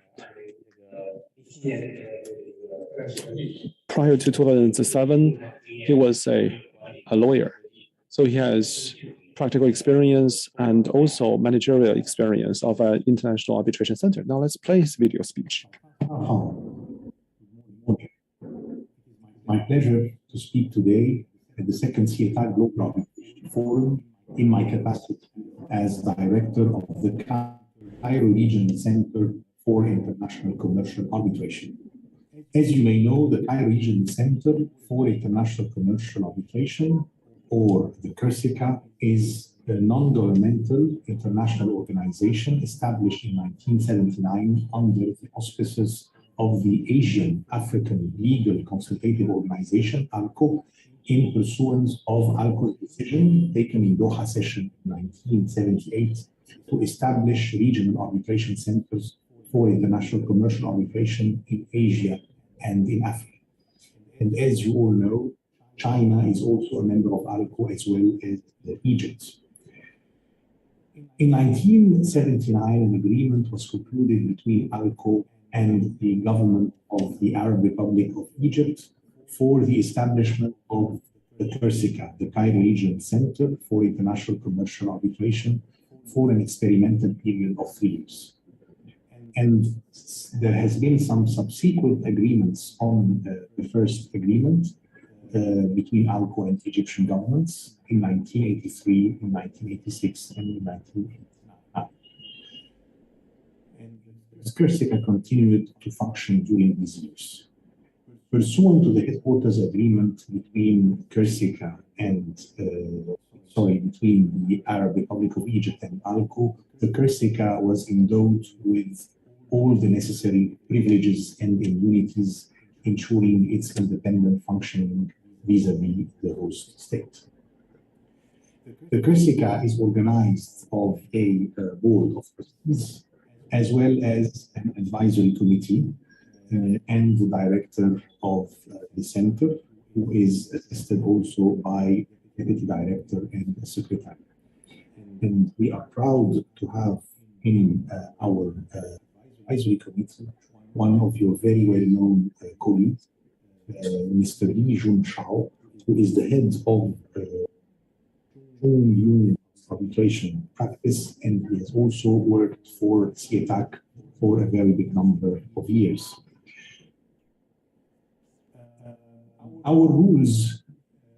So this was a brief presentation of the CERSICA for those who are not familiar with its organization and how it was created. Regarding the arbitration rules of the CERSICA, since its establishment, the CERSICA has adopted with very minor modifications the arbitration rules of the UNCITRAL, the United Nations Commission on International Trade Law, the UNCITRAL, approved by the General Assembly of the United Nations on December 15, 1976. And CERSICA throughout the years amended arbitration rules in 1998, in 2000, 2002, and in 2007. Until the rules of 2011, the CERSICA rules of 2011 were issued. And they were almost literally adopting the UNCITRAL rules of 2010 with very minor modifications due to the fact that the CERSICA is an institution and acts as an appointment. One way of enhancing international credibility of arbitration under economic globalization is to reform the institutional arbitration rules.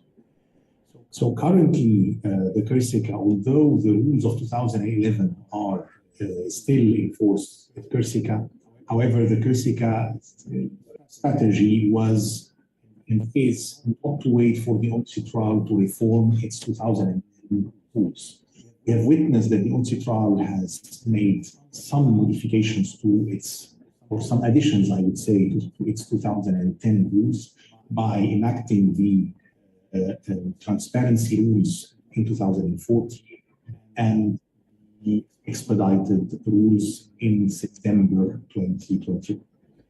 However, the core of the on-trial arbitration rules until today have not been reformed. So the Corsica decided not to wait for such reform and to start reforming its own rules by constituting the committee that is in charge of amending its rules. And as I have mentioned, this is one way of enhancing international credibility of arbitration under economic globalization, to follow the title of this session 3. So the next Corsica rules, we expect that they would be issued in 2023 after the committee would have revised all the draft submitted to it. And these rules will still be based on the UNCITRAL arbitration rules as revised in 2010, but with a smooth professional and institutional administration variation where needed based upon the center's experience throughout 1 decade of implementation of its 2011 arbitration rules. Accordingly, the rules respond to evolutionary needs of the arbitration community from an institutional perspective, beyond the response already provided by our UNCITRAL-based arbitration rules at the time they were issued in 2011. The rules introduced for the first time rules on concurrent proceedings, consolidation of arbitrations, early dismissal of claims, emergency arbitrator, expedited rules, single arbitration under multiple contracts, and third-party funding. Finally, the schedule of fees has been slightly modified to respond to the economic developments and to some practical considerations while maintaining its cost effectiveness.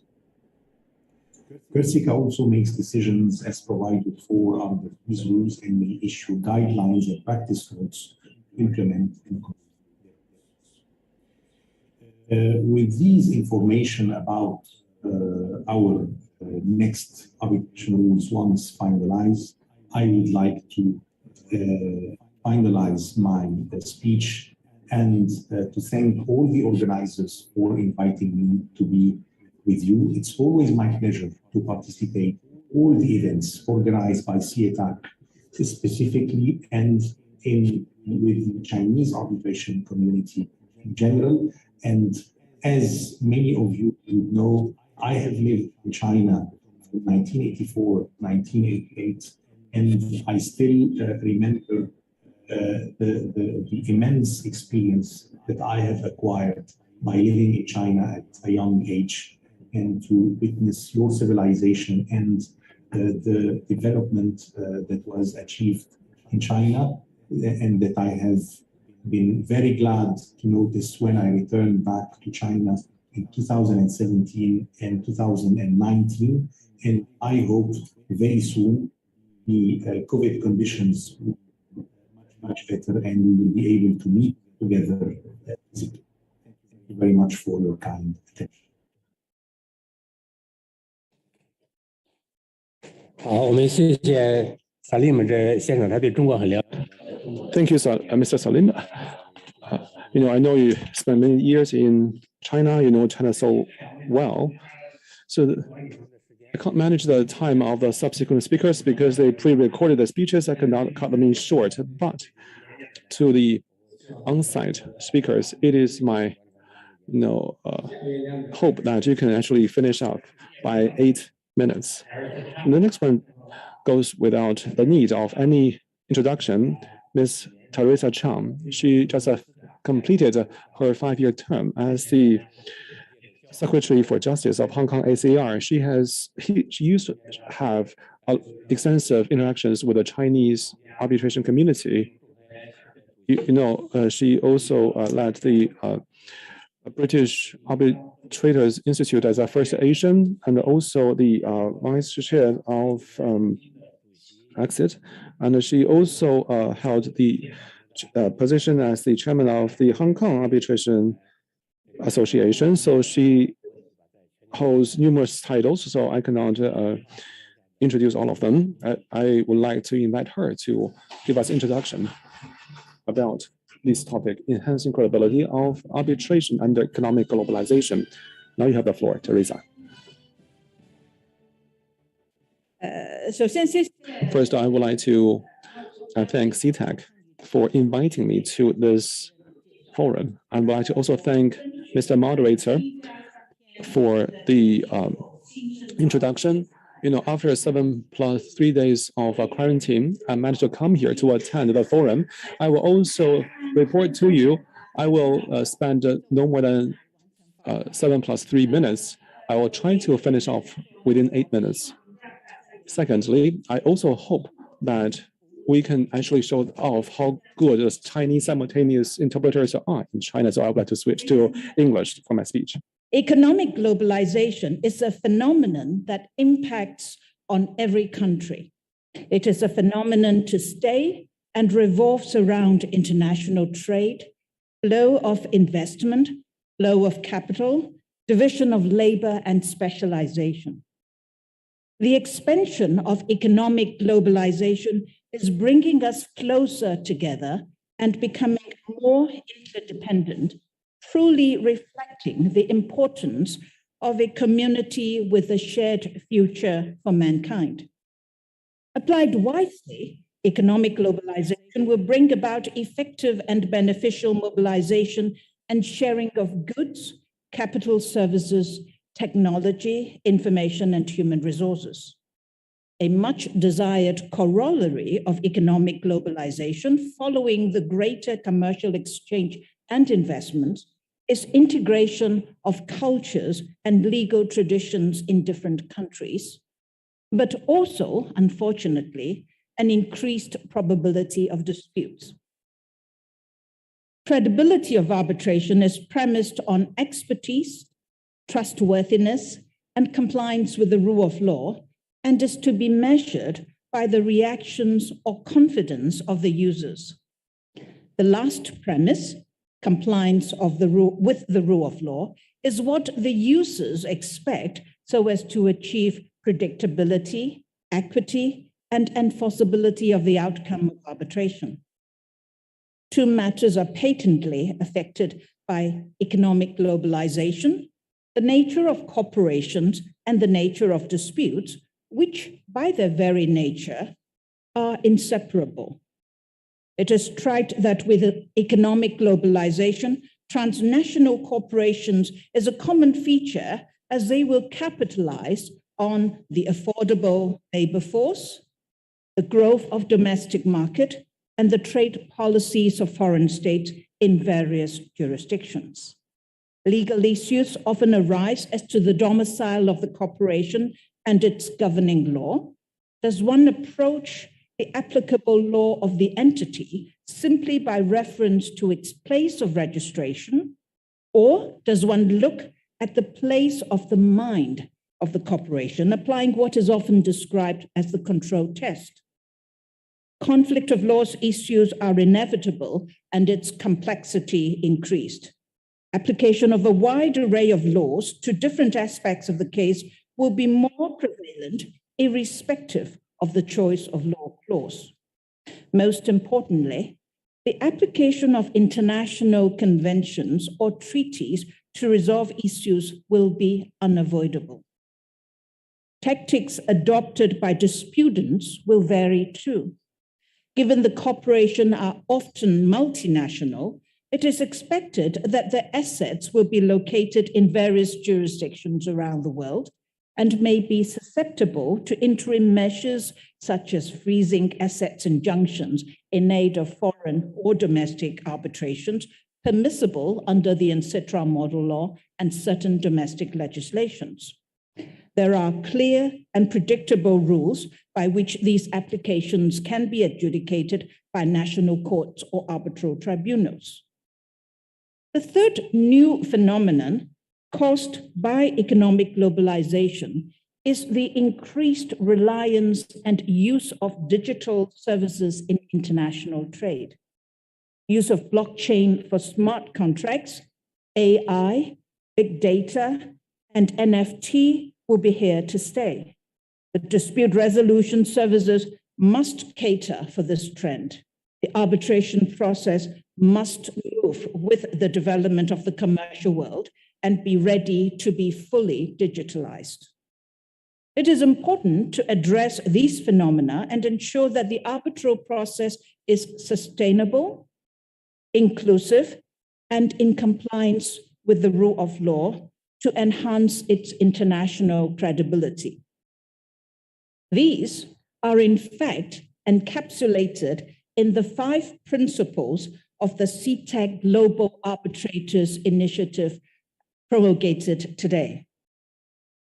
On compliance with the rule of law, reflected in particular in Principle 2 of the Global Arbitrators Initiative, that is to jointly uphold fairness, uphold belief in fairness and justice.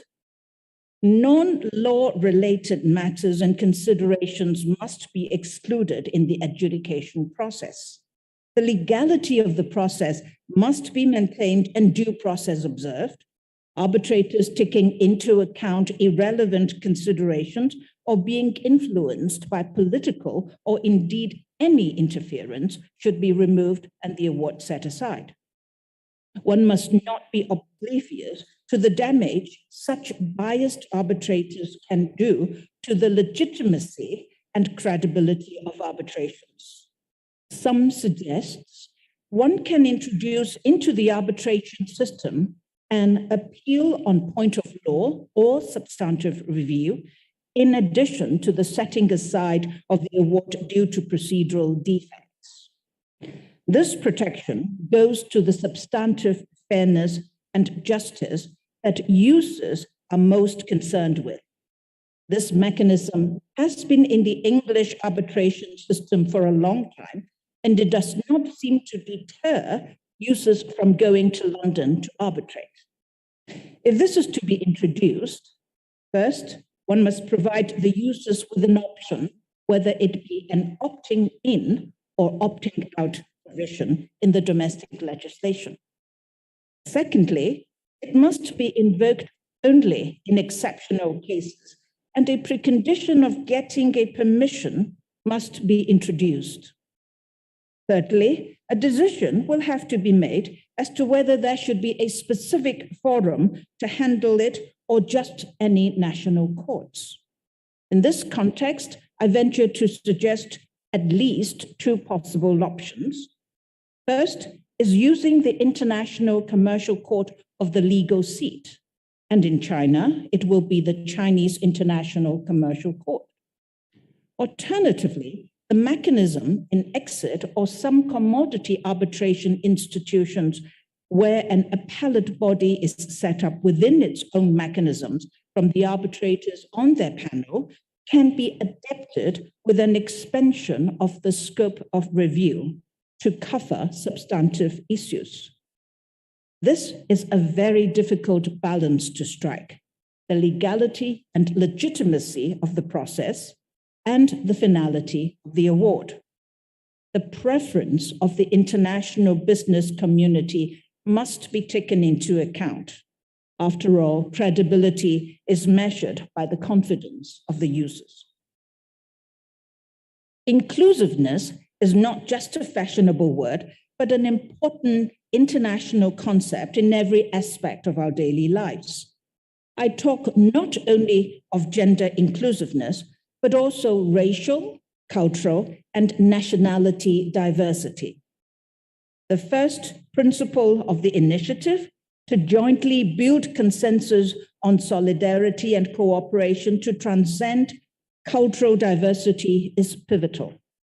It is important for us to appreciate that different cultures may view values and concepts with a different connotation, and the international community must be willing to embrace the diversity of the cultures and legal systems to build a sustainable future for dispute resolution. Sustainability can only be achieved if arbitration moves with the trend of economic globalization. The initiative's third, fourth, and fifth principles are all directed to sustainability.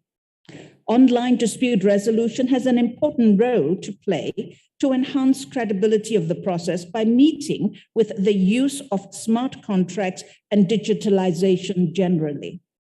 CTEC has prepared itself for this new trend.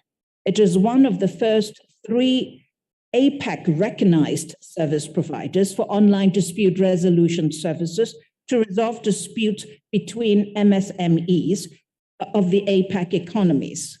The other 2 are Hong Kong's EBRAM and Guangzhou Arbitration Commission. In a broader perspective, 2 things need to be done to enhance credibility of arbitration. First, it may be high time that the New York Convention be updated to reflect the international practice, and in particular, to address enforceability of ODR awards.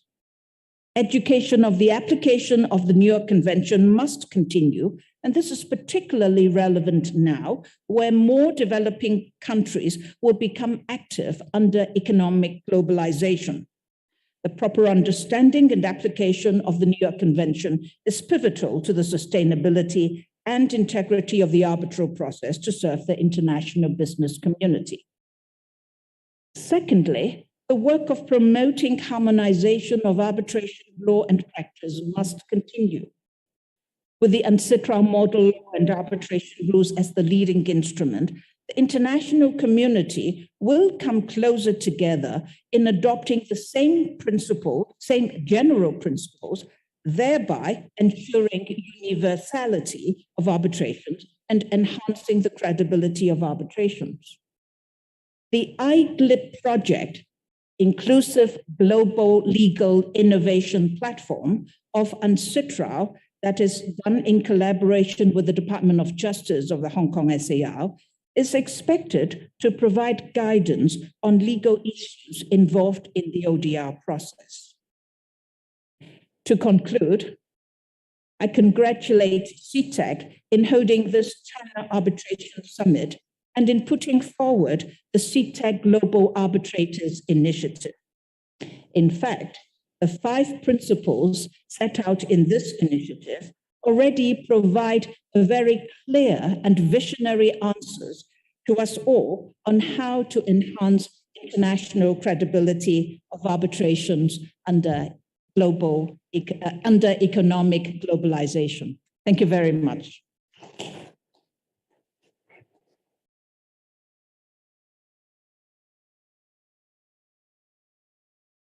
I will thank Teresa. Obviously, she has completed her presentation within 7+3. I think she made 2 ambitious proposals, one of which is that we need to amend your convention. Another proposal is that we need to amend the UNCITRAL model law, which hopefully can harmonize the arbitration legislations of different jurisdictions. Those are daunting tasks. So I hope that all the scholars and practitioners will work towards those goals. The next speaker needs no introduction, who's Party Secretary and Associate Dean of School of Law of Renmin University, who's a PhD advisor and young cerebral scholar and nice, eminent young jurist, Professor Du Huanfang. His presentation is that the path of improving the competitiveness of international arbitration against the context of economic globalization. Welcome, Dean Du. I want to thank Mr. Tao's introduction. I'm very delighted to be invited to attend this summit. I think this topic is something everyone looks forward to discussing.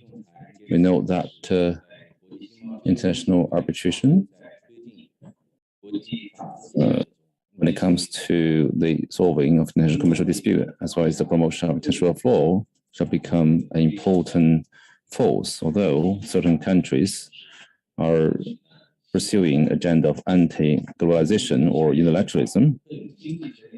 The macro trend of globalization, especially economic globalization, is unstoppable. In fact, if anything, it has gone to even deeper depths, or China is committed to a higher level, a higher quality, opening up, and has been working with other nations of the world to promote the implementation of Belt and Road Initiative.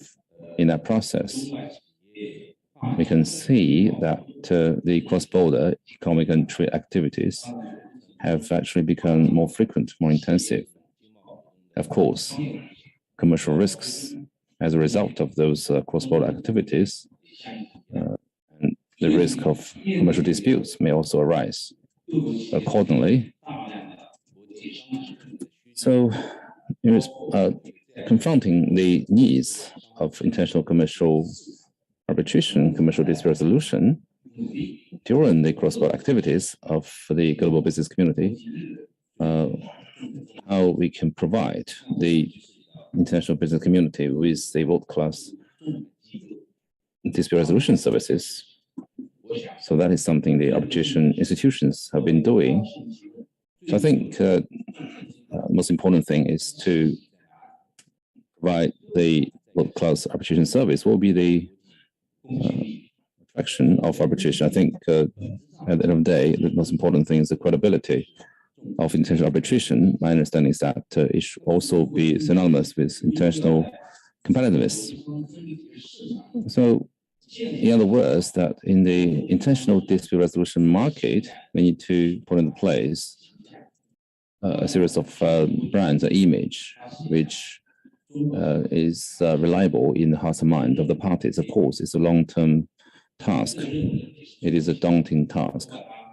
Not an easy one, it's also a comprehensive one. It calls for multiple elements, multiple aspects involving laws of arbitration mechanism, market of arbitration, the talents and brands in arbitration. Those are the 5 elements I would like to highlight. Firstly, we certainly need to strengthen the research of arbitration legal system. As Teresa Cheng mentioned just now, it's necessary to amend the relevant international legal instruments such as New York Convention and ancestral model law. But I think a more pressing task is for each jurisdiction to revise its own domestic arbitration law. A relatively improved or more sound arbitration legislation is the basis for the whole community, for the industry to prosper. That is the good law we're talking about, good law, good governance we're hoping to achieve. So at the highest level of international competition is the competition among standards and regimes and rules. So how to improve the competitiveness of arbitration law is something that all nations to draw on from one another. The best practice of the advanced arbitration practice experience. When necessary, each jurisdiction should amend its arbitration law so as to further highlight advantages of arbitration legal regime. For example, what is most discussed recently, the investor-host dispute resolution arbitration, the ad hoc arbitration, the interim measures for arbitration, as well as the third-party funding for arbitration, or even it has been discussed whether arbitration tribunal can order or issue interim measures or injunctions as well. Those are important practical issues which merit further discuss and research, and proper rules should be made for those issues. But secondly, we should be innovative in the new institutions' research and exploration. What's more important is to expand the means of international dispute resolution so that we can provide domestic international parties with multiple or diversified dispute resolution services with international commercial arbitration as the leading means where other solutions such as international investor host nation arbitration, international commercial mediation as supporting ways.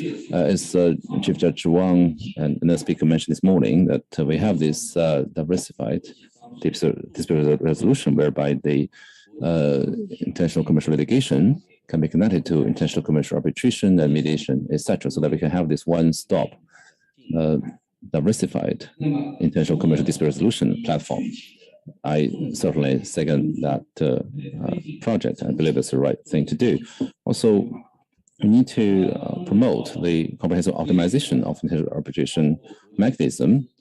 So CETA has released a whole set of rules, including the international investor dispute resolution rules, as well as the setting up of the intellectual property arbitration center. All those innovative measures are conducive to expanding the influence of China's arbitration community and internationalization of China's arbitration. But certainly, we should further explore and develop the service market of international arbitration to expand the global profile of such institutions. Those more eligible, more advanced or experienced arbitration institutions should try to go global, try to set up branches, overseas offices, so that both Chinese and international parties can enjoy the world-class international service in their respective local region.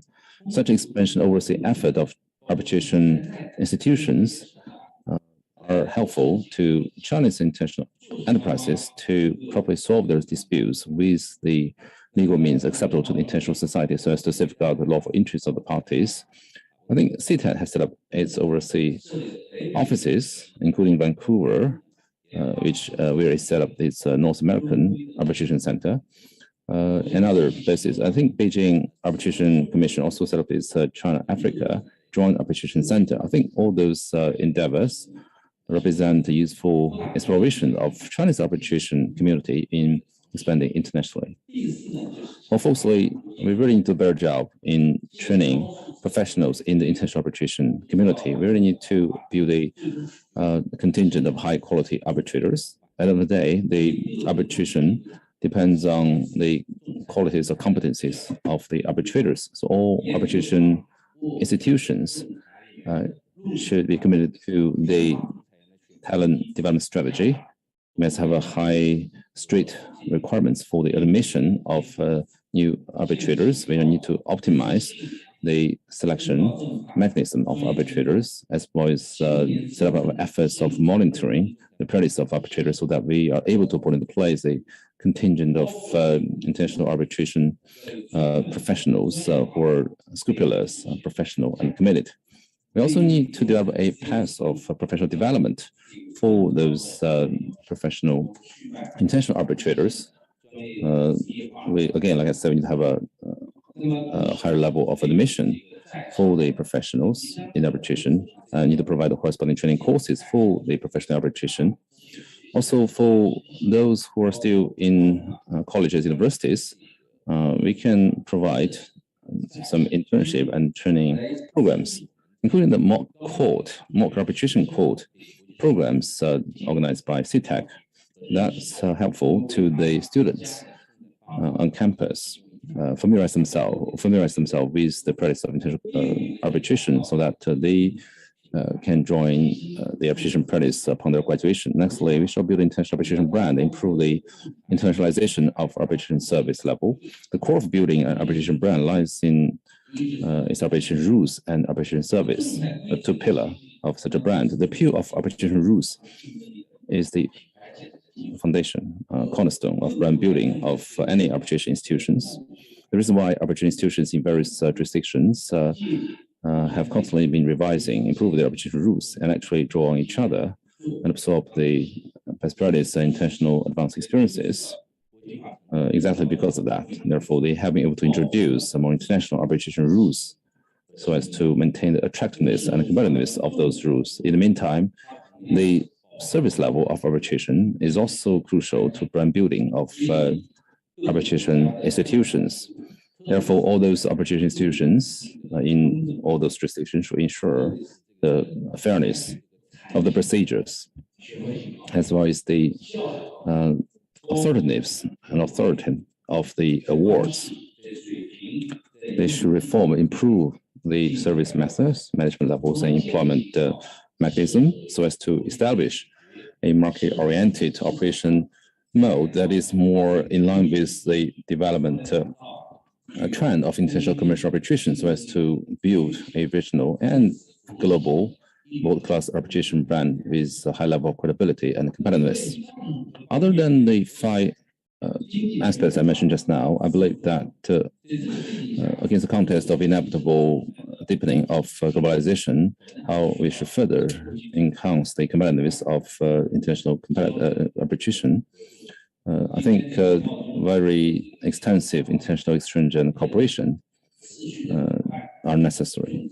Therefore, for CITEC to have this China Arbitration Summit for several years in a row is a good case in point. It's a good manifestation of such endeavor.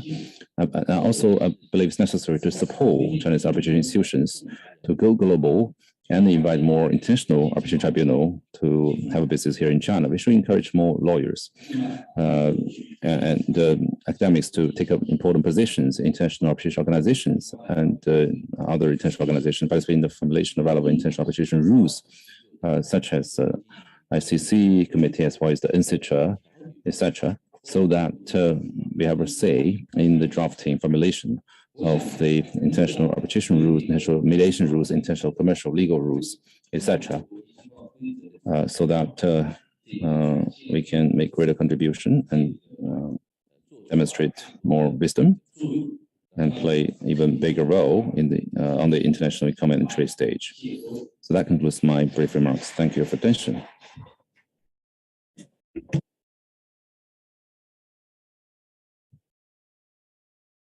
Thank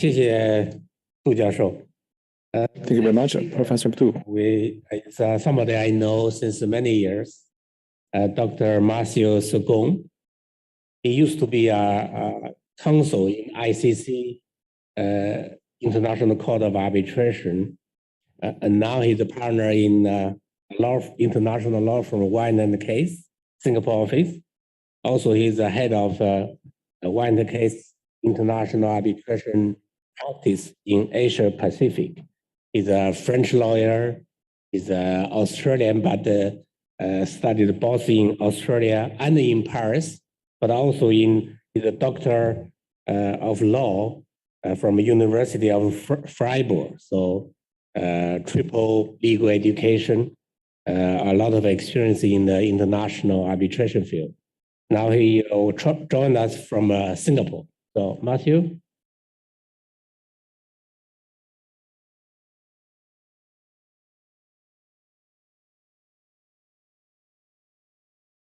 Cannot hear you. Please switch on your microphone. Sorry, yes. Now it's okay. Now it's okay. Sorry. Thank you very much. So thank you for those kind words, Mr. Tao. It's nice to see you, albeit from far away. It's been very interesting listening to these speeches today, and I think that what I will speak to is a continuation of that which we've heard. Because I think to make arbitration better, you need to study it. And what I'm going to speak to briefly is one of the ways that arbitration can be studied. Now, one of the key problems with studying arbitration is confidentiality. Now, obviously, confidentiality is one of the things that people really value about arbitration. But it also creates a problem by creating a cloud over it. Sorry, I'm just getting some feedback on this 61. Thank you. Now, because of the problem of studying arbitration caused by confidentiality, one of the things which is very important is academic service. And my firm, White & Case, is very proud to partner with Queen Mary University of London to do one of the most rigorous, largest surveys of international arbitration every 2 years or so. Now, what I'm going to speak to today is the results, or the relevant results from our 2021 survey. Now, our survey touches upon many topics, but the three most important for this particular topic today are parties' choices when it comes to arbitration, diversity, and technology. Now, this was a big survey. It was around 1,200 people who were surveyed. And to follow up, the research assistant from Queen Mary University of London did some 200 interviews involved in the field of international arbitration. Now, the big takeaway when it comes to choices is simply that international arbitration is the dominantly preferred choice of international users for dispute resolution. Now, the one interesting takeaway from users' current preference is, as you can see there, the dark bar with 59% is the combination of international arbitration with other forms of ADR. And only 31% of users said they preferred pure international arbitration. Now, the takeaway from this, I would suggest, is that people see the benefit in having pre-arbitral mediation or some other type of non-binding dispute resolution before arbitration. Now, the other choices that we look at comes to disputes of arbitration and institutions. And here we see the positive news for China. Now, as you can see from the top graph, the two preferred places of arbitration are London and Singapore. But very close behind is Hong Kong on 50%. And then we have both Beijing and Shanghai featured in the top 10. So once you take Hong Kong, Shanghai, and Beijing together, you have a very large percentage of respondents who actually prefer to have their arbitration in Greater China. Now, when it comes to the preferred institutions, what we see is that ICC remains a dominant force. But if you look back when we asked the same question years ago, you have seen a dynamic. And the particular dynamic is that ICC has been slowly inching downwards, and SIAC in Singapore and HKIAC in Hong Kong have kind of been taking the space and increasing popularity over time. So I think if you want to summarize the dynamic we see here, we see a shift of the international arbitration world towards Asia and to some extent China in particular. Now, just when it comes to why people have preferences, we've already heard about this today, but we did ask people basically what they care about when they're choosing the legal seats of arbitration.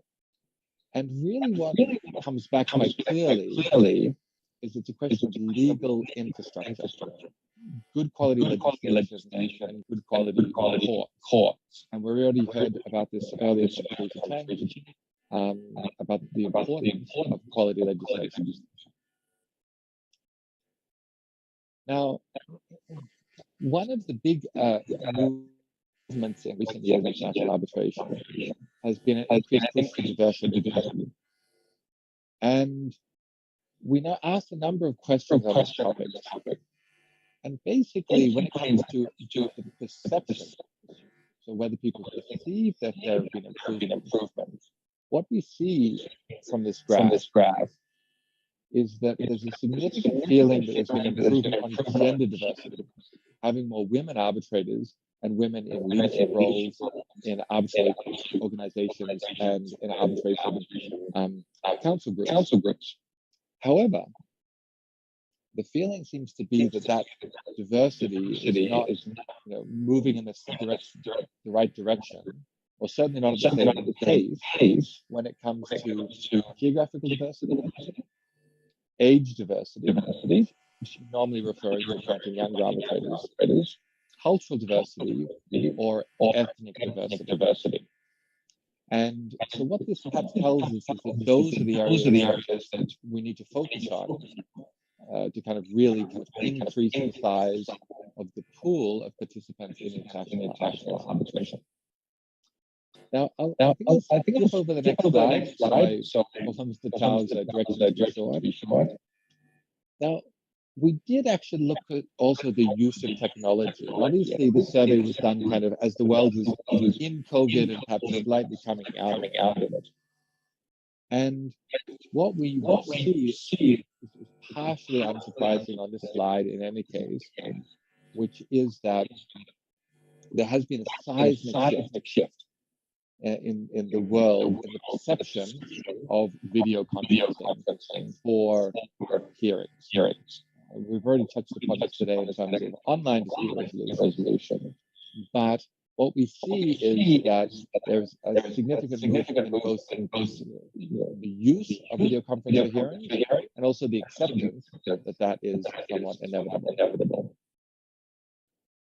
Now, just to finish with the last question, we also ask people to look forward and look at how they thought technology would be used in a real post-COVID world, when COVID is really over. And what we see is that when it comes to substantive hearings, particularly I think that there will be witnesses who testify, there is still a feeling that in-person hearings will be an important part. And as you can see, around half of people really had a strong preference for in-person hearings when it came to preference. Now, I mean, I don't think will surprise us. But I think that in the future we'll see a mix of in-person, hybrid, and online hearings. Now, again, in the interest of time, I'll probably skip over from this. What I will finish with is simply to mention, if you haven't already done so, to have a look at the Queen Mary White Case survey from last year. I think there's a lot of valuable takeaways, and it's the type of tool that can be used to improve the world of arbitration generally, and things like arbitral rules and legislation in particular. So thank you.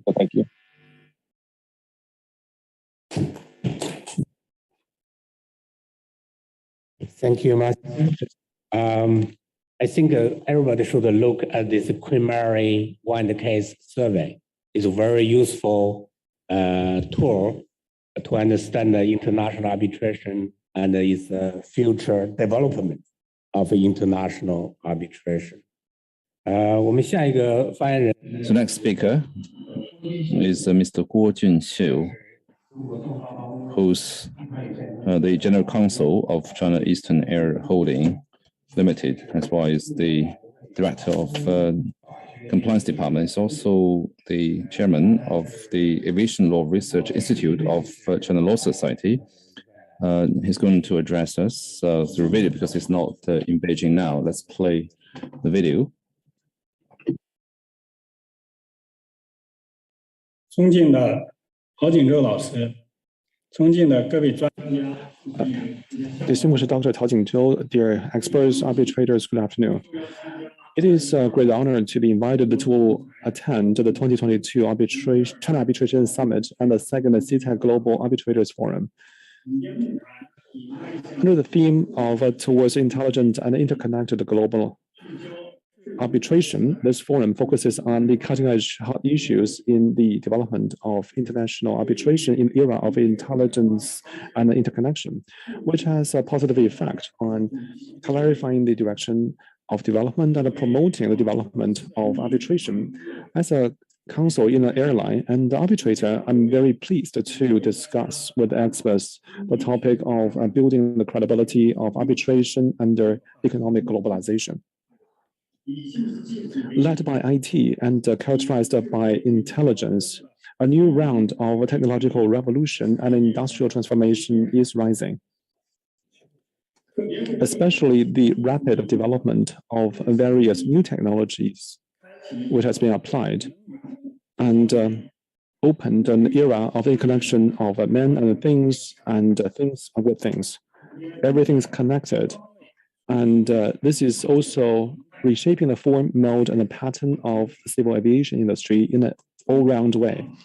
Civil Aviation Administration of China has issued the roadmap for the construction of intelligent civil aviation, which is exploring a path of intelligent development from aircraft manufacturing to flight operation, from air traffic to ground transport, from organizational management to service products. Although civil aviation industry is suffering from the severe impact of COVID around the world and encountering unprecedented difficulties, we still firmly believe that globalization is the direction of China's civil aviation development. In the context of globalization,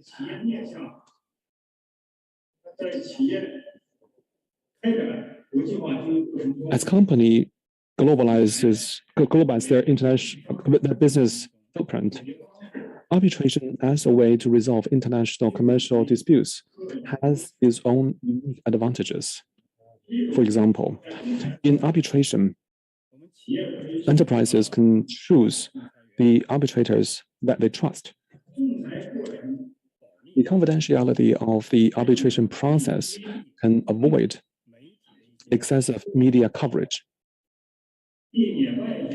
prevent inappropriate interference from the outside, and create an environment conducive to arbitrators who can concentrate on hearing the disputes in accordance with the agreements concluded by the parties under the agreed governing law.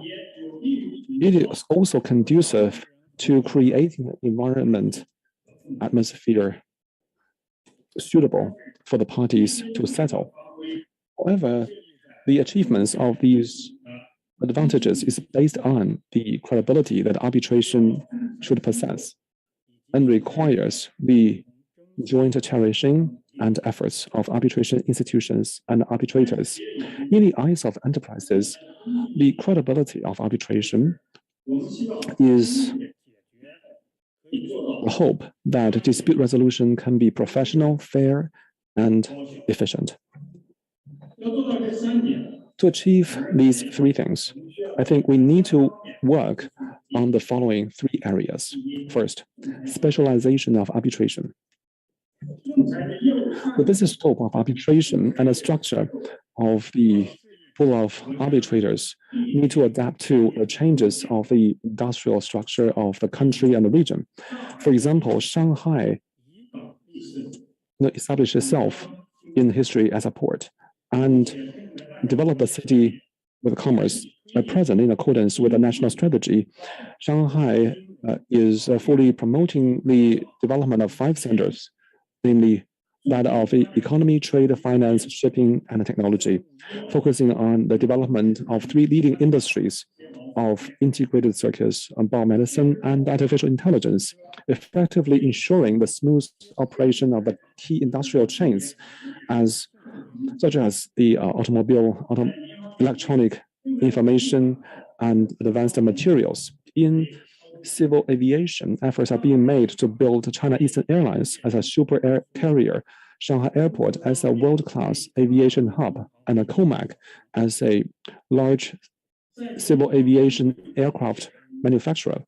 In the construction of a civil aviation intelligent traveling, the goal is to shorten the comprehensive travel time of passengers, promote logistics quality and efficiency, and cost reduction, and build a convenient and comfortable passenger service ecosystem, an efficient air logistics service system with the focus on full process convenience, all-round aviation plus services, and comprehensive air logistics services.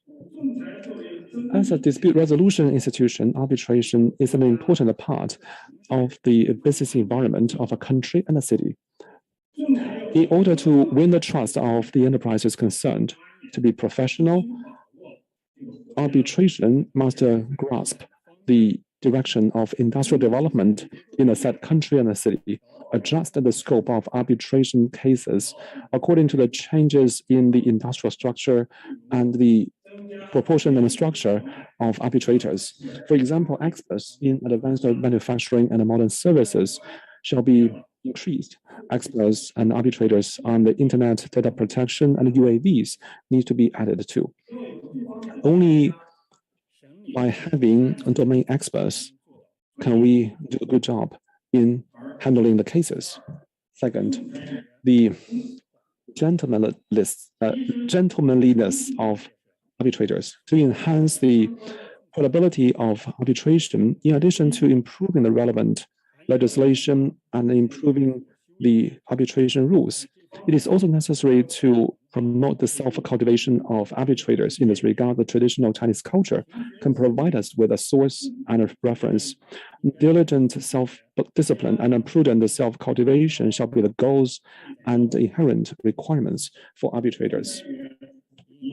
Arbitrators should be diligent, adhere to the learning process and the understanding method of erudition, interrogation, careful thinking, discernment, and perseverance. In a rapidly changing society, only by insisting on learning can arbitrators keep pace with the times and their industry, deeply understand the root causes of conflicts, and then justly adjudicate disputes in the industry. Learning is not only a way for arbitrators to increase their talents and experience, but also ability to achieve justice. This ability is not only about the arbitrator's knowledge, academic achievements, and experience in the specialized domain, but also their ability to follow up and learn new developments and knowledge in the professional field, hear new type of cases, and resolve new types of disputes. Arbitrators shall be cautious and behave while being alone. The Book of Rights says, this is sincere inside and the form outside. So the gentleman must be cautious while being alone. This is a summary of a person's thoughts and behavior. Behave while being alone is not only a moral cultivation, but also a level of cultivation for long term. Arbitrators can still firmly believe in their moral convictions while being alone and unsupervised, be sincere and trustworthy and conscious in accordance with a code of conduct without diluting themselves. Third, digitalization of the arbitration. The digitalization and intelligence of arbitration and the development of a smart arbitration are the inevitable ways to achieve efficiency. Intelligent arbitration adopts online methods to hear cases and arbitration hearings and the application, acceptance, servicing, mediation, evidence presentation, cross-examination, and case completion can all be completed online. So far, intelligent arbitration is mainly carried out through the intelligent arbitration platform, which is a efficient way to resolve commercial disputes and alleviate the burden of enterprises, particularly during COVID. There's a lot for intelligent platforms to do so that it can shield the arbitration from the impact of COVID and keep the arbitral proceedings going and dispute resolution unstopped. In arbitration practice, arbitration assistance systems such as speech recognition for hearings, intelligent push of similar cases can be established through the in-depth application of technologies such as internet, AI, and blockchain, thereby greatly improving the efficiency of arbitration. Thus, the arbitration will be efficient. These are my preliminary ideas for the experts and arbitrators to review and criticize on. I want to thank Mr. Guo Jinxiu for his presentation. I think from the perspective the development of the industry, he has discussed the direction of the community as far as the necessity for arbitrators be familiar with the technology as well as his view on smart, intelligent arbitration. So there's little conflict of interest between the two previous speakers because increasingly more online arbitration will result in increasingly reduced time of transportation, air travel, because in fact I have run into many arbitrators who has the platinum card of many airlines, but now obviously it's no longer necessary to travel by air. The next speaker is Mr. Hui Jia. I think he's a partner of Global Law Office. He's also the standing committee member of China Intellectual Property Law Association. In the international intellectual property legal practice community, he's very reputable. So let's give the floor to Mr. Hui Jia.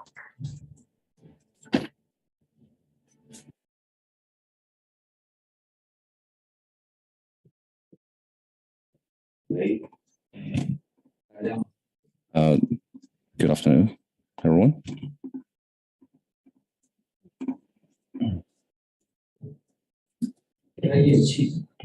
It's the control of the slides or flipping pages here. So I'm very honored to attend this summit to discuss with all of you on the issue of credibility of arbitration. I think arbitration is very important in the overall system. One important aspect of arbitration is credibility. That seems to be in a business card or image of an arbitration institution. Therefore, previous speakers have discussed a lot about how to improve the credibility in different aspects. Today, I would like to deal with several other angles on the same topic. So, at the core of the public trust is credibility. So, credibility or trustworthiness is the fact that the parties is the most important reason why parties opt for arbitration instead of litigation. Therefore, it is the lifeblood of the viability of arbitration. I find this expression not just between arbitration institution versus courts. It also can be very important among the competition between different arbitration institutions. In fact, the Chinese government and the party itself have constantly emphasized the importance of increasing the trustworthiness of arbitration institutions so that the parties, the general public, might actually trust the arbitration. But currently, we have some problems associated with the arbitration, which I can discuss with you. If you look at the statistics we have released, the percentage whereby the disputes have been solved by the parties through arbitration remains a low level. Last year, it was only roughly more than 2%. In some countries, that percentage is much higher. We also have the situation where the parties are often unhappy with the outcome of the result of the arbitration, because we know we only have one level procedure, so the award is final. But that's one of the advantages of arbitration, but parties always try to appeal. In fact, some people are saying that if the parties agree, then the arbitration award can be reviewed by a court that represent some of the experiments or explorations. So those who make such proposals may have some problem with the credibility or trustworthiness of arbitration tribunals. Therefore, propose those ideas. So how we should improve the trustworthiness and credibility? We can improve our institutions. We can amend our laws. For example, the arbitration law can provide that where the tribunals should be set up In fact, many people have questioned the necessity for each city to set up its own arbitration institution. For example, in a city like Beijing, which obviously has a highly developed economy, we only have several arbitration institutions. If, let's say, we want to set up a arbitration institution in Zhongguancong area or the first intermediate arbitration institutions, the necessity might be questioned to some extent. So based on our research, other than tier 1 and tier 2 cities, most of kind of more local arbitration institutions set up in some other local cities do not have a relatively high quality of arbitration services, which are crying for further improvement. Therefore, when it comes to the incorporation or establishment of arbitration institutions, this is an issue which merits further research, especially the administration, the intervention from the administrative agencies is an issue we frequently discuss. Maybe intervention is too serious a word, but at least there has been some disruption or influence from administrative agency. That is also an issue we need to further discuss. Also, the appointment and selection of arbitrators. Many speakers previously mentioned that issue, including Professor Du. I just want to address this issue from several different angles. Firstly, obviously we need to increase the minimum standard, the minimum threshold for admitting arbitrators. That can give confidence to the parties. If most of the arbitrators have a fancy background, like today, we have 2 law school deans in our lineup. If arbitrators have such a background, that will give more confidence to the parties. See, from another angle, I've heard complaints from the parties that this arbitrator, Mr. Zhang, in deciding the case, he's actually not familiar with the category of our dispute. But we know that Mr. Zhang is quite famous, well-known arbitrator, but his expertise is not in this particular case relevant to the dispute. Therefore, such complaint may not be relevant. For example, he's a famous doctor in one section, for example, in the surgery, is asked to perform an operation on terminology. It may not be the right thing to do. For example, I'm a practitioner of intellectual property, but it can be further divided into more narrow areas. May be more expert in certain specific discipline of IP. So you have such division of labor, then it will be more professional, so that we can avoid the issue of different judgment for like cases. Those are areas which can be improved as well. Well, lastly, the supervision or monitoring of arbitration should also be strengthened. We can draw on the practice of overseas arbitration institutions. As a matter of fact, for US or European arbitration tribunals, they mainly rely upon the professional ethics by arbitrators and the lawyers to exercise the supervision.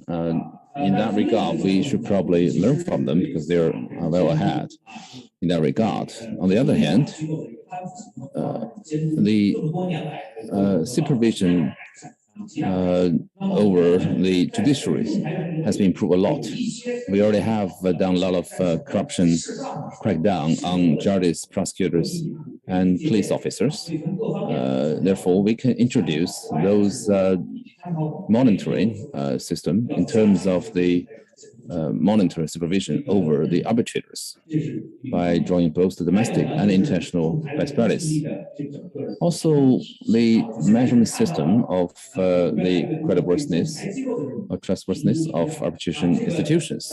We already have seen lots of evaluation of arbitration institutions. In fact, so long as you're in the service industry, it's inevitable for you to subject to various kind of ranking and measurement. I'm a lawyer, we all know, we always have this ranking among lawyers. Judges also subject to the evaluation. I also have been teaching in law school for 6 to 7 years. I'm sure as a faculty teacher, students will necessarily evaluate my teaching. So arbitration institutions shouldn't be immune from such evaluation and measurement. as well as the evaluation of individual arbitrators. We do need to have such kind of evaluation and assessment system. The current system of ranking evaluation may not be sophisticated enough, some of which may not be reasonable, to be honest, but we have seen some of such evaluation system which is being improved and put into place. If you look at the scoring or ranking of certain arbitration institutions, it may not be very desirable. For those underperforming institutions, you should do some soul searching. You should consider why you're underperforming. Is it because the professional expertise of the arbitrators in your list are not very high, or the rules of your institution are not good enough? You really should do some reflections. So lastly, how to improve the credibility of arbitration institutions. In revising arbitration law, we have proposed that we need to further narrow down the specific legislative rules for specific aspect of arbitration, including the way arbitration institutions should be managed, as well as the way of financial management of the institutions. Should they be transparent enough, or we should improve the system of improving the financial management of the arbitration institutions? Also, the internal governance of the institution should also be improved so as to reduce intervention from the administrative agencies. That is, in fact, a very big thing. Very much, compromise the word of mouth and credibility in the hearts and minds of parties and the general public for unlawful act engaged by the arbitrator or even some institutions should also be disclosed. We probably need to set up a blacklist, or we need to introduce the complaint mechanism. Also, competition mechanism should be introduced. For example, for a province, is it necessary for each municipality or city to have its own arbitration institution? Is it necessary to merge all those institutions into a better one? Also, we need to increase the judicial supervision over arbitration institutions. Lastly, for the accession and exit of arbitrators, as well as the evaluation mechanism for arbitrators and recusal mechanism as well should be further improved. We've seen some case right before the issuance of the war, the parties request the recusal of the arbitrators by in providing actual evidence for very solid ground for recusal. So that could be very embarrassing because they represent a great squander of judicial arbitration resources. So we need to have this improved system. Okay, so just time I stop here. Thank you for attention.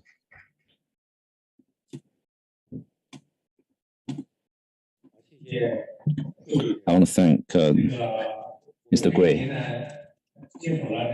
So I think we have saved 15 minutes for this session instead of running late. So going forward, if I am about to moderate additional session, no one would like to be the panelist or speaker of my session because I tend to cut their time.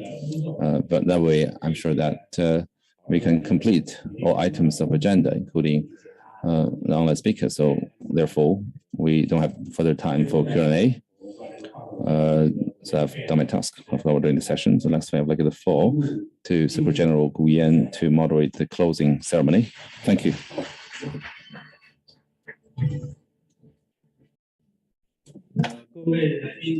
Distinguished guests, distinguished friends, along with the completion of session 3, the annual Feast of Arbitration, the second China Arbitration Summit, as well as the CETAC Global Arbitrators Forum is approaching to its end.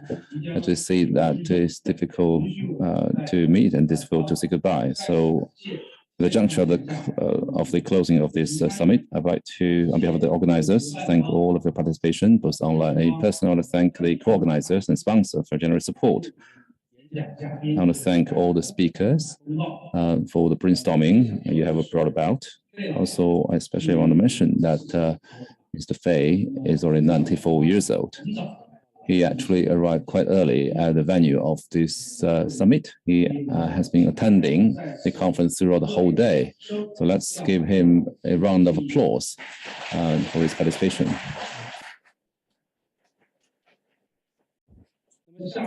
So now we have our closing ceremony, which is the last link of our summit. First, we should give the floor to Mr. Wang Chengjie, the Vice Chairman and Secretary General of CTEC. Mr. Wang Chengjie. Honorable Mr. Fei and the General Cheng and President Gao Zicheng. So at this moment, the 2022 China Arbitration Summit, as well as the second CTEC Global Arbitrators Forum, are approaching to its end. With your enthusiastic participation, this summit and forum have generated great success. Here, on behalf of the CTEC, I'd like to express my sincere thanks to all the guests and friends and the relevant agencies for your support. So, focusing on the theme of towards intelligent interconnected global arbitration, so we have focused on the current issues of international arbitration. We've had more than 30 experts from the arbitration community, practitioners and academics at home and abroad to provide excellent presentations. I think the guests have conducted very in-depth discussions on the important topics and have built important consensus that in today's complex international political economic environment, the advantages and role of international arbitration dispute resolution are increasingly prominent. So, affected by the global pandemic, modern technologies such as artificial intelligence have found a penetration into all aspects of the operation of international arbitration. So, it has to receive the attention from the domestic international arbitration community. So the second working group seminar of Institute this spring, the digital economy resolution, online dispute resolution, and technology-related dispute resolution, other issues were discussed. But the same CTEC have sent a special delegate to the discussion and the issue our observation report. This morning, Secretary General Anna specifically mentioned the issue of digital economy resolution in her remarks. Also, Chairman Lucy Reid also shared a lot of research done by ICA in terms of effectiveness of online hearing and the enforceability of the word, as well as the cybersecurity and data protection in the arbitration procedure. And all the different guests have put forward their insights on the new development of international arbitration in the area of intelligent interconnection. It is foreseeable that technology empowerment will further improve the efficiency of international arbitration, reduce costs, enhance transparency, and the credibility of international arbitration. It's especially worth mentioning that the plan of the Central Commission on building China into a comprehensive international commercial arbitration center governed by rule of law and strive to build China into a new destination, most preferred forum for international commercial arbitration. So we at the CTEC will implement it comprehensively and try to make our contribution in building China into a new international commercial arbitration center. Most of the speakers have been very inspiring in their speeches to us. In the interest of time, I will not reiterate their insights. These are valuable experience and achievements of international organizations, arbitration institutions in their actual practice. So it is conceivable that at present and for a long time in the future, how to best leverage technology to enable international arbitration to move towards intelligence, interconnection, and inclusiveness. So how to avoid the abuse of technology so that the core values of arbitration, such as fairness, efficiency, and credibility, will not be jeopardized, and how to upgrade arbitration services to meet the characteristic needs of dispute resolution in the new economy, such as the digital economy, will be a topic that colleagues in the international arbitration community need to jointly explore and deal with. I think today's forum has focused on the two buzzwords of interconnection and intelligence.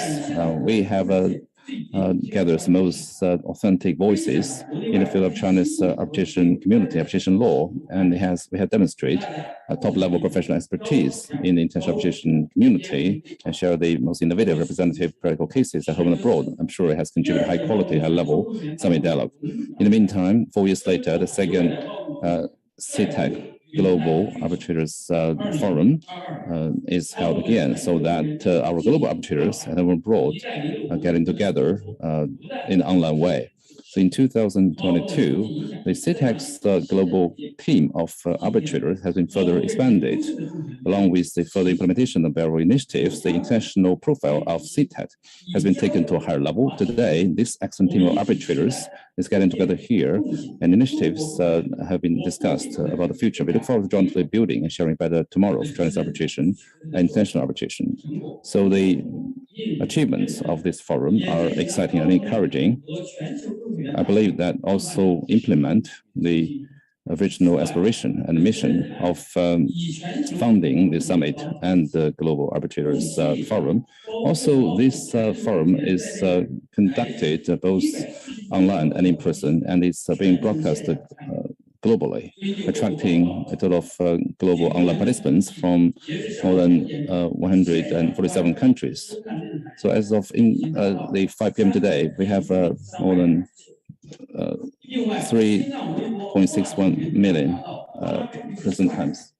And also we have 864 attendees. So that witness again the very extensive influence of China Arbitration Summit. I believe represent a crystallization of the most cutting-edge topics of the international arbitration community. It is of great significance to the development of international arbitration at present and in the future, ladies and gentlemen. Before the formal conclusion of the summit, please allow me once again to express my sincere thanks for the wisdom and the knowledge all the experts and disciplines have contributed. Also, I want to thank the co-organizers of this conference, the Institute, as well as all China's Lawyer Association for your generous support and the cooperation. I want to thank all the hard work of all the staff who have made this conference possible, who have been working so hard to organize this forum. Finally, I would like to wish everyone happy work and happy days in your life. Thank you so much. Thank you, Secretary General Wang, for your speech. Finally, I would like to invite representative of one of the co-organizers, President Gao Zicheng of All China Lawyers Association, to deliver the closing remarks.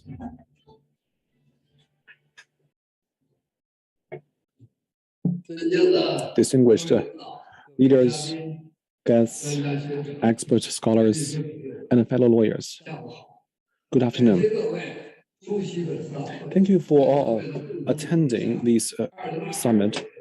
With your joint efforts, the 2022 China Arbitration Summit and the second CTAC Global Arbitrators Forum have successfully completed its agenda and come to its end.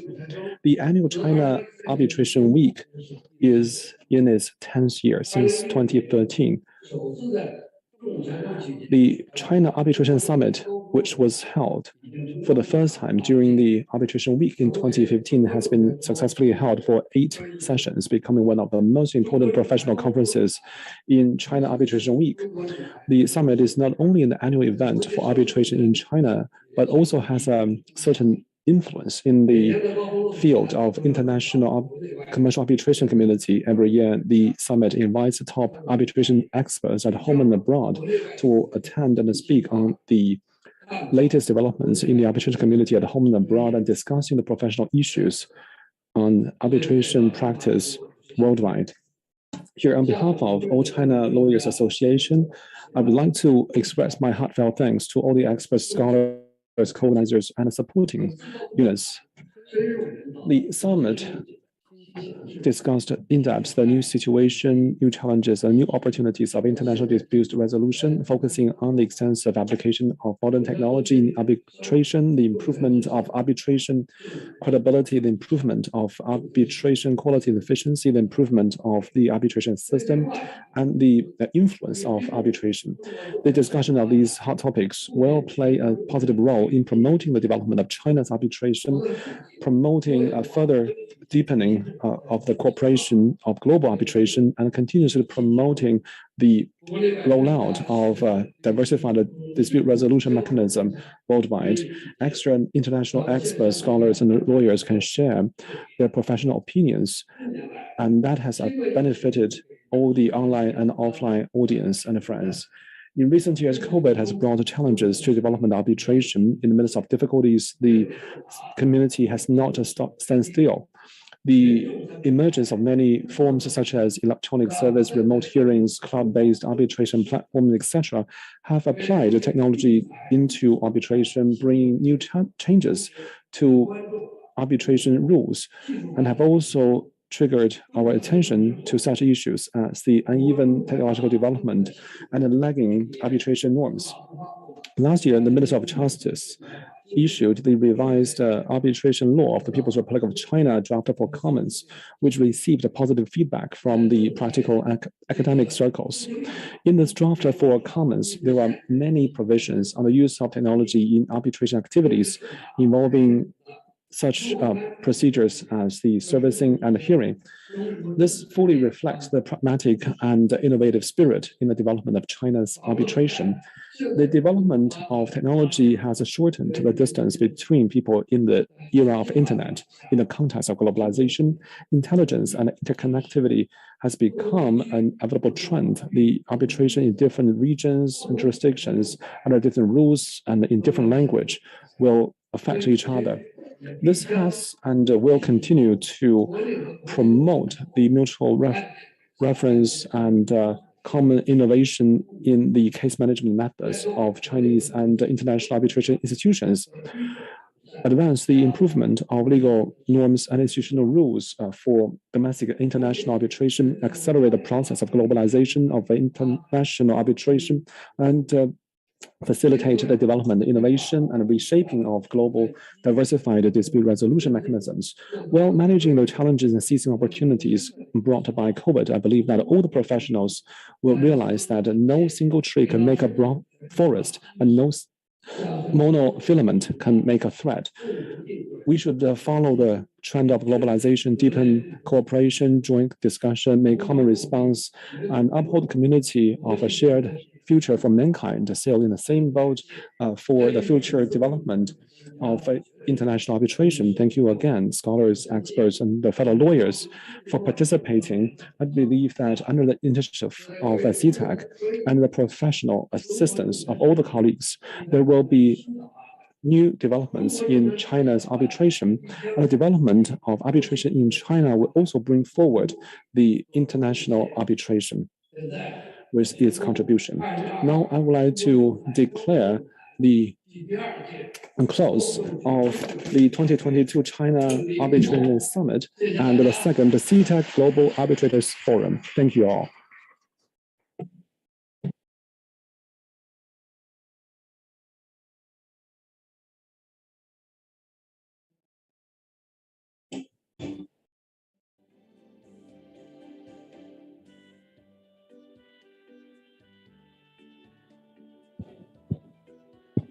各位领导、各位嘉宾，请将同传耳机留在桌面，拿好您的随身物品，有序离场。感谢各位的参与。